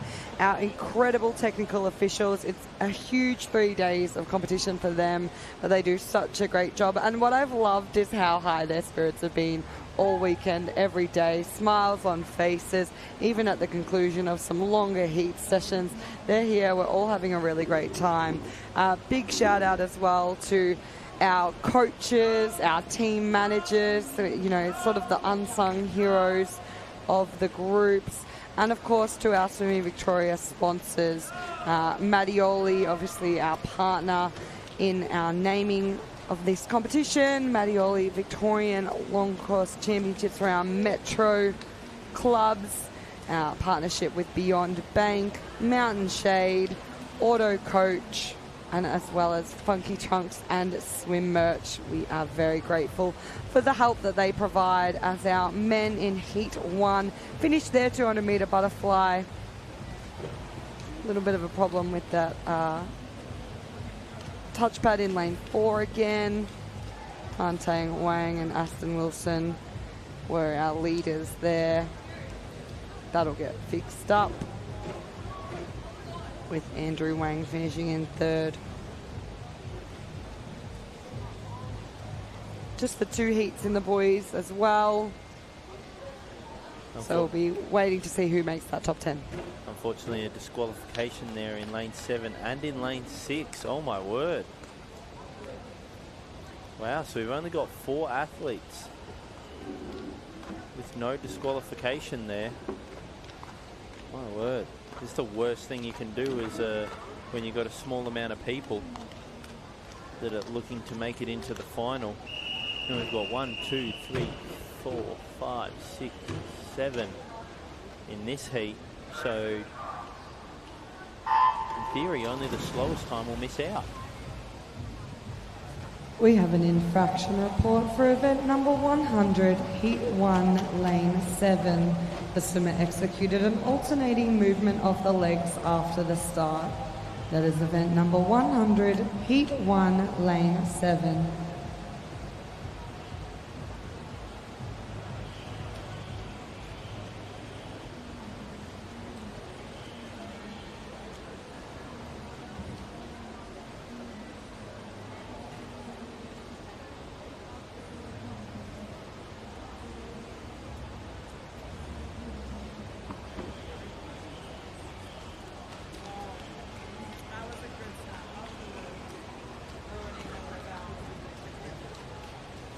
Unfortunately, we've just gotten a refreshment here.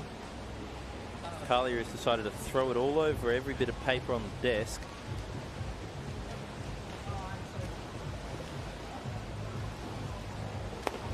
See, we get a lot of lovely piece of information here.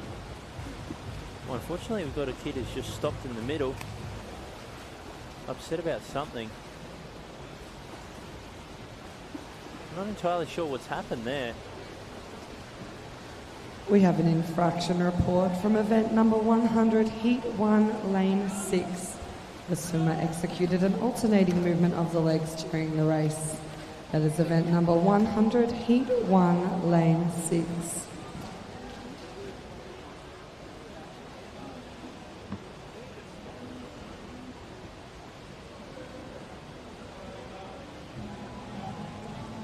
Unfortunately, the swimmer in lane 7 has just stopped. We didn't quite see what happened there. Hopefully he's okay, which basically means I think that if you just finish the event now, that you'll be into tonight's final. So as long as there's no more disqualifications. See what happens here.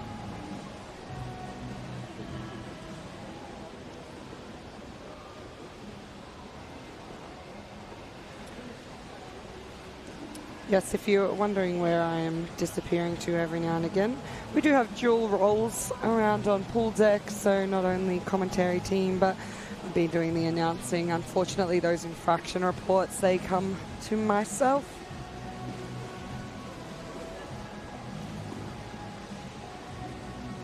Just happy to see that swimmer looks like he's okay. Unfortunately, a bit upset. As you would be. Not entirely sure what it is, but the coach is there looking after him. Just needs a second to just take care of his emotions. It's always I struggled with that a lot as a junior. I was throwing caps and goggles everywhere, very immature from myself, and you can't think logically when you're very emotional. So sometimes you just need a coach to just come up, calm you down. At the end of the day, it's a sport. You'll have another crack at a 200 butterfly. Not that I would see why you'd want to, but you can't have another go at it. There's always another swim. Exactly. There's the last chance meet coming up. Tegan spoke about this earlier when we had her on, and how those coaches sometimes, you know, we have to take that little role as that mentor, psychologist, parent figure, and, you know, we're helping these swimmers kind of navigate these successes and disappointments.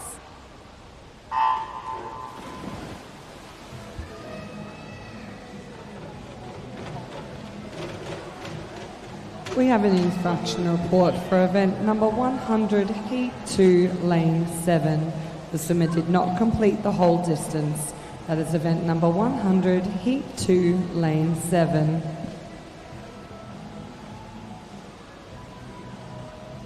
There's always the thing with when you're a coach, and we're speaking to Nick about it before, everyone, media, whether it's social media, whether it's mainstream media, when you get to these bigger events, you always want to get around success. And everyone loves hanging around with successful people and thinking, oh, this is great, how good is this, this is going to last forever. But having that, the coach needs to spend just as much time talking to those people that struggle with their races, and especially these younger athletes that haven't quite got full control of their emotions, and you won't get that until much later in life. It's very hard, the roller coasters up and down of swimming.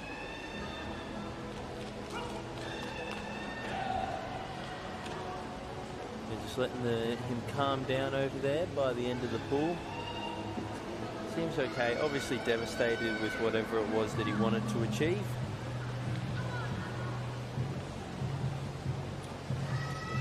this 100 breaststroke here. Heat 1 of 5.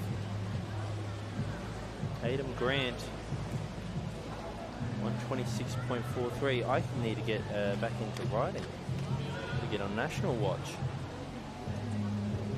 14-year-olds, what do they need to beat? 14-year-olds need to go under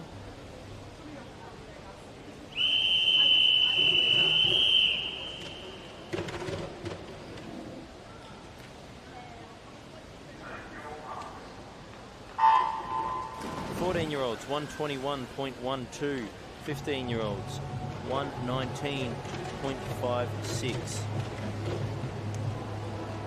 We get underway with heat 2, the last of the non-seeded heats.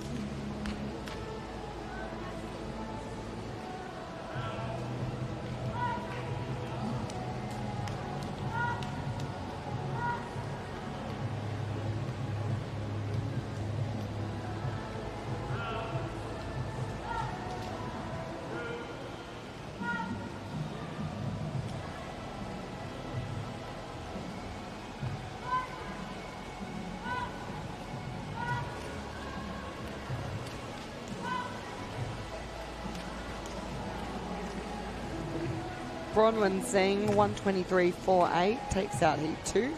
Amelia Greaves, 124.07. And Geneva Carabina, 124.27. So we've been informed the times to look out for on that Nationals watch.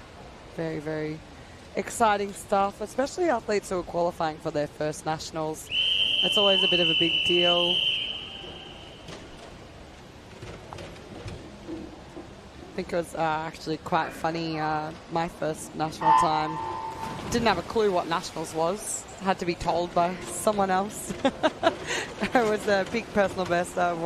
It certainly wasn't on my radar, that's for sure. I don't remember what my first national time was. I'm going to assume it was a 200, if I had to guess. If I were to be uneducated, I'd say a 200 freestyle might have been my first national time. Do you remember what yours was? 200 butterfly. Oh, it was the only event I qualified for that year. It was when it was 13 and under. I was 12, so you were able to go and race. I didn't do the 12-year-olds. Yeah, so just the one time. It was all the way over in Perth. Never been to Perth. I went with my grandparents. They took me over, which was really lovely. They were going on a holiday. And they took me along for a little swim at Nationals. I've been to every state except for Northern Territory and Western Australia. There you go. There you go. Queensland, New South Wales, ACT, Victoria, and Adelaide. It was Did I say Tasmania? Very fun Nationals. I think I swam like absolute rubbish, which is kind of what Nick spoke about earlier about giving athletes that opportunity to race at a higher level. You know, I think it's massive in this sport. Any opportunity you get, like, throw yourself into it, really embrace it. Because that year, I think I pretty much come dead last. Might have been second last, actually. My goggles broke before the race. I had to borrow some random's goggles who was in the heat before me. I just grabbed them off him and used them. So they were full of water because they were someone else's goggles. Not and molded to your face. It was a really big learning experience. There was a lot of nerves. There was a lot of mistakes. But it meant that the next year you can come back, and I had spare goggles. I had a spare cap. I had a spare suit. You know, I was a lot more relaxed. I'd done it before. I knew a few of the girls from across the country. So when you're sitting in that marshalling room, at that point we sat in the marshalling room, and I had people to chat to. And I think that also makes a really big difference as well. Heat 4. Anyone on watch? Give me lane 1. Okay. Jacqueline Ho needs to drop 0.1 of a second, I believe. So 0.1, 21.25 down to a 21.12. 0.12. Any PB is a good PB. I'm going to play the numbers game. If she somehow slits into that little drop that's in between the two and PBs but doesn't get her time, I'm going to be very upset. She out in a 38.02. So It's a good turn time. I'm hoping if she can come back in a 42, we could be humdiddly on. All right. Let's go, Jacqueline. Also, don't count out anyone else in lanes 9, 8 or 0. If they can also get under that 20 mark. Well, Charlotte Kelly, she was out quickly, second onto the wall in lane 7. Does she already have the time? Yes. Gotcha. Leona Low Hermans, quickest out, quickest back. Beautiful breaststroke, 1:16.47. Catherine Andres, 1:18.12. Just outside of PB. And then it was Cassandra Isabel Vescosio in third, 1:19. So lots of these girls around that 1:19 mark.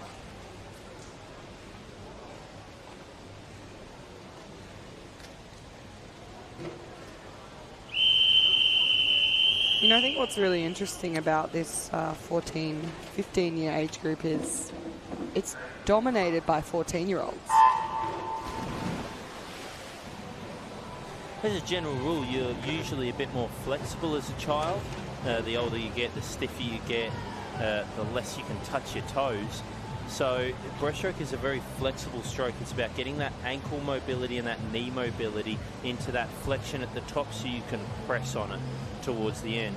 The youngest Olympic gold medalist, I believe, was some like 14, 15-year-old from Japan who did the 200 breaststroke. Yeah, we've certainly seen a little bit more of a shift now into our Australian team being a little bit older.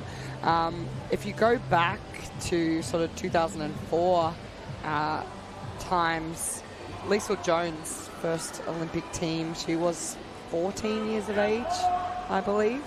So, you know, we did see a lot of those younger girls doing really, really well in the breaststroke events. Now, if we push through, our breaststrokers and our entire team, really, they are getting that little bit older, which is really great for the longevity of the sport. Lane 1 and 7 here are my watches. Lane 7 needs to go under the 15-year-old time, and so does lane 1, so we're looking for that 19.56. Unfortunately, just outside for them. However, 120, will that make the final? I haven't really been noticing where the finals are at. Being that it was third in this heat, I think it'll go close. You had 4 on 119 or less in the previous heat, but I think that 120 might scrape in. Especially with the withdrawal of Zara in lane 4, opens up a spot. It will be close. I didn't quite get all the times from the first of the seeded heats, but I think somewhere around that 119, 120. It's going to be 10. All right, it's the men's turn. The boys, 14, 15-year-old 100-meter breaststroke event, 102. 5 heats. Once again, the Nationals radar. That'll the man, be in full effect. the myth, the legend, Elliot Rogerson, he is going to be It'll be in all full effect over in the this. last 3 heats. All over this. He's got 2 heats to prepare himself. I'm too busy wetting myself about the fact that we're 8 minutes ahead of schedule. Don't jinx it. 8 whole minutes. This never happens. We're very excited. We were 9 minutes at one point, so we've blown out of it to 8. We've got some room That's to work all right. with. That's all right. We've got some wriggle room. Right, let me get to marking.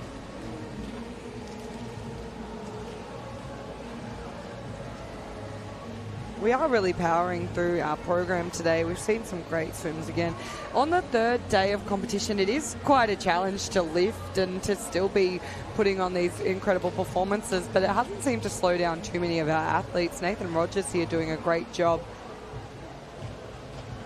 In lane 5, he was out at 36.46. His entry time of 1:22.61. See you later, 1:17.80. A big fist bump there.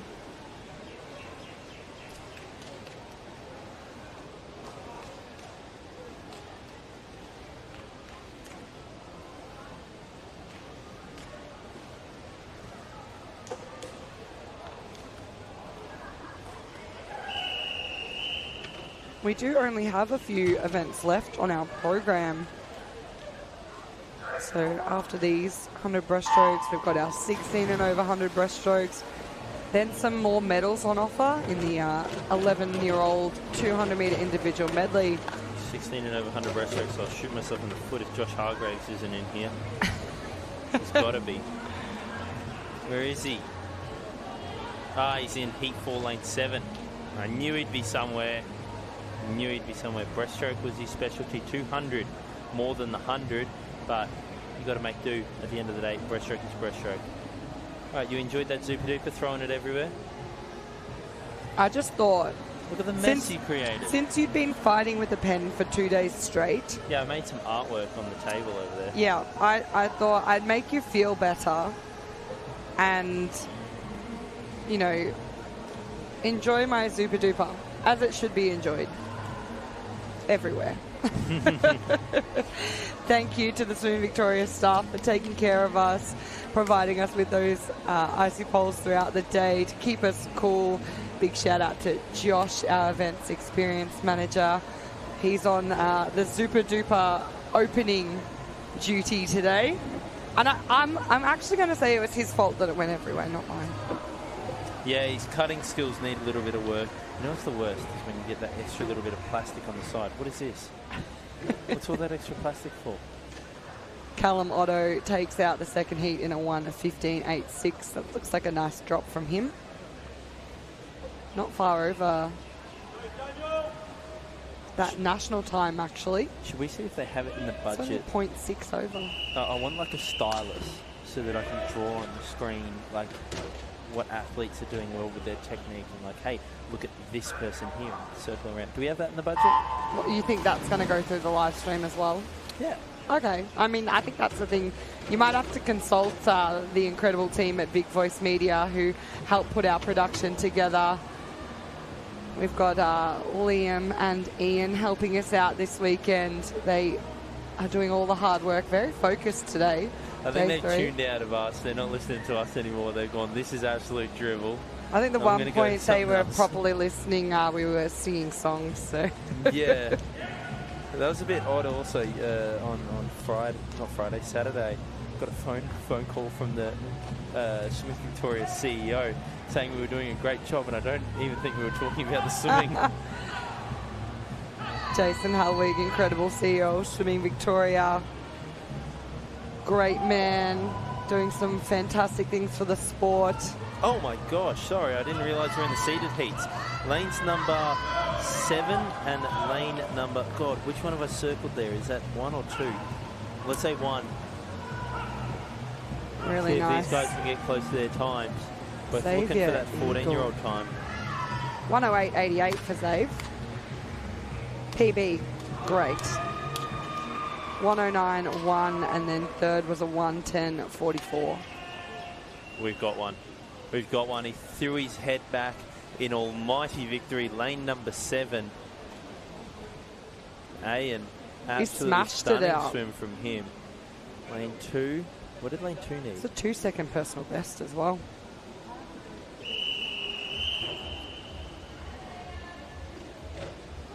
Very impressive. I wonder if any of these kids have their birthday between now and nationals. The chance of it happening will be very high. At least one of them or two of them that we think, you say that, but I used time. to coach 2 athletes who both had birthdays about a week out from nationals every year. Oh gosh. It was always made it a little bit of an extra challenge. But anyway, Ian out there in lane 7 before. Excellent job on your national time. I'm looking here at lane 2 and lane 1. Anjay Lamb and Liam Walker. Anjay didn't even want to turn up. All right, I'll go stuff that. Well, Anjay did get a national time. Was that earlier this morning or was that yesterday? It's all blended into one, but I remember seeing him the propulsion team on the side supporting him. Well, yeah. So he's got one. He said, see you later. He's got an event to focus on for Nationals now. He doesn't need this one. He only needed to drop 0.1. That's all he needed to drop to get under this 100 time. So I'm surprised, unless he said breaststroke sucks, in which case I firmly agree. Solid swims here from Hamish Evans and Yixin Jiang. 109.16, 109.85, and then Jacob Chester 111.68. Fortunately, Liam Walker just under his PB, but not quite down to where that national time is yet. And the two that I have coming up, Liam Nolan, all right, lane number 2, needs to take a 1/10 of a second off. And Zhengzi Zhu from Ivanhoe, need to get him from a 16 down to a 15, but crazier things have happened. It is possible. Well, we just saw Ayan. He dropped about 1.8 to get his national time. So here we go. Lane 8 and lane 2. Watch them. Good start by Leo over in lane 2. Oh, He's he really wants going out after it. Ashley Landry, he's always quick in that first 50, so not surprising that he's leading us through. Milo, we saw him come home really, really well in the 200 to take the win in that over Leon, so who swam in the heat previously. So expect his second 50 to be really solid.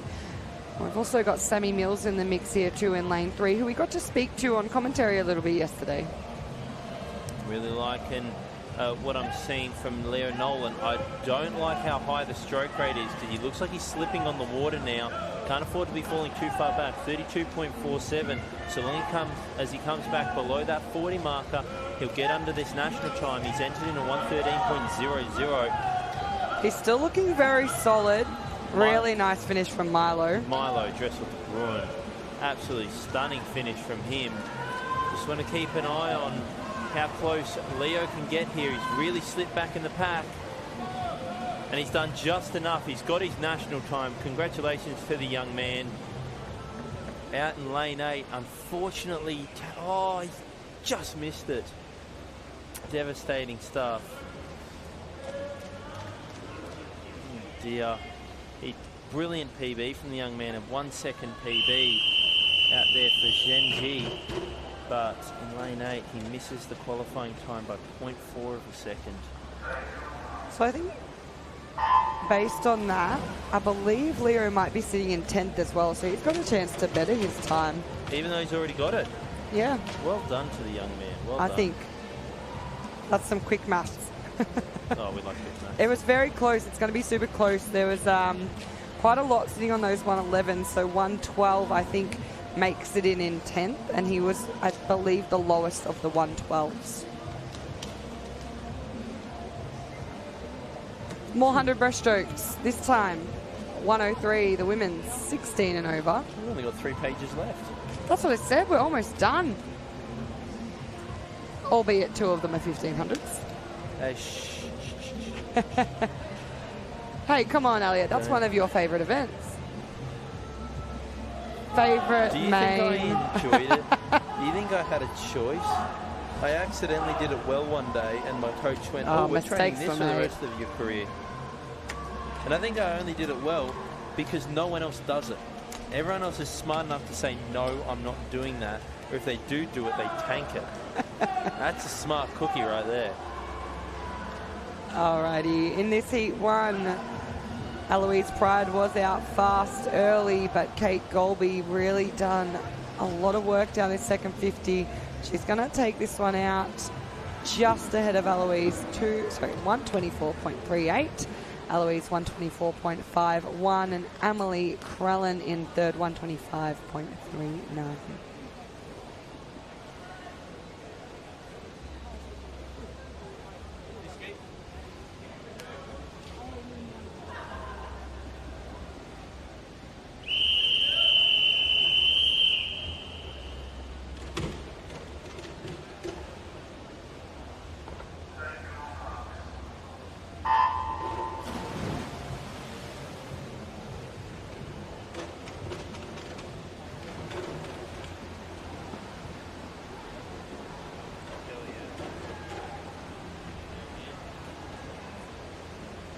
Just checked on the results from the 14-1500 breaststroke. Happy to confirm my calculations were correct. Now who's the maths genius? I'm all over it. Can't stop, won't stop.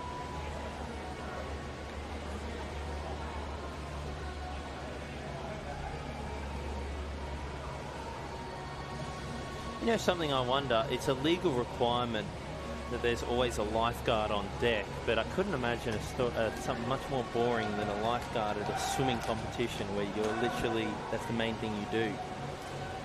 It's an interesting one, I think, because I've always said the best job would probably be to be the lifeguard at the Olympics. I've seen them, they look bored. How could you be bored watching the best of the best compete? I don't actually think lifeguards care about swimming. I think they care about saving lives. I mean, I hope they do care about saving lives. Yeah. More than the swimming. Yeah. Another little outside smoker here. Good swim from Ruby Andrews, 121. But it will go to Jessica Proudlock. Very tight on that finish there across the board. 121.38 ahead of Betty Gang, 121.44.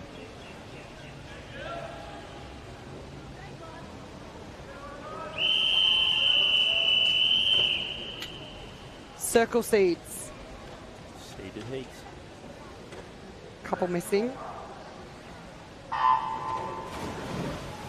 Micah in the middle there with Maddie Horvath. Maddie Horvath, I believe, a big fan of like stone fruits. Maybe like. It's a great fact. Is it rock melon? Is that it? Rock melon is very underrated, I think. I love rock melon. I don't want to put words in her mouth, but it could have been rock melon. I remember we went on a trip to Tasmania and she had like a whole one of them in the fridge for like a 3-day trip. Perfect. Oh, it might have been New South Wales actually. No. Fruit is a great way for our athletes to be fueling themselves across a competition. Good quality fructose. Absolutely. You know, something Nick spoke about a little bit is, as parents, giving your athletes the best opportunities, and one of those ways would be, you know, or could be speaking to a bit of a nutritionist. Obviously, it's going to depend on the age of your athletes. When you're younger, I still recommend, you know, if they're doing well, what do you want for dinner? You pick. Have your cheeky Maccas on. I can't stand McDonald's. Keep it fun. I despise Maccas. They're not sponsoring us, are they? Micah 114.09, Maddie 115.27, and Salia White, another Nunna girl over in lane 1, 119.42. Good at producing some quality breaststrokers in Nuttawading back in the day. You know, we've had Lisa Jones, we've had Sarah Katsoulis at the time before she became Sarah Lynch, Jessica Hansen.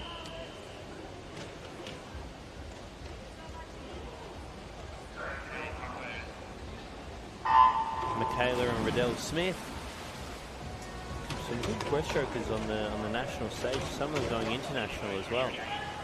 Certainly have produced a lot of great breaststrokers and continue to do so. Oh my goodness, continue to do so throughout these age groups. It's all right. It's about time I had a bit of a stumble.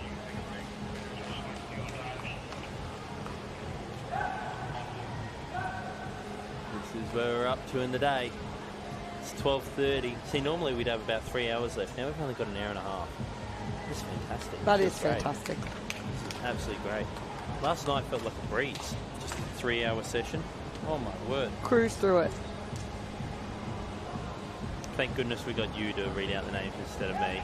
Oh dear. Oh dear, that would have been bad. Taylor Viney out there in There's lane still 2 tonight. in You've second still place. got an opportunity.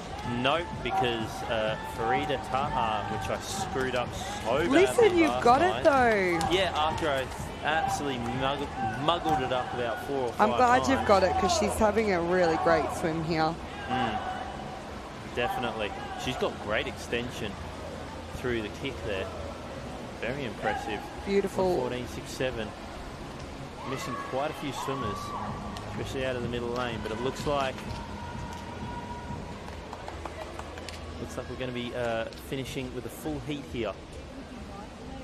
And speaking of some great breaststrokers produced by Nunawading, I think this is certainly one of our up-and-coming talents to watch over the next few years, swimming out of lane 4, and that is Lily Kosh. Why is she that tall?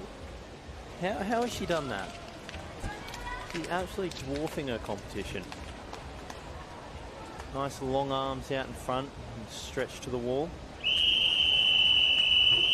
Next to her, Tara O'Dell, the club captain of Nunawading. We were speaking to Jack Gurry the other day about things that he and Taya have implemented to make sure that it feels more like a family and you're connected from the top down to the bottom. I love that. I really do.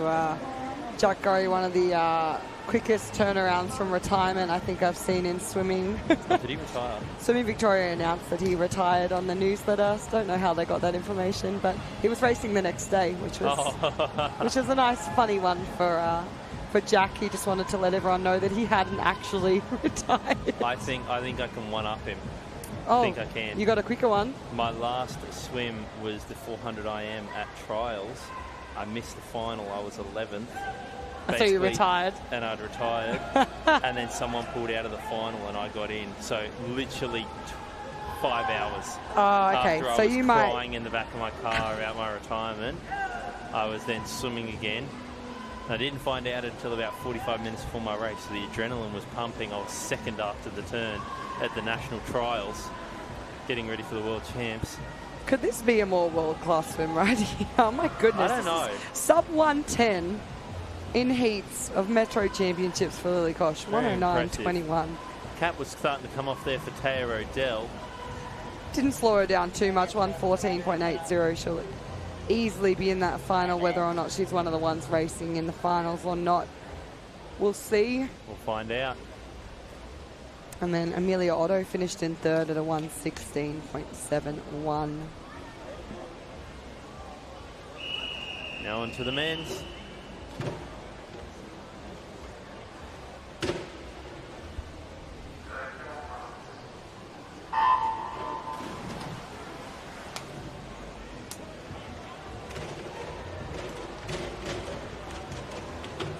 Six heats of our men's 16 and over 100 metre breaststroke.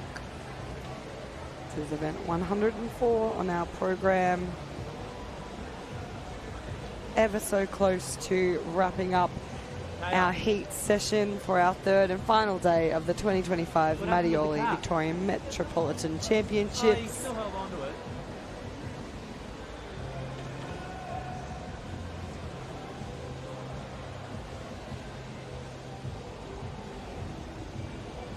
Interestingly enough there, my board showing that it was Angus Ferguson turning in first, but I believe it was Matthew Cabreros, but his touchpad only went off when his feet touched it.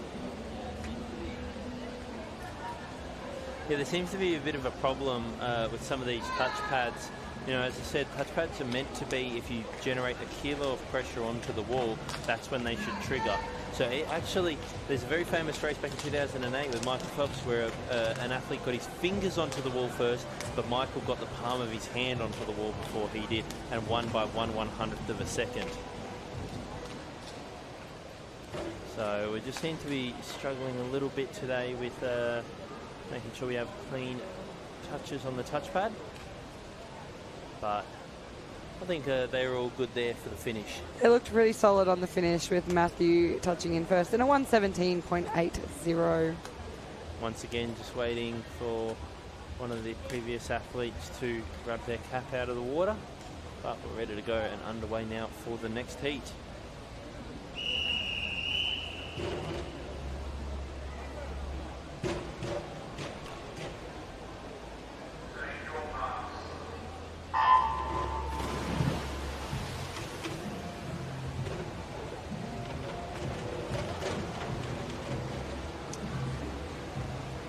Now, I'm liking the idea of continuing with some fun facts this morning, and one of the ones I do love about if you don't follow a lot of swimming or have a lot of awareness surrounding the rulings is we do use our 15 metre mark in our butterfly, backstroke and freestyle events. That's how far you are allowed to stay under the water. that rule doesn't exist in breaststroke. So you have the opportunity to complete one split stroke. And if that gets you through to 20 metres, good for you. That is yours. You don't have to cut it short to come up before that 15-metre rope. And one of the interesting things I watched was at our recent State Open Championships with Sam Williamson. He raced a 50 breaststroke in the 50 freestyle, but because it's 50 freestyle, the 15-metre rope does come into play. So he actually didn't complete his split stroke because he knows that that gets him past 15. Well, you would have thought that he'd get disqualified for the whole meet because you generally are fully submerged during the breaststroke stroke at some point. And that's the reason that rule is in place. However, with Sam, because he's such a power athlete and because he's so strong, he's actually able to keep his body so close to the surface, and because it's a 50, he's powering and stroking all the time. He doesn't actually really get into that glide.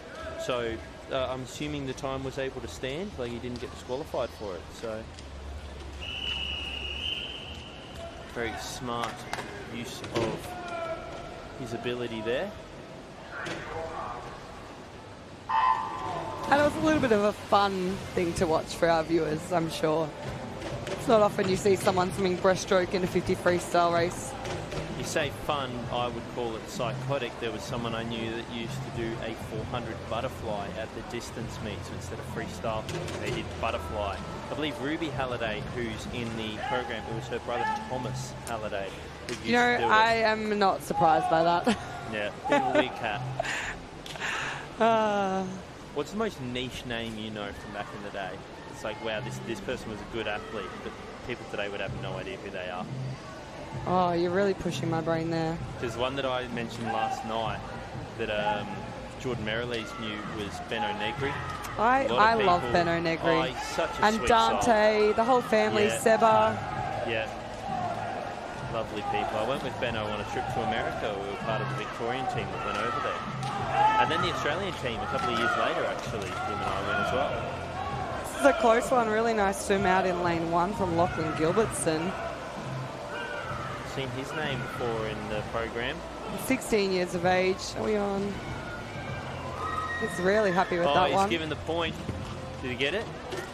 Don't know. Oh, he's pointing, fist pumping and everything. Get up and about, son. I'm sorry I haven't been on the national watch for the 16 and he has. event. It's 1:11.42.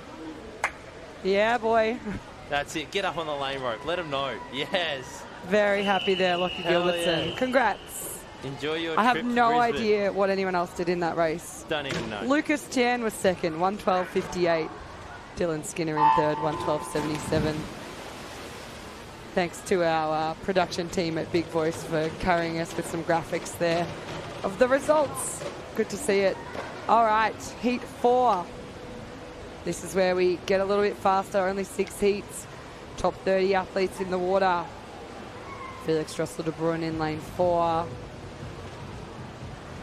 Joshy Hargraves out there in lane 7. We saw him earlier in this meet drop a time that was the best he's done in 9 years. Well, he's looking good early on. He's going to turn in second. 31.48. You'd be hoping as a breaststroker that he can sit around that 106, 107 mark here. We do know that breaststroke has the highest drop-off rate of these strokes in the second 50 without that dive and that split stroke. Those old bones are starting to feel it now. As he works his way into the final 15 metres here.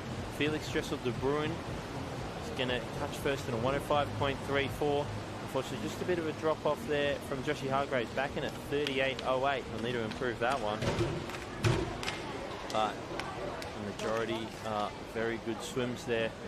107 for Harry Heath in lane 5. 108. It's definitely going to be well under 110 to make this final tonight.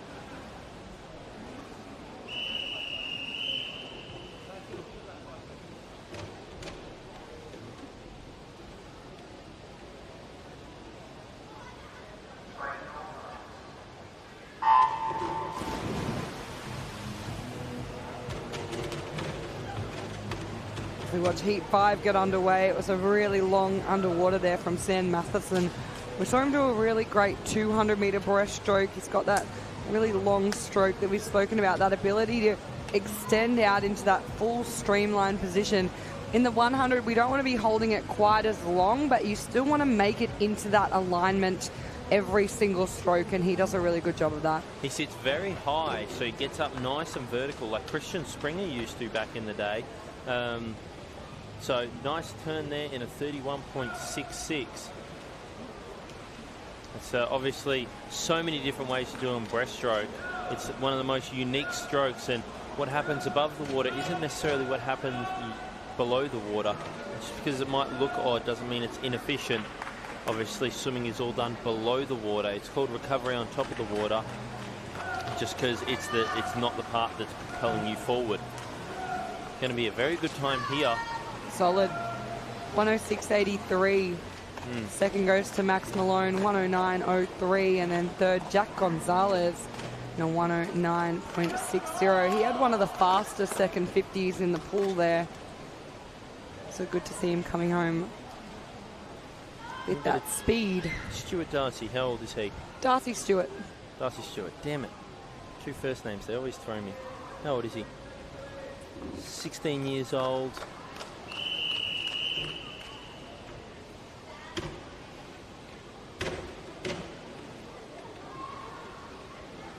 Did he already have the time? Yes, he did. Alrighty.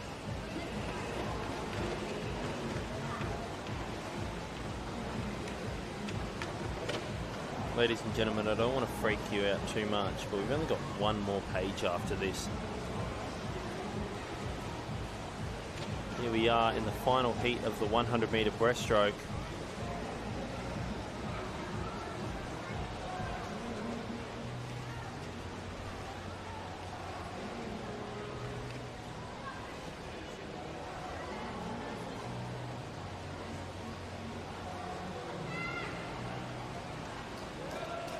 In theory, Jack Gurry has just gone a 6-second back end, so we'll find out what he's done, how quick that was. Wow, Lachlan Chan, I've commented on his stroke many times before. We see him perfectly time himself into these walls. Seeing a good finish here from Jack Gurry as well, coming up alongside Thomas Dale. Who's going to get their hand on the wall first?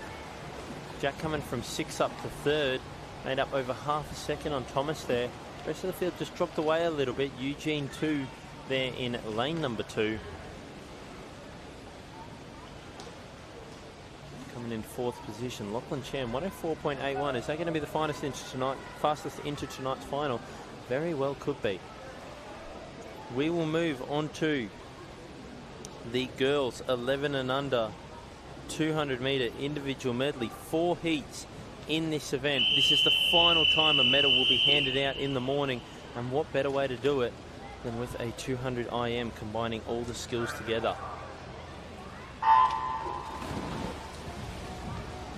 We have an infraction report for event 104, heat 5, lane 8. Swimmer executed alternating kick during the dive. That is event number 104, heat 5, lane 8.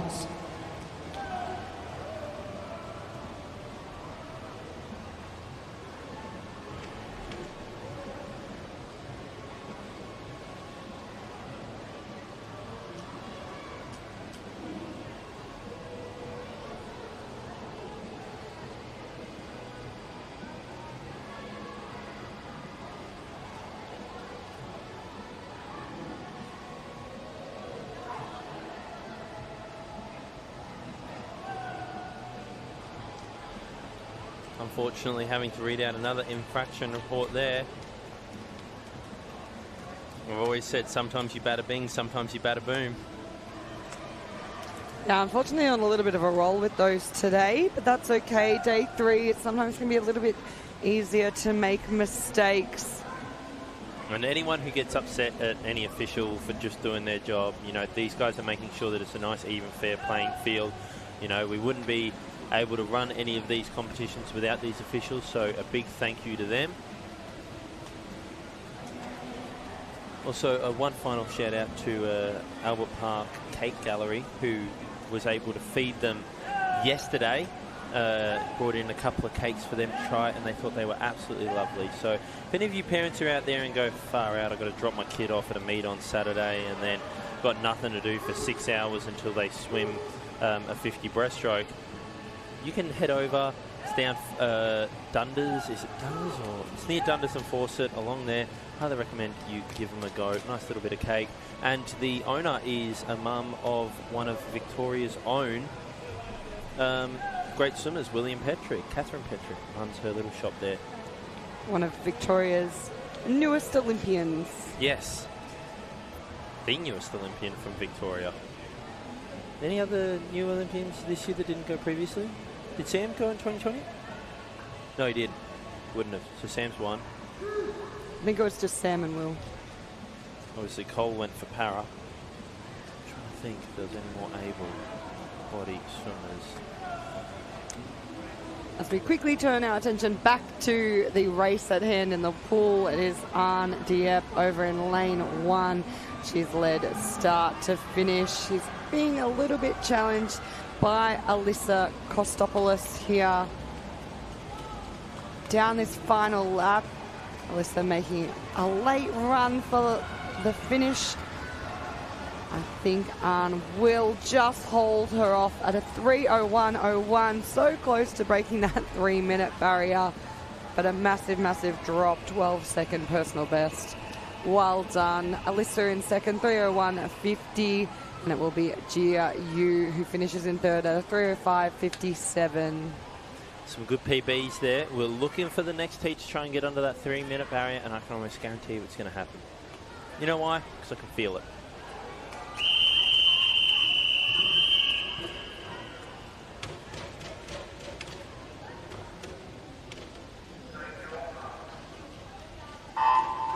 Ten-year-old from Nuttawading in lane 5.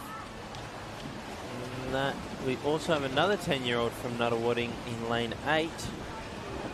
But other than that, it is the 11-year-olds dominating the field. See how the technique is in these 10-year-olds. Usually that's what helps them to get through an event like this.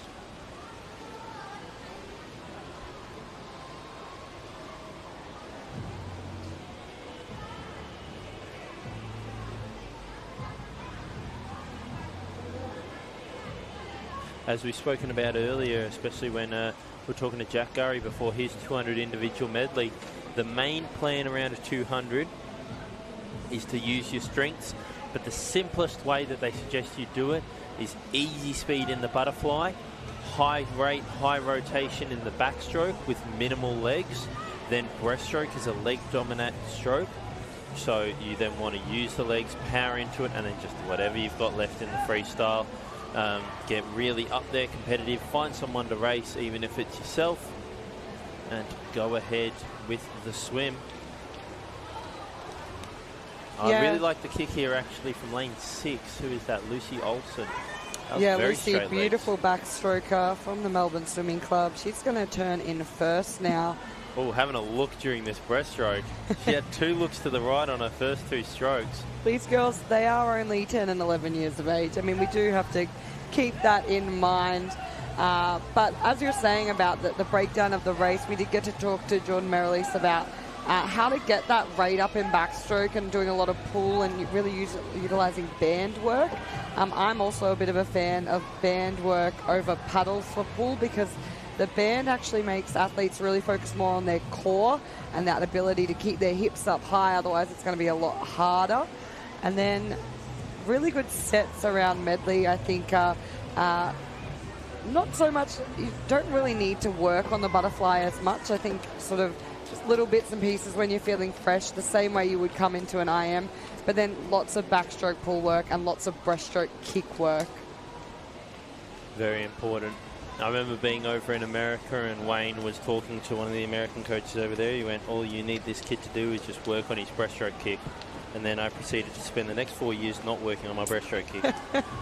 Maybe tearing my ACL had something to do with that, but made it a bit difficult. Coming home like an absolute steam train. Outside smoker. She's moved her way up through this whole race, really nicely timed. She's going to take the win here.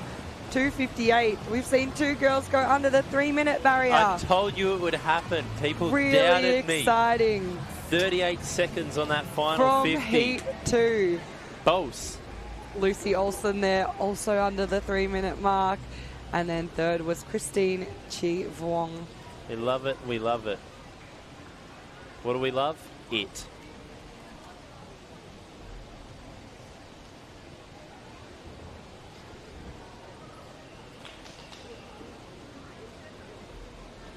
Oh, unfortunately, a disqualification in the middle of the pool there.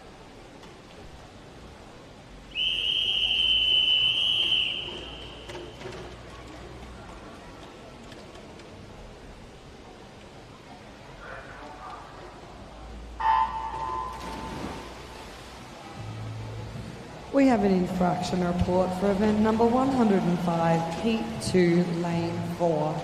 The swimmer initiated a start before the signal. That is event number 105, heat 2, lane 4. Unfortunately, Neve Jeffs has decided not to swim in this race. Had a monstrous program.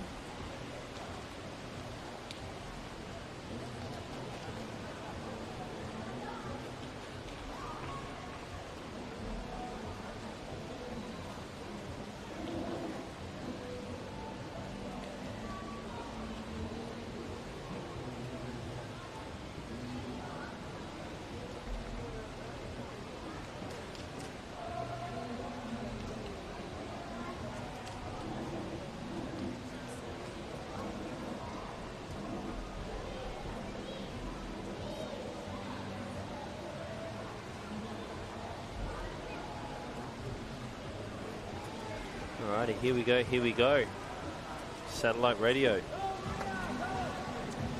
Boom, boom. Y'all getting hit with a boom, boom. Beat so big, I'm still going, I'm gone. Did you say stepping on leprechauns? Wouldn't be that hard. Finding leprechauns. Did you ever chase a rainbow? I genuinely used to chase rainbows. That doesn't surprise me. Yeah, I know, I'm a bit special like that. But I was running across a park, staring up at the sky, and just ran into someone's fence one day. Yep. Checks out. All right, at the halfway mark of heat 3, Amelie Simo's out in lane 4. She turned in a 1:19.43 with Claire Zhang in second, 1:23.21. Claire has really started to close the gap, as has Catherine Zitong Yim.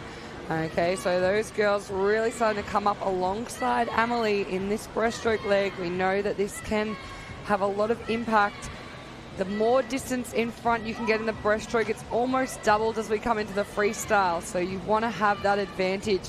It is still Amelie ahead of Claire, and those two going to be racing down this final 50 with Cynthia and Catherine starting to push up into this race too. It's going to be a close one on to the finish. This is where you just want to see effort from your athletes as a coach. Powering into the wall. Amelie's lost her cap down this final lap, but she's still motoring away. That's how fast she's moving. 2:51. Great effort. That is really, really solid. Sucking in the big ones. Big personal best there. Fill up the balloon in your lungs. Cynthia, big personal best for her as well. 2:52. Both girls getting close to breaking that 2:50 barrier. And if we have a look at our next heat, there's only about 4 athletes who have done that.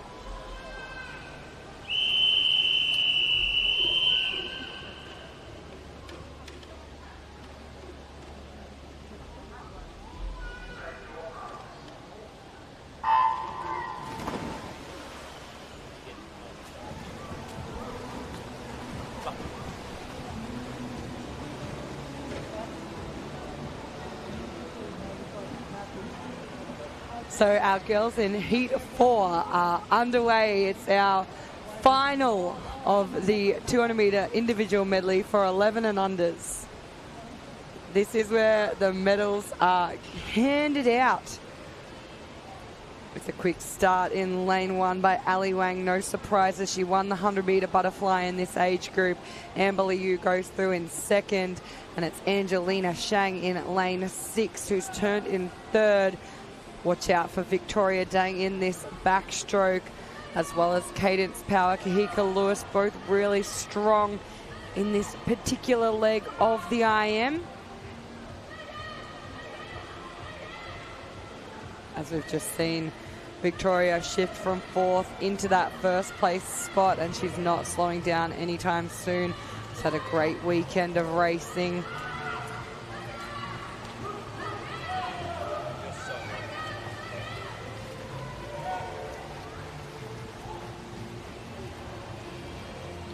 And that was an interesting one if we want to talk about people having a bit of a look around. I'm pretty sure Amber actually just looked up at the clock to see what time she'd split in the first half of her IM. I used to do that all the time, actually. If you're doing a 400 IM, it's much easier to do, and you're over in lane 1, 2, or 3. You do your butterfly, push off for your backstroke, and then you're looking, you can just kind of peek it out of the corner of your eye.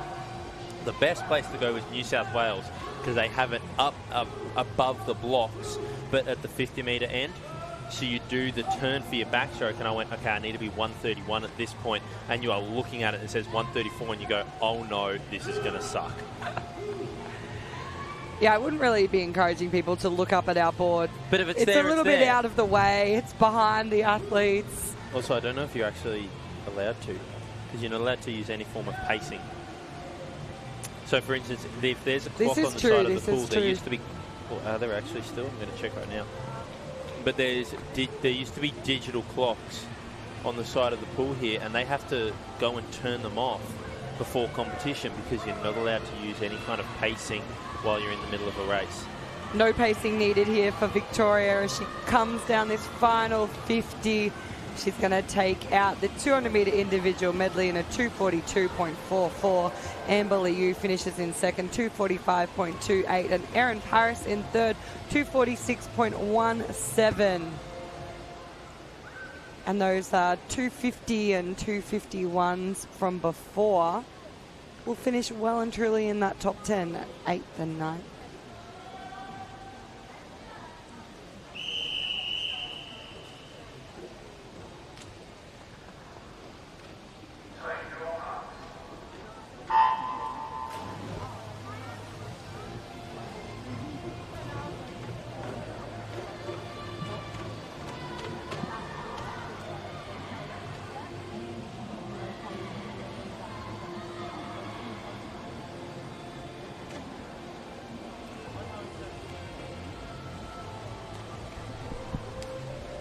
Here we go here. The final event. As a former 1500 swimmer, I'm telling you, this is the final event that matters. We're on here. We've got 4 heats of this. So 3 in this first heat. We've got Ethan Zhu, Benjamin Lay, and William Teo. All 11-year-olds from their respective clubs. Hopefully they're looking around that 3-minute barrier. Massive distance has already been put on there by Ethan Zhu.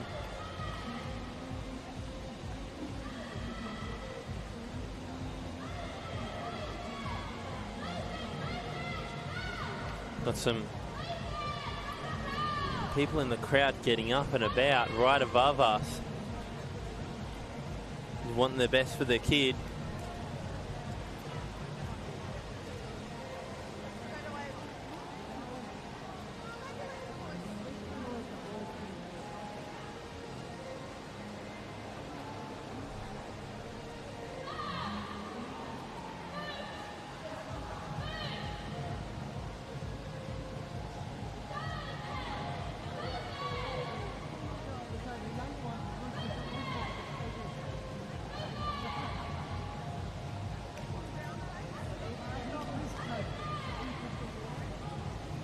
I'm going to take a wild assumption and say that the lady that is above us cheering her kid on is a big fan of Ethan Zhu there in the middle.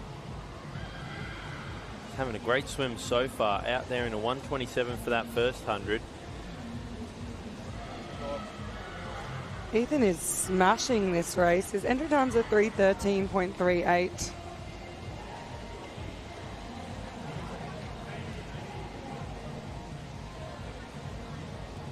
Now close to that.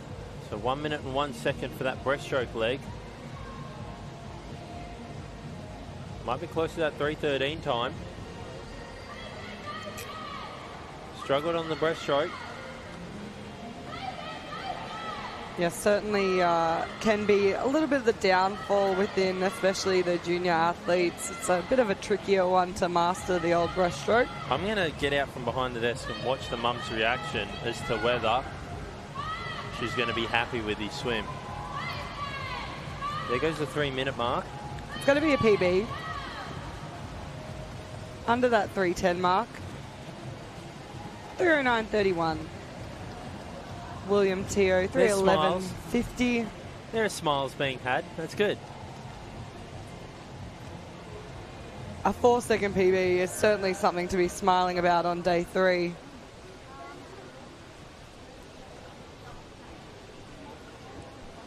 Really, any PB is always something to be well and truly celebrated. Exactly. I actually used to be very jealous of my siblings when I was younger, because my parents brought in this little lucky dip prize every time we did personal bests. They were things worth, 50 cents, $1, lollies, little bits of jewellery and whatnot. Nothing too crazy, but as I was, swimming a lot at state level events and stuff, going to local meets was really, really challenging to get personal bests. And my siblings didn't seem to have that issue. They PB'd every week, and it always made me want to push myself that little bit harder wherever I went to swim. I think those little incentives are always nice ways of making sure with your junior athletes, that's what it's about. It's not about the medals, and although they are lovely to get, and a bit of bling at the end of a race day is always, something to be celebrated in the end. PBs are what we're really looking for at all ages. If based off that, you can actually transfer that into your older life. Don't know if you know Duplantis No. from, don't know if it's Italy or France. Might be France. Is a champion pole vaulter. He's got it written in his contract that every time he breaks the world record, he gets $100,000 from his major sponsor. I believe in training he's beaten the world record by over 10 or 15 centimetres and breaks it by a centimetre every time he goes out to compete. I think I've actually heard this story. He knows what he's capable of doing, so he just increases it. There's a lot of weightlifters that do a similar thing when they break the world record in weightlifting. They know that they can do it because they've done it in training, but then going out and doing it in an actual competition, they find it easy. I think if parents don't want to be forking out thousands of dollars, If parents stick to the lucky dip. Stick to the lucky dip. Mate, how good was it you could roll up to a canteen with $4 back in the day and it felt like you could buy the shop? Well, I remember, and now we're going back a while, but being able to go to the fish and chip store with $5 and come home with food for me and my siblings. And that was a lot. We'd get $2 worth of chips, which was enough to sink a boat. And You need a wheelbarrow. yeah. It'd be wheelbarrow kind of territory. Wrap it in Now some I can't buy newspaper. one potato for $2. Oh my gosh, it's ridiculous. What happened to the fair income fish and chip shop that would just be like, classic. you'd go, here's $2, I'm buying all the chips you've ever created in the history of your life, and they say, yep, and actually, you know what, grab a drink while you're at it. Those were the days. Well, it's a gorgeous day if you are wanting to go and have some fish and chips by the beach, but stay tuned because we do have a few more events on the cards for our heat session with Otto Piper here finishing off this second heat of our 200 AM for the 11 and unders in a 2:54.34. I don't want to work out the maths on that, but his personal best leading into this was 3:12. 3:12 to 2:54. Caleb Guhan in second, 3:03.77. And Yao Cheng Guo in third, 3:07.49. So more and more big drops. 2:54, fifth seed. For those playing along at home, 18 seconds.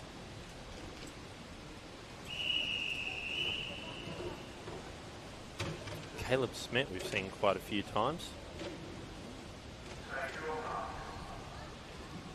Nicholas Wang, Sean Deng, Andriel Chan. Wow, another stacked heat here. You know what? I think that this could potentially win a medal. We could have a medalist or two in this heat. Are we going to finally see one? The closest we got was Yi Yang, who came 4th in the 50 breaststroke or the 50 backstroke, I believe. It was one of the two from an outside heat. So let's see if we can create another one here. We've got some high quality swimmers.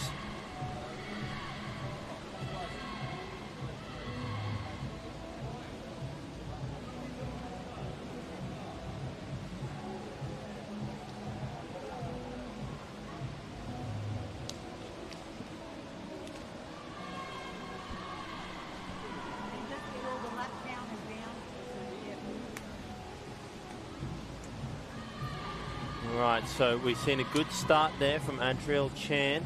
We know that Caleb Smith's a good backstroke breaststroker. Athletes and coaches, please be aware our 1500 metre heats this morning have been combined, so there will only be one heat of our 1500 metres swum this morning.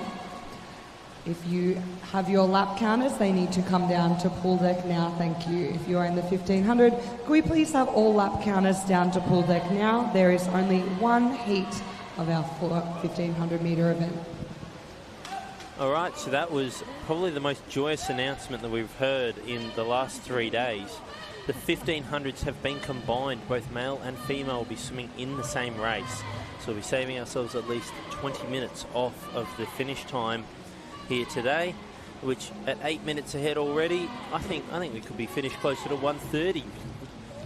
2 hours less than what we've been doing in previous days. We could have a party in that time. All right, but anyway, Caleb Smith worked his way up from 4th up to 3rd, put himself in contention with Adriel Chan, and now it's an absolute blanket over the middle of the field, very close. Lane 0 out there. It's dropped to 52. 51 from Sean Deng was probably the fastest of anyone in that leg, but it's Adriel Chan that still has that lead by 0.1 of a second. But I'll tell you what, there's a freestyler being made right here. Absolutely stunning down the last 50s, led from start to finish just about. And Adriel Chan is going to absolutely fly home here. You got Evan Wang over there in lane 1, was 4th at the turn. Could work his way up to 3rd.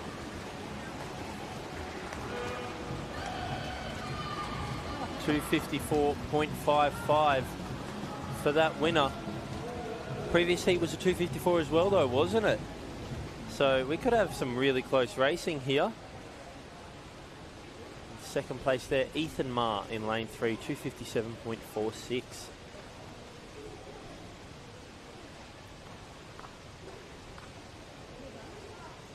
This just happens to be another one of those really stacked age groups, though, because I'm having a little bit of a look at this final heat, and there are some big names. Once again, you've got Leonardo Hernandez. He's done some incredible skills in underwaters, and then you've got, you know, Yi Yang. We've seen him do some really big drops in time. We've also got Zane Metney over in lane 0. He's had a great meet. Lane 9. Roy Sun. All right, let's see what these boys can do.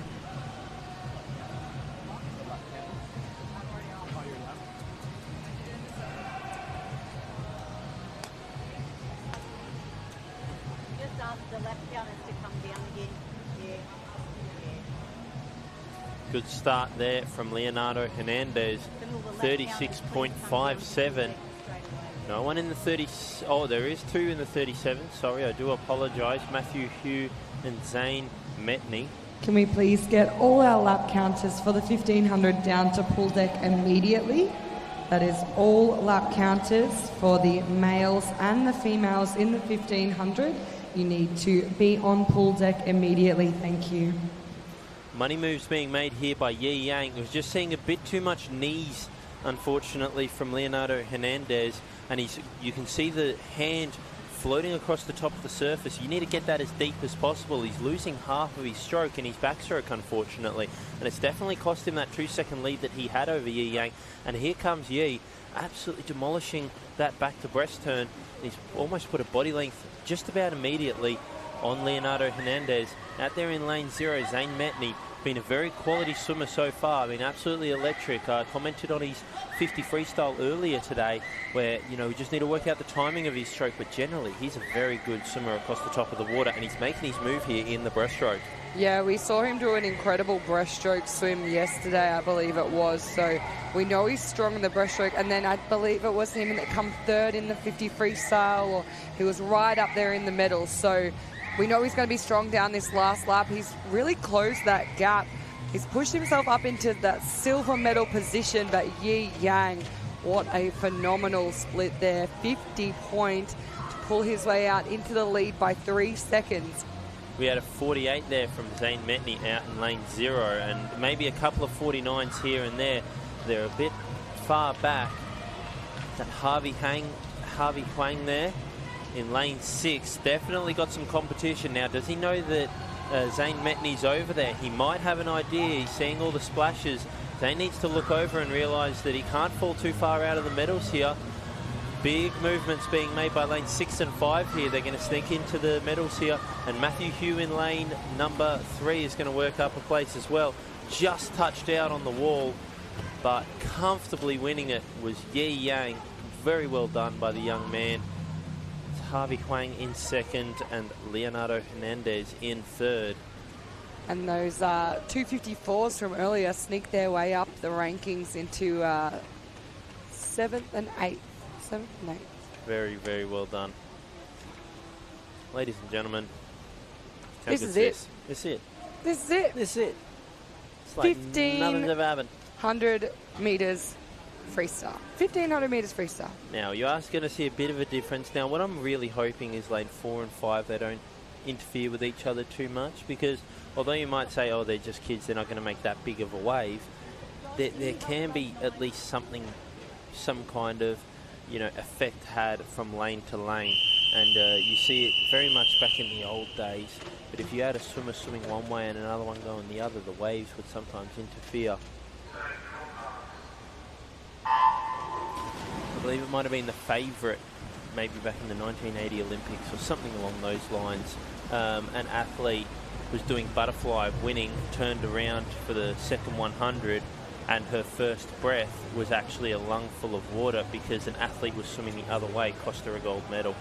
I think the fortunate thing we have now is the upgrades in the technology utilised in the pool, like our lane ropes, which are now a lot wider and thicker, and they're specifically designed to really reduce the waves that come across.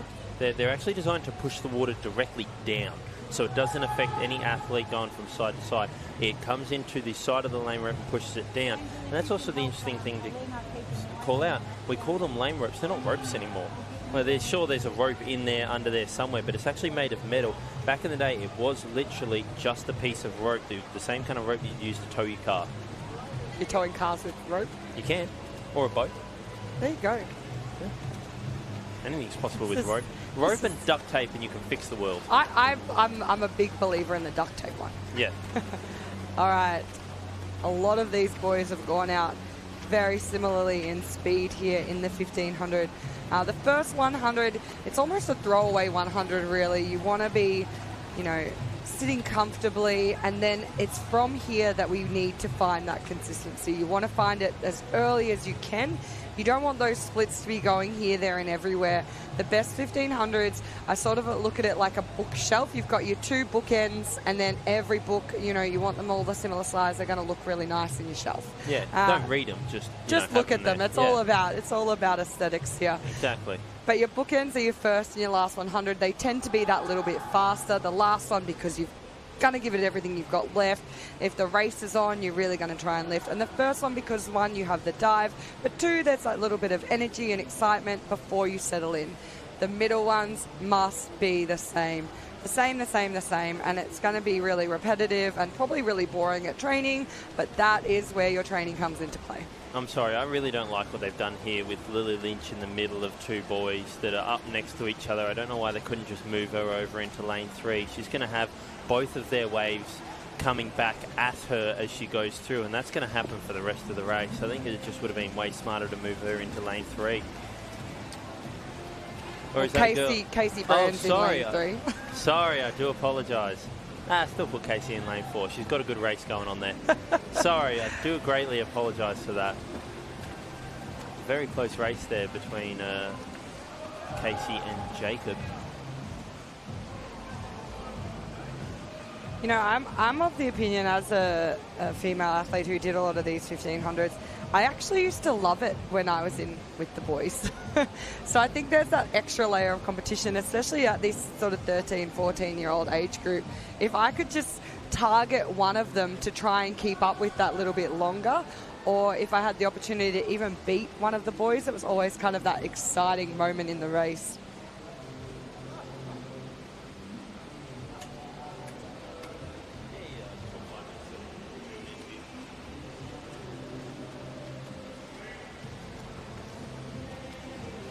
Sounds like we might have a special guest joining us in a moment on commentary during this 1500. We love our special guests. A big thank you to Nick Valiardis, who joined us earlier today during the 200-metre freestyles, as well as Tegan Mills, a couple of our coaches. Jack Gurry, Samuel Mills. No relation? Between Jack Gurry and Samuel Mills? No, Samuel Mills and Tegan Mills. Oh, no. I was like, what? Confusion. Sorry.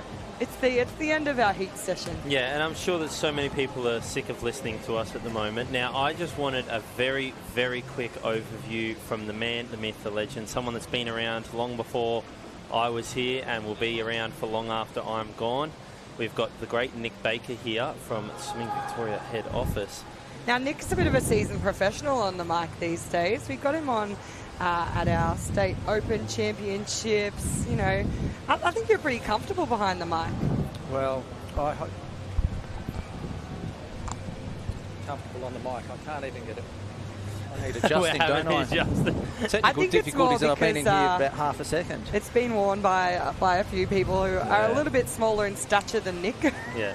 Well, can I say out it. there to our viewers that I hope they've been enjoying the beautiful tones of Carlia and Elliot this morning. They've done a fantastic job. And I've been sitting in the office there. I can hear them from earshot and spot on with their commentary. So viewers, if you're out there and you see them here on pool deck, give them a thumbs up. Thank you. I've been tagged in a couple of things online of people posting their race and saying thank you for the commentary. So that's nice. That's pretty cool. Now, I just want to ask you because, and this is more for me, and also just to catch up for our viewers, for anyone who wasn't watching during state age, a lot of pathways have been brought in since I've retired from swimming. So we used to have this thing back in 2019 where a Victorian team went over to America to compete, and I understand there's that coming back in where there are very few athletes, a very select group get to go over to America and compete if you don't make an Australian team, but also there's a lot of in-between. So what are those in-between squads and what is required to make them? So, yeah, good question, Elliot. Thanks. So I've currently been in this role for the last 2 years, 2.5 years, and we've added on a new open squad this year. And what we're trying to do is just take our best swimmers in the state, get them training together. And I'm just giving knuckles to a couple of swimmers and a coach that's just done really well. Sorry about that. Yeah, get them training together, giving them racing opportunities for both, the swimmers to compete overseas, as he said, but also the coaches to coach internationally as well. We started a competition with New Zealand and WA for our slightly younger swimmers, and we travelled to New Zealand over the last couple of years to compete there in what we call a tri-series meet. Trans-Tasman? Similar to the Trans-Tasman.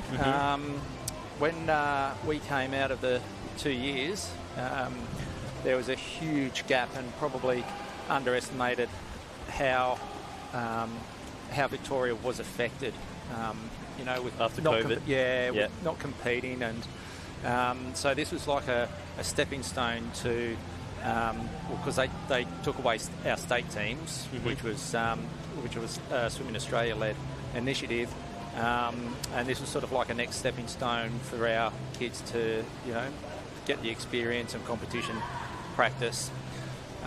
Whereas this year we've still got the Tri-Series competition, and that's done over 3 days. We race 5 times in 3 days, and then, as I said, our older athletes will look at going over to America and racing at a US meet over there. Now, as you know, you've been on an Australian A team. Yep. It's a long way to go once we get to an international stage, and you can't just jump on a plane for the first time and expect to compete at a international level. So with everything, we've got to practice. Exactly. And at a state level, this is where it starts. And then that exposure, competing, then next year, hopefully the Victorians take another step forward, make an Australian team, and then onto the bigger teams from there. So, Yeah, good. Yeah. Let me ask you a question. Yes.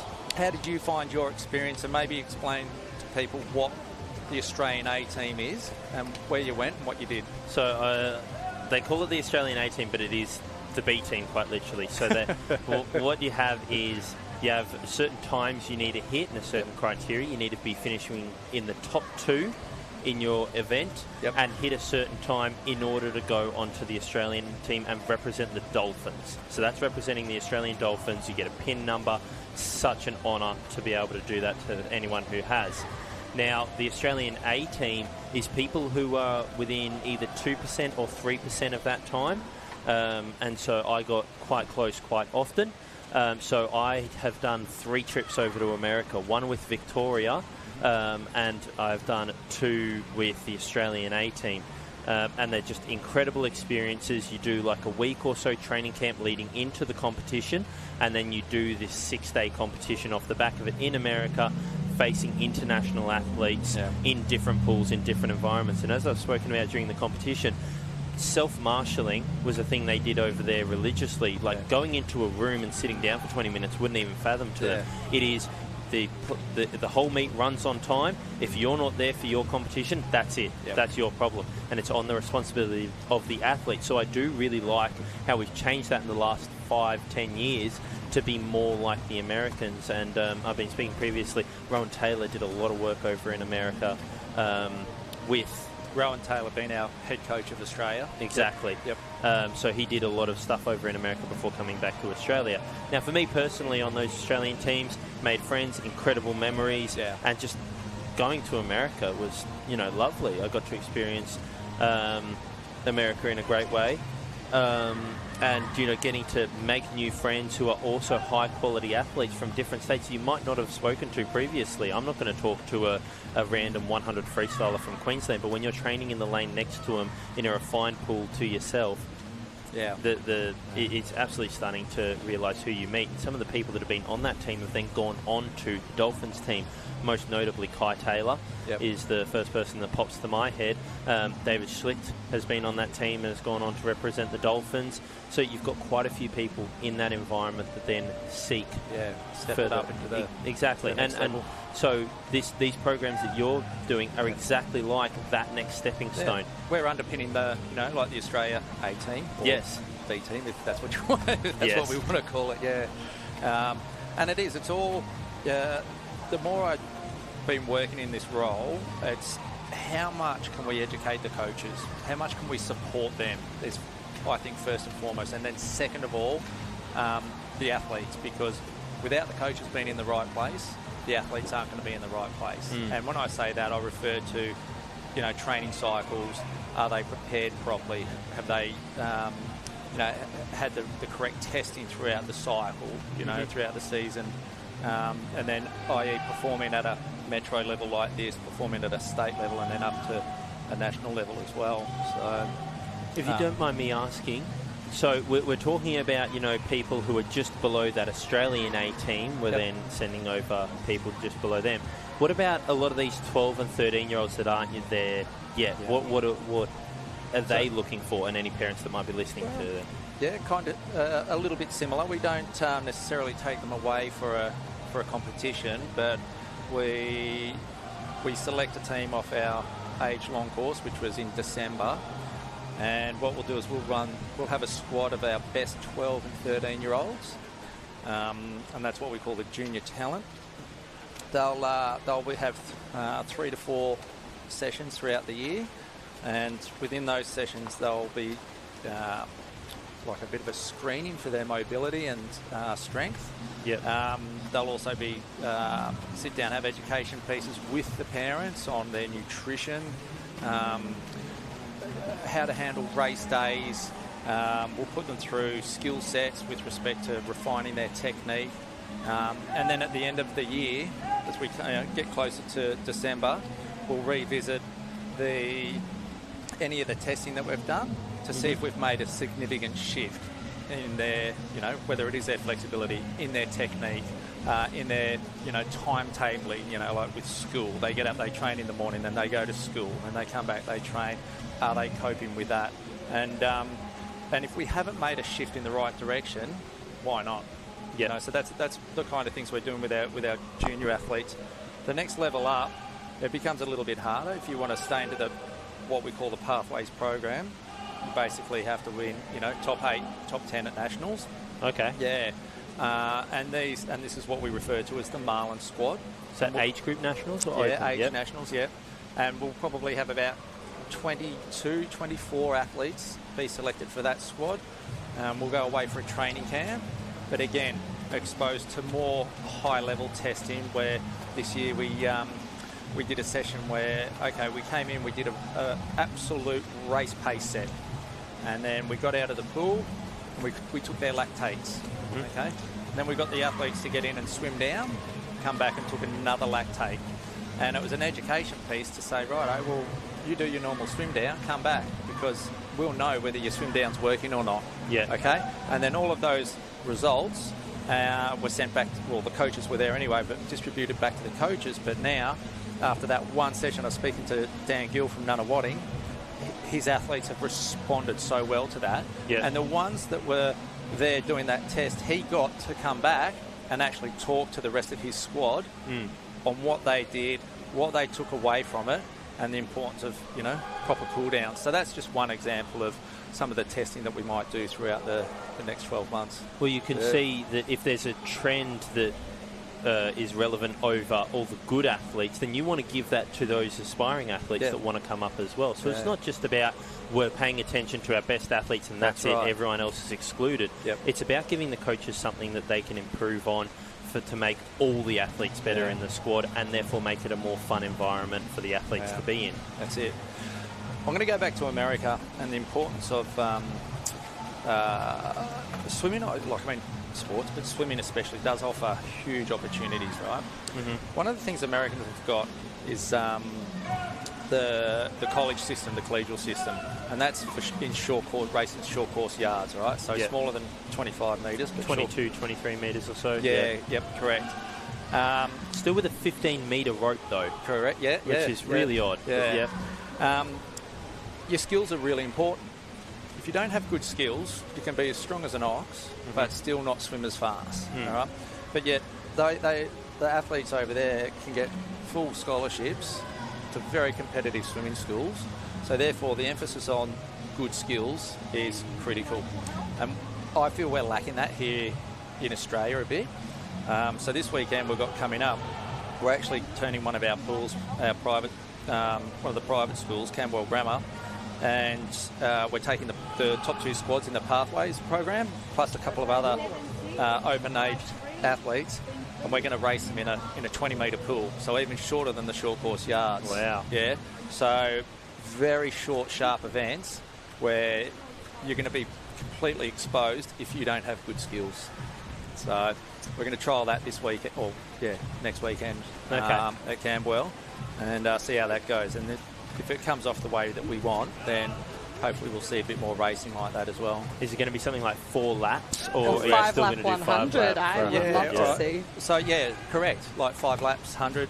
Like our distance guys have got 16 laps. Yeah, you know, no, like no, don't do that. Don't do that. I was going to say but- the counting is going to be the interesting part. I know a few athletes who struggle enough when we go to short course. You know, for example, like we're going to go back to breast, 2 laps, back to breast. So you practice your start and then you flip turn for the backstroke, you know, like, and then, so your dives, like we'll see who's good.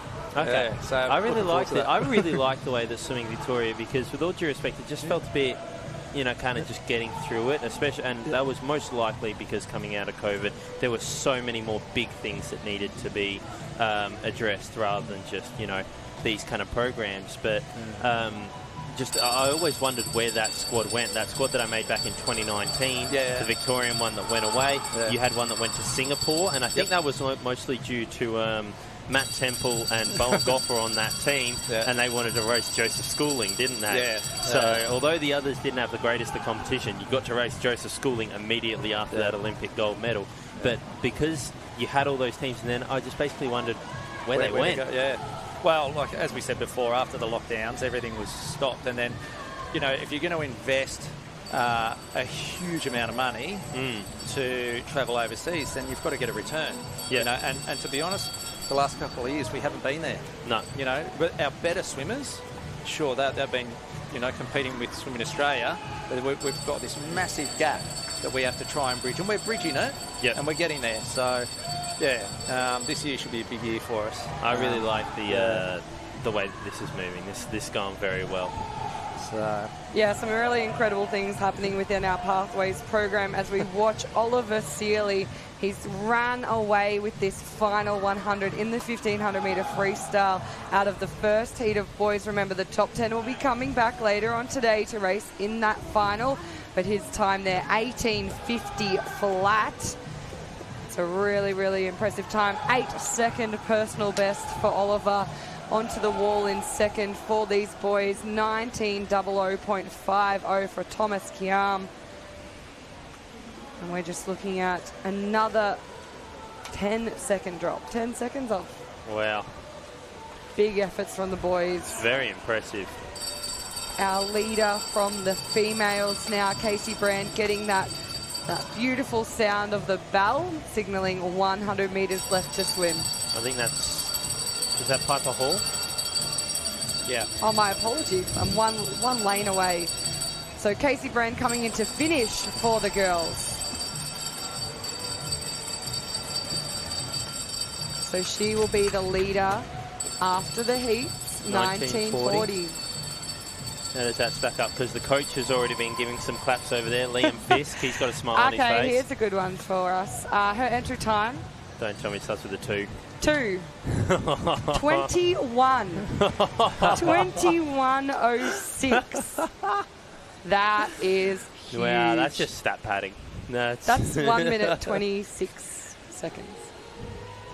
I can't remember what her initial time was, but I'll go that with you. 1 minute and 26 seconds. 1.5 minutes. She's just dropped off. That's over 100 metres. Yeah, that's very impressive. Well, I just want to say thank you, Nick, for the chat. It's always good. Pleasure, team. Anyone listening, just take something out of it. It's always good to hear. And it's just really nice that you can have someone honest down on pool deck, letting us know what is actually happening with the front office. So I do appreciate that. And doing such a great job with that Pathways program to ensure that these incredibly talented athletes have the right nurturing from Swimming Victoria to ensure their futures are continuing to remain bright. So we watch our final swimmers come into the wall here. Lots and lots of PBs for the girls there. I know a lot of them were entered around that 21-minute mark, and we've only just, as I've said that, Madison Schnabel there, 20.59.99. Just sneaking under the 21-minute mark. Love to see it. Awesome job from all our athletes. That wraps up our heat session for day 3 of the 2025 Mattioli Victorian Metropolitan Long Course Championships.